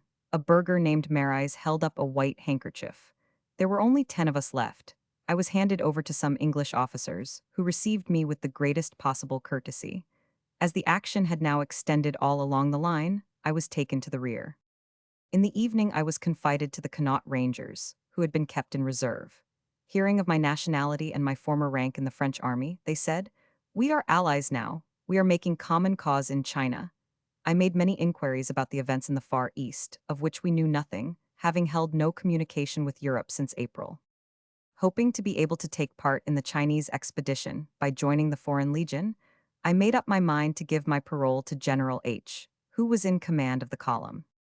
Meanwhile, I heard the most interesting details from the English officers of the campaign, in which we had lately been fighting against each other. There were among them survivors of Colenso and Spion Kop, and men of the Ladysmith garrison. The Connaught Rangers were commanded by Colonel Brooke, who was seriously wounded at Colenso, near the railway bridge. He was acting as general in command of the Irish Brigade. He invited me to dine with him, and at night, though most of the officers were sleeping in the open air, he offered me half of the little shanty which formed his bedroom, and himself fetched a bundle of straw for my bed. Then I had innumerable offers of rugs, cloaks, and capes, till at last I believe I was better wrapped up than anyone in the camp. During the evening, a telegram came telling Colonel Brooke that he had been promoted and was a general. I willingly joined in the toasts that were drunk in his honor, for it is a fine and noble feature of a military career that one feels no bitterness to an adversary. When the battle is over, foes can shake hands heartily, though they are ready to slash each other to pieces again a few hours later. On July 7 we rose at 6. A captain brought me some hot water in an india-rubber basin, sponges, and soap. Then breakfast was served. We had porridge, red herrings, butter, jam, biscuits, coffee, and tea. But the Irish Brigade had received orders to saddle up, and I was handed over to the staff of the 1st Brigade of Mounted Infantry. I was very politely received by General Hutton's staff officer, a lieutenant. The superior officer who took me to him, Major 1000 D of the 2nd Royal Irish Fusiliers, asked him if he spoke French. I was delighted to hear him answer in the affirmative. I went to lunch with him in his tent. Conversation languished. For a long time he did not open his lips, if I may so express it, for he was eating the grilled mutton his orderly had given us with evident appetite. Suddenly he addressed me. Navit Dupont. I bowed amiably, thinking we were to have a dish of turnips of some kind. Dupont puzzled me a little, but perhaps there were navets Dupont just as there are Bauchis luculus and puree soubise. I was astonished at my host's culinary knowledge. At last, later on, when I had heard the phrase a great many times without ever seeing any turnips, I found out that he wished to say, "En avez-vous du pain?" This was the highest flight of which he was capable in French. Nevertheless, my sojourn with Colonel Hutton's staff was extremely interesting. I heard that we had killed the day before Captain Curry and Lieutenant Kirk of the Imperial Light Horse, and I was present at an engagement that lasted 3 days. On the third day, indeed, shells burst so near me that I ran a fair chance of being killed by my friends. I will give a brief journal of events hour by hour, so to speak. On the 7th, fighting began early towards the east. We could hear it, though we could see nothing. From noon to 3 o'clock, the cannonade was very lively towards Oliphants-Fontaine. This was the engagement at Whitcliffe, I believe. The English lost some 50 men, among them 10 killed. On the morning of July 8, 20 mounted men went out with picks and spades to bury the dead. They were preceded by a large white flag. At 10, cannon shots were heard east-southeast, then suddenly, at 11, 3 detachments of the mounted rifles went off. Officers and dispatch riders were galloping up and down everywhere. I think the English had been completely surprised by a return of the Boers. There was rapid harnessing and saddling. All round the bivouac horsemen were bringing in oxen, mules, and horses from grazing. The mounted rifles galloped off to take up a position on the crest, a mile away, about which there had been fighting the day before. At 11, another large detachment of mounted rifles passed, returning the salute of the sentry on duty at headquarters. In all they may have been from 3 to 4 squadrons. It was difficult to form any idea of actual numbers, for they were not marching in strict order, and taking into account the reduction in the strength of certain corps, a column of 200 or 300 men may well have represented a whole regiment. A captain of the Irish brigade told me that his company consisted of 78 men, completed by yeomanry, and he called his adjutant to verify the figures he had given me. At 11, a battery of the Royal Field Artillery went off in the same direction at a trot. A fraction of about 50 returned at a walk. About 100 meters from my point of observation an old wagon the Irish brigade and the borderers stood at ease. At 11, a battalion was moved forward. 5 minutes later a second battery, a great naval 10-centimeter gun, drawn by 20 oxen, joined the fighting line with the rest of the Irish. Everything had been done very rapidly. One could see that the men had been trained to sudden alarms by 6 months of warfare. 35 minutes before the men were busy in camp, and the beasts were grazing. Now more than half the men were engaged, and all were ready awaiting orders to advance. The skirmishers came back at a gallop, and a man arrived to hasten the advance of the naval gun, the oxen of which were almost trotting already. At 11, 2 other naval guns, also drawn by 20 oxen each, went forward to join the others. A large ambulance wagon followed. In the camp a dog was howling dismally. The cannonade slackened a little. At noon an ammunition wagon, drawn by 10 mules, went off to supply the line of combatants. It is lamentable that the burghers, clinging obstinately to their defensive tactics, know nothing of rear or flank movements. There are no sentries either right or left. All the troops have gone off in the direction of the cannon, that is to say, towards the east end. In that immense camp, containing some hundreds of wagons, there are only a platoon of mounted rifles and a half-battalion of infantry. A handful of men could carry the camp and sack it. In addition to the material result, what a moral effect would be produced on the troops engaged a mile and a half off, if they knew that an enemy, however feeble, was in possession of the road of retreat, and engaged in plundering the stores and ammunition. It is true that the Boers did not know the state of the camp, but if they had they would have done nothing. This circumstance, confirming many other instances, would have convinced me more firmly than ever, if that were possible, that the great secret of warfare is to dare. This, I think, was the sole science of Murat, Lassalle, and many another famous sabreur. And the emperor himself, was not he, too, a type of audacity in the conception of his most brilliant campaigns, in the conduct of his most glorious victories? About 12, the firing ceased. It recommenced again about 3 and 4. At 3 o'clock, another great ammunition wagon was dispatched. No losses were announced that evening. The staff was at work till 1 o'clock in the morning, and a long telegram in cipher was sent off to Pretoria. In the evening, rather late, I heard the movements of troops, which recommenced the next morning at dawn. July 9 from 7 a 1000 to 7. A battery and several detachments of the mounted rifles, 10 or 15, moved off to the east-southeast, strongly flanked on the right, south, by other mounted rifles and by a battery. In the early morning, there were 2 centimeters of ice on the artillery buckets, and towards noon we were glad to be in our shirt sleeves. This great variation, more than 37 degrees in 20 hours, is very trying. We were now in midwinter, and the sun set at 5 o'clock. At 8 the firing, which was very brisk, seemed nearer than the day before. The Boer shells, carrying too far, burst between the camp and the line of the English artillery, which we could see perfectly. The infantry was posted towards the east-southeast. The staff officer told me that the English were engaged with General Botha's 5,000 men. I offered no opinion, but I was sure he was wrong, and information I received later justified this belief. I was rather inclined to think that it was the worthy Dirksen, who had collected some 500 or 600 men, and who, by rapid and unexpected movements, was trying to make the enemy believe in the presence of a very considerable force. My staff officer further told me that General Hutton was in command of 6,000 men, 3 batteries, and 4 naval guns.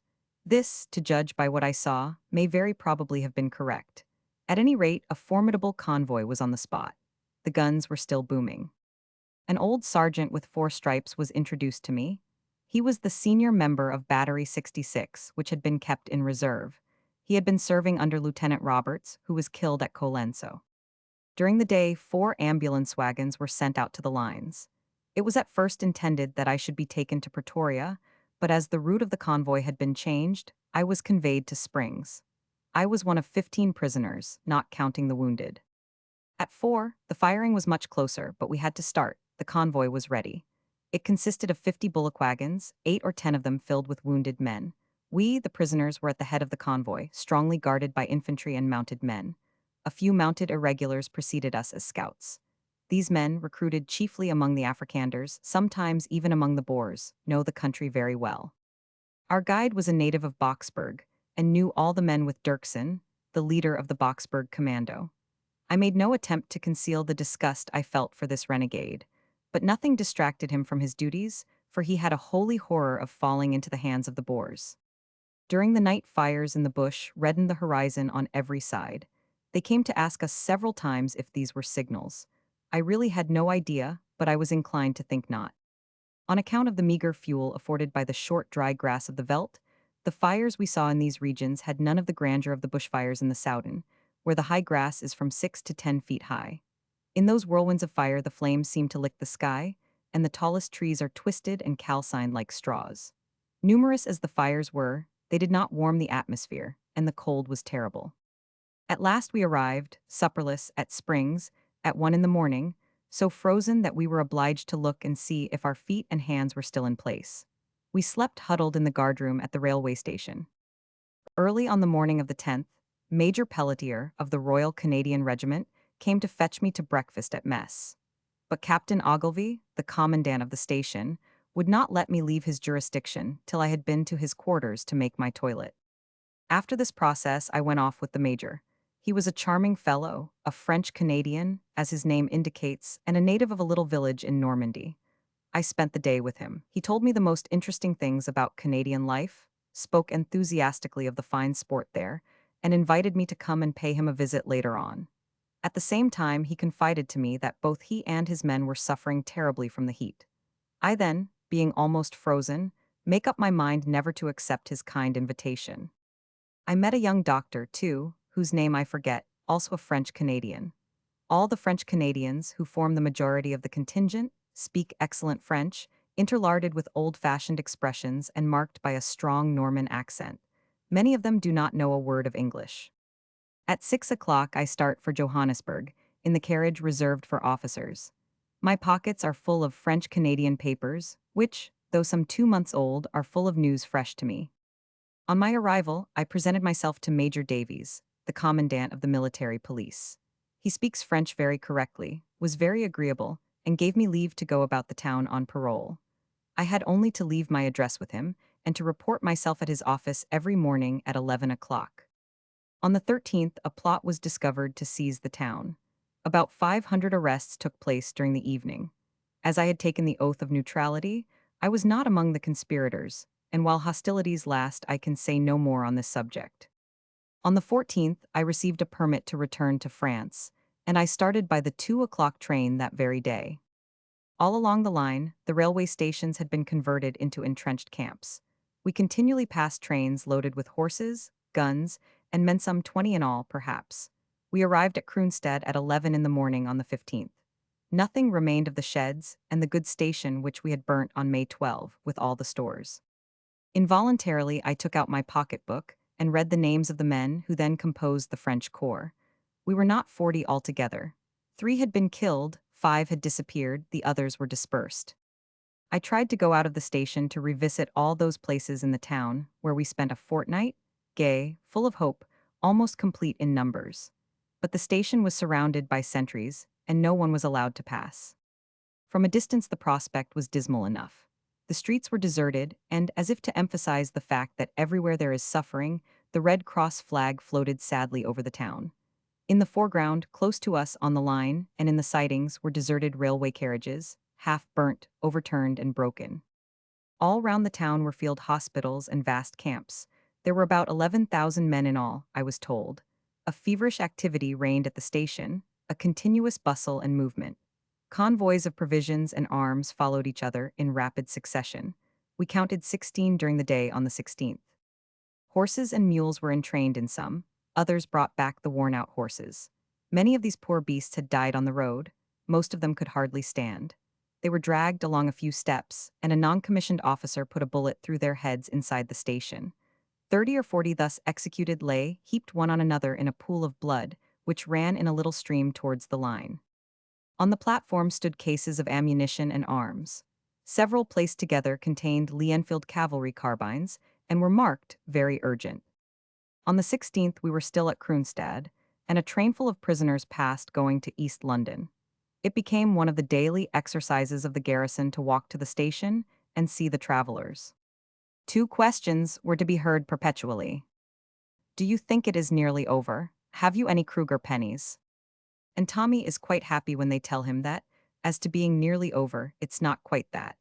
But that as to going on much longer, it won't go on much longer at least. It depends on what you mean by much longer, or when someone gives him 1 or 2 Kruger pennies.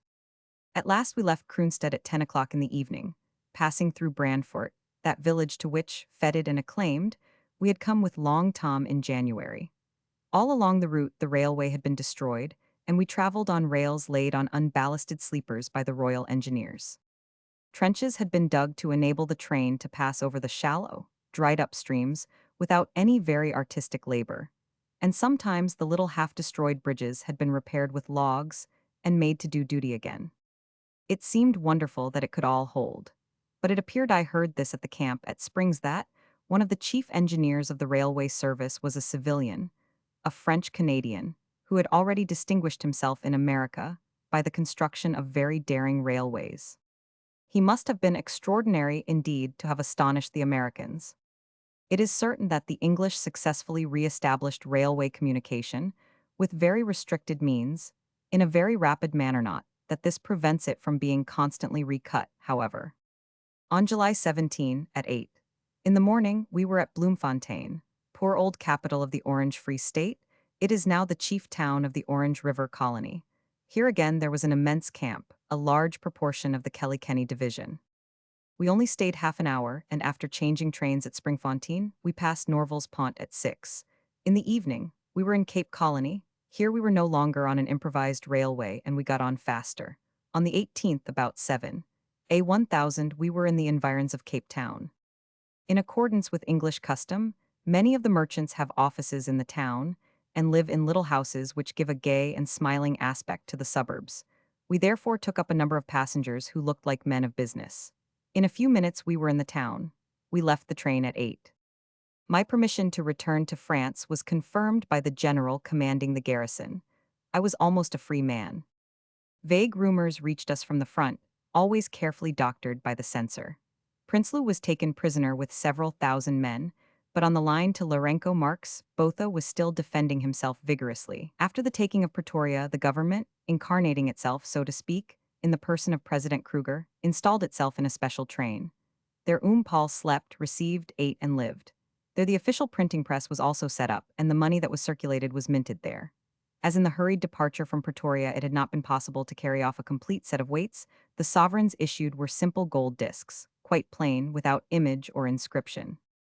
It was on this line, too, that the last great battles were fought, at Middelburg, Belfast, and Machadodorp, after which, renouncing all attempts at defense, the Boers began that guerrilla campaign which De Wet had already successfully essayed. In a few days our steamer sailed. It was not without a pang that we quitted the land we had hoped to see free, for which we had fought for 7 months, and which had proved the grave of a venerated leader and of beloved friends. Conclusion. An inexperienced writer, more expert with arms than with the pen, I do not know if I have described all these events in a manner sufficiently clear and coherent to convey a distinct impression. I shall therefore try to sum up on a few broad lines the ideas I have been able to form after the experiences I have recorded. First of all, two great questions seem to present themselves. Why, in spite of all their qualities, have the Boers been beaten? Why are the English, with over 250,000 men, held in check by a handful of peasants? These two questions are closely connected, for, though this seems a paradox, the chief cause of the defeat of the Boers is also the cause of their long resistance. I will explain. I think we must attribute the defeat of the federated troops mainly to their absolute lack of military organization. For in spite of the legend of the volunteers of 1792, no undisciplined force, however brave, will ever prove a match for a regular army. Resistance may be more or less prolonged, phases more or less heroic, but the issue is foredoomed. This lack of organization, of discipline that, is the great thing explains the absence of cohesion, of combined action, of rational leadership. I have already sufficiently pointed out the evils of suffrage as applied to the election of commanders. In addition to this, what enthusiasm or confidence can these feel when they know that half the men of their commando will leave them on the road if they feel so inclined? And even if they do not actually do so, the leader's confidence is put to a rude test.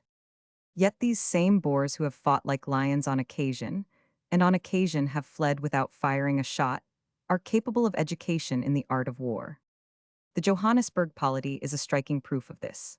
With the elementary discipline that obtains among them, this corps held their own for a whole day against Lord Roberts's 40,000 men on 2 occasions, at Abraham's Kraal on March 10, and near Machadodorp on August 27, almost unsupported, and each time at the price of a third of their number.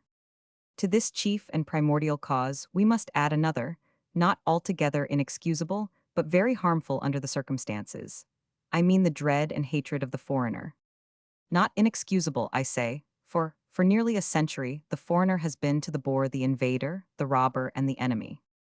The Boers, therefore, as a whole, could never believe that for love of a noble cause, or a passion for adventure, men of every nation should have come to espouse their cause against the United Kingdom quite disinterestedly.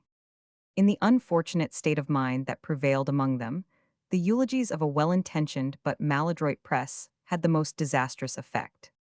What sort of respect, indeed, could these primitive people feel for Europeans when Lombroso and Keiser had written in all good faith? As 63% of Boer blood is Dutch, 12%, French, 12%, Scotch, and 3%. German, this mixture of the best nations of Europe ought to constitute a center of liberty and civilization, a race superior to any in Europe. Why, when one belongs to a race superior to any in Europe, should one follow the advice of officers of the European armies, and, consequently, of the inferior races? And indeed, when we consider the remarkable campaign now being carried on by De Wet and Botha, we may well ask whether Europeans could obtain better results. Under present conditions, I think, it would be hard to do better. But if General de Villebois' advice had been taken from the first, it is very probable that the guerrilla war would never have been inaugurated. The campaign would have been over long ago, for whereas the Boers were content to hold the English in check, the Europeans wanted to beat them. Not satisfied with successful engagements that gave no solid advantage, they wanted to push forward, with the enthusiasm that surprises a demoralized enemy, creates a panic, and results in total rout. Haunted by the names that gleam in the folds of our banners Gemapes, Valmy, Marengo, and Austerlitzwi dreamed of great victories. And if the Boers had wished it, this dream might have been realized. We now come to the reason why the English, with over 250,000 men, are held in check by a handful of peasants. I have said that this question is closely bound up with the cause of the Boer defeat, the absence of discipline. For how is it possible to surround, to conquer, and to crush adversaries who will never be drawn into a battle, and who make off directly a blow is struck at them? Are they closely pressed by the enemy? Each man goes off as he chooses in a different direction, and the commando of 500 men, which attacked a little convoy yesterday, has melted away before the column of 2,000 sent in pursuit of it. Far away in the bush to the east, a horseman disappears on the horizon, another on the west end, that is all. If one of these men should have been too closely engaged in the English lines, the first farm he comes to offers him an asylum. His rifle is thrust under a plank in the flooring, his horse turned out to graze, the white flag floats over the house, and Her Majesty has no more inoffensive subject than my burgher for the next 24 hours. If need be, when the English authority is too near, an old gun-eye once saw a flintlock will be handed to him in sign of submission, and the oath of neutrality taken. This explains the enormous number of arms that have been given up, while the burghers have retained their good Mausers and Martini Henrys and still use them. But as soon as the English, pleased at a fresh submission, have gone off, the rifle, the good one this time, is brought out, the horse stealthily mounted, and the burgher is abroad once more. The dispersions are merely momentary, and very often a rallying point among the hills has been fixed on in advance. 8 days later, the commando, concentrating again, appears on the scene with some unexpected stroke. This kind of thing may go on for a long time. Égales vous les gas? Was the cry of the vending chiefs, and it is this maneuver and the rally which follows it that regular troops cannot execute. This kind of warfare is obviously very painful and fatiguing for the invader, but it is a purely defensive method and cannot have any decisive success unless the invading army should give up the struggle. For which side does fortune reserve her final favors? It is certain that the English are weary, very weary, and that they have been so for some time. 10 months ago, at the beginning of January, a soldier of the 2nd West Yorkshire Regiment wrote with mournful resignation, "We shall all be thankful when this war is over, and this horrible butchery at an end." Another, less disciplined and more easily discouraged, a yeoman, wrote after Colenso, "If I come through alive, the army will have seen the last of me. I have had enough of it, and I bitterly regret having rejoined my regiment." I do not say that these sentiments are general, but they indicate the weariness of the combatants. And this lassitude seemed to me to be creeping over all, from the general to the private, among those I met between Springs and Cape Town. The army itself will not be consulted, of course, but I wish to note this state of mind, which seems to me serious. On the other hand, British prestige is too deeply engaged for the English to retreat without losing caste. What will happen? It would be foolhardy to prophesy. If in doubt, refrain, says the sage.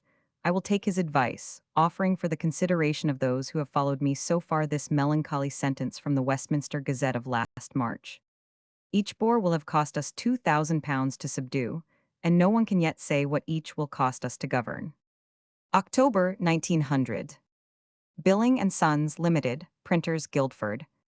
Map of the Transvaal and the Orange Free State, small version. Map of the Transvaal and the Orange Free State, large version. The Transvaal from Within. By J. P. Fitzpatrick. De Mayet Vaux, Cloth 10s, net, Popular Edition, Cloth 2s, 6D, net. People's Edition, Paper 6D, net. Mr. Chamberlain, replying to a Westmoreland correspondent, who complained of the want of a printed defense of the government's policy in the Transvaal, wrote, "I refer you to Mr. Fitzpatrick's book, Lord Rosebery at Bath, a book which seems to me to bear on every page and in every sentence the mark of truth, which gives you wholesale and in detail an extraordinary, and I think I may say an appalling, record of the way in which the government of the Transvaal was carried on, and the subjection to which it reduced our fellow countrymen there." The Times. Mr. Fitzpatrick's book supplies a want which has been widely felt. For the first time, the information which everyone has been asking for, and which nobody has been able to obtain, with regard to the common facts of contemporary Transvaal history, is collected in a volume convenient for reference and easy to read. Nothing that has been written upon the Transvaal brings the conditions of life there so clearly before English readers. Mr. Fitzpatrick lays his arguments boldly and simply before his readers, but it is in the facts of the book, facts never before brought together in so convenient a form that the most powerful of all arguments will be found. Few readers will lay down the volume without feeling that they know more than they have ever known before of the real issues on trial in South Africa. Why Kruger Made War, or Behind the Boer Scenes, by John A. Buttery. Late of the Standard and Diggers News, Johannesburg. 1 vol, Crown 8 vo, 3s 6d, Second Impression. The Times amid the never-ceasing flood of South African literature, Mr. Buttery's is a book which deserves to be read. He writes with inside knowledge of the Transvaal, its recent history, and its public men. His chapters are pointed, easy to read, and full of interesting local matter. His description of the position of the Cape Dutch and of the Bond is worth reading. The book contains within small compass more useful and interesting information than is sometimes to be found in far more pretentious volumes. Literature has the incisiveness that one expects from the work of the man on the spot, and it illuminates the British case with anecdotes and circumstantial details. The Daily Telegraph, the author, throws a good deal of light on the proceedings of the Hollander clique. The book contains much that is of interest at the present time.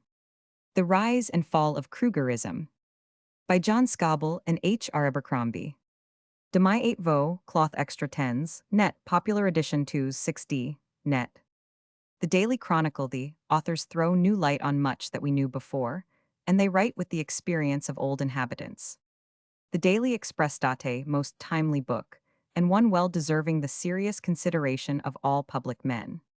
The Scotsman, those in search of enlightenment respecting the rise and fall of Krugerism in South Africa, will find this volume a mine of information on the subject. The Manchester Courier, the most striking feature of the work is its almost encyclopedic completeness, for there is hardly one of the many phases of political interest connected with South Africa which is not threshed out in these pages. There is a tone of healthy imperialism about this book, which is refreshing and attractive. It will be welcomed as a logical and painstaking presentation of the South African question. The Newcastle Daily Chronicle, we leave the book convinced that a perusal of it will open the eyes of the British people all over the world to the evils and dangers of Krugerism in such a way as perhaps no other one book could do. The Yorkshire Post, a valuable as well as an interesting work. The South African Conspiracy, or The Aims of Afrikanderdom, by Fred W. Bell, FSS. De my 8 vo, cloth extra 5s, net. The Times, the matter is one of great importance, and the volume serves a useful purpose in bringing the known facts and the arguments to be deduced from them within the reach of all. The Morning Post, if there are left in this country any reasonable persons who yet believe in the righteousness of Krugerism and the wholehearted loyalty of the Afrikander bond to the mother country, we commend to their kind attention the South African Conspiracy, which forms a valuable companion to The Transvaal from Within and The Rise and Fall of Krugerism. It is well that the voice of yet another who has lived long in South Africa, who has traveled far and wide in Cape Colony and the Transvaal, and who is familiar with the temper and aspirations of every section of the population, should have added its testimony to the mass of evidence which serves to show us how, but for the employment of military force, the British Empire would have soon been in a fair way of classing South Africa with the United States and other portions of the earth that were once a part of that empire, and now are not. The Scotsman, Mr. Bell's book will be found eminently worthy of perusal and consideration. It clears up many points and facts that have been purposely obscured. The Daily Express, a valuable contribution to South African history. The Yorkshire Post, we hope that Mr. Bell's book will be widely read. It should be of real service in the face of the coming settlement. The Daily Mail, the true inwardness of the origin, growth, and achievements of the Afrikander bond have never been so succinctly and tersely set forth as in this book, which is excellent in its moderation, reserve, and judicious impartiality. London, William Heinemann, 21, Bedford St. W. 100.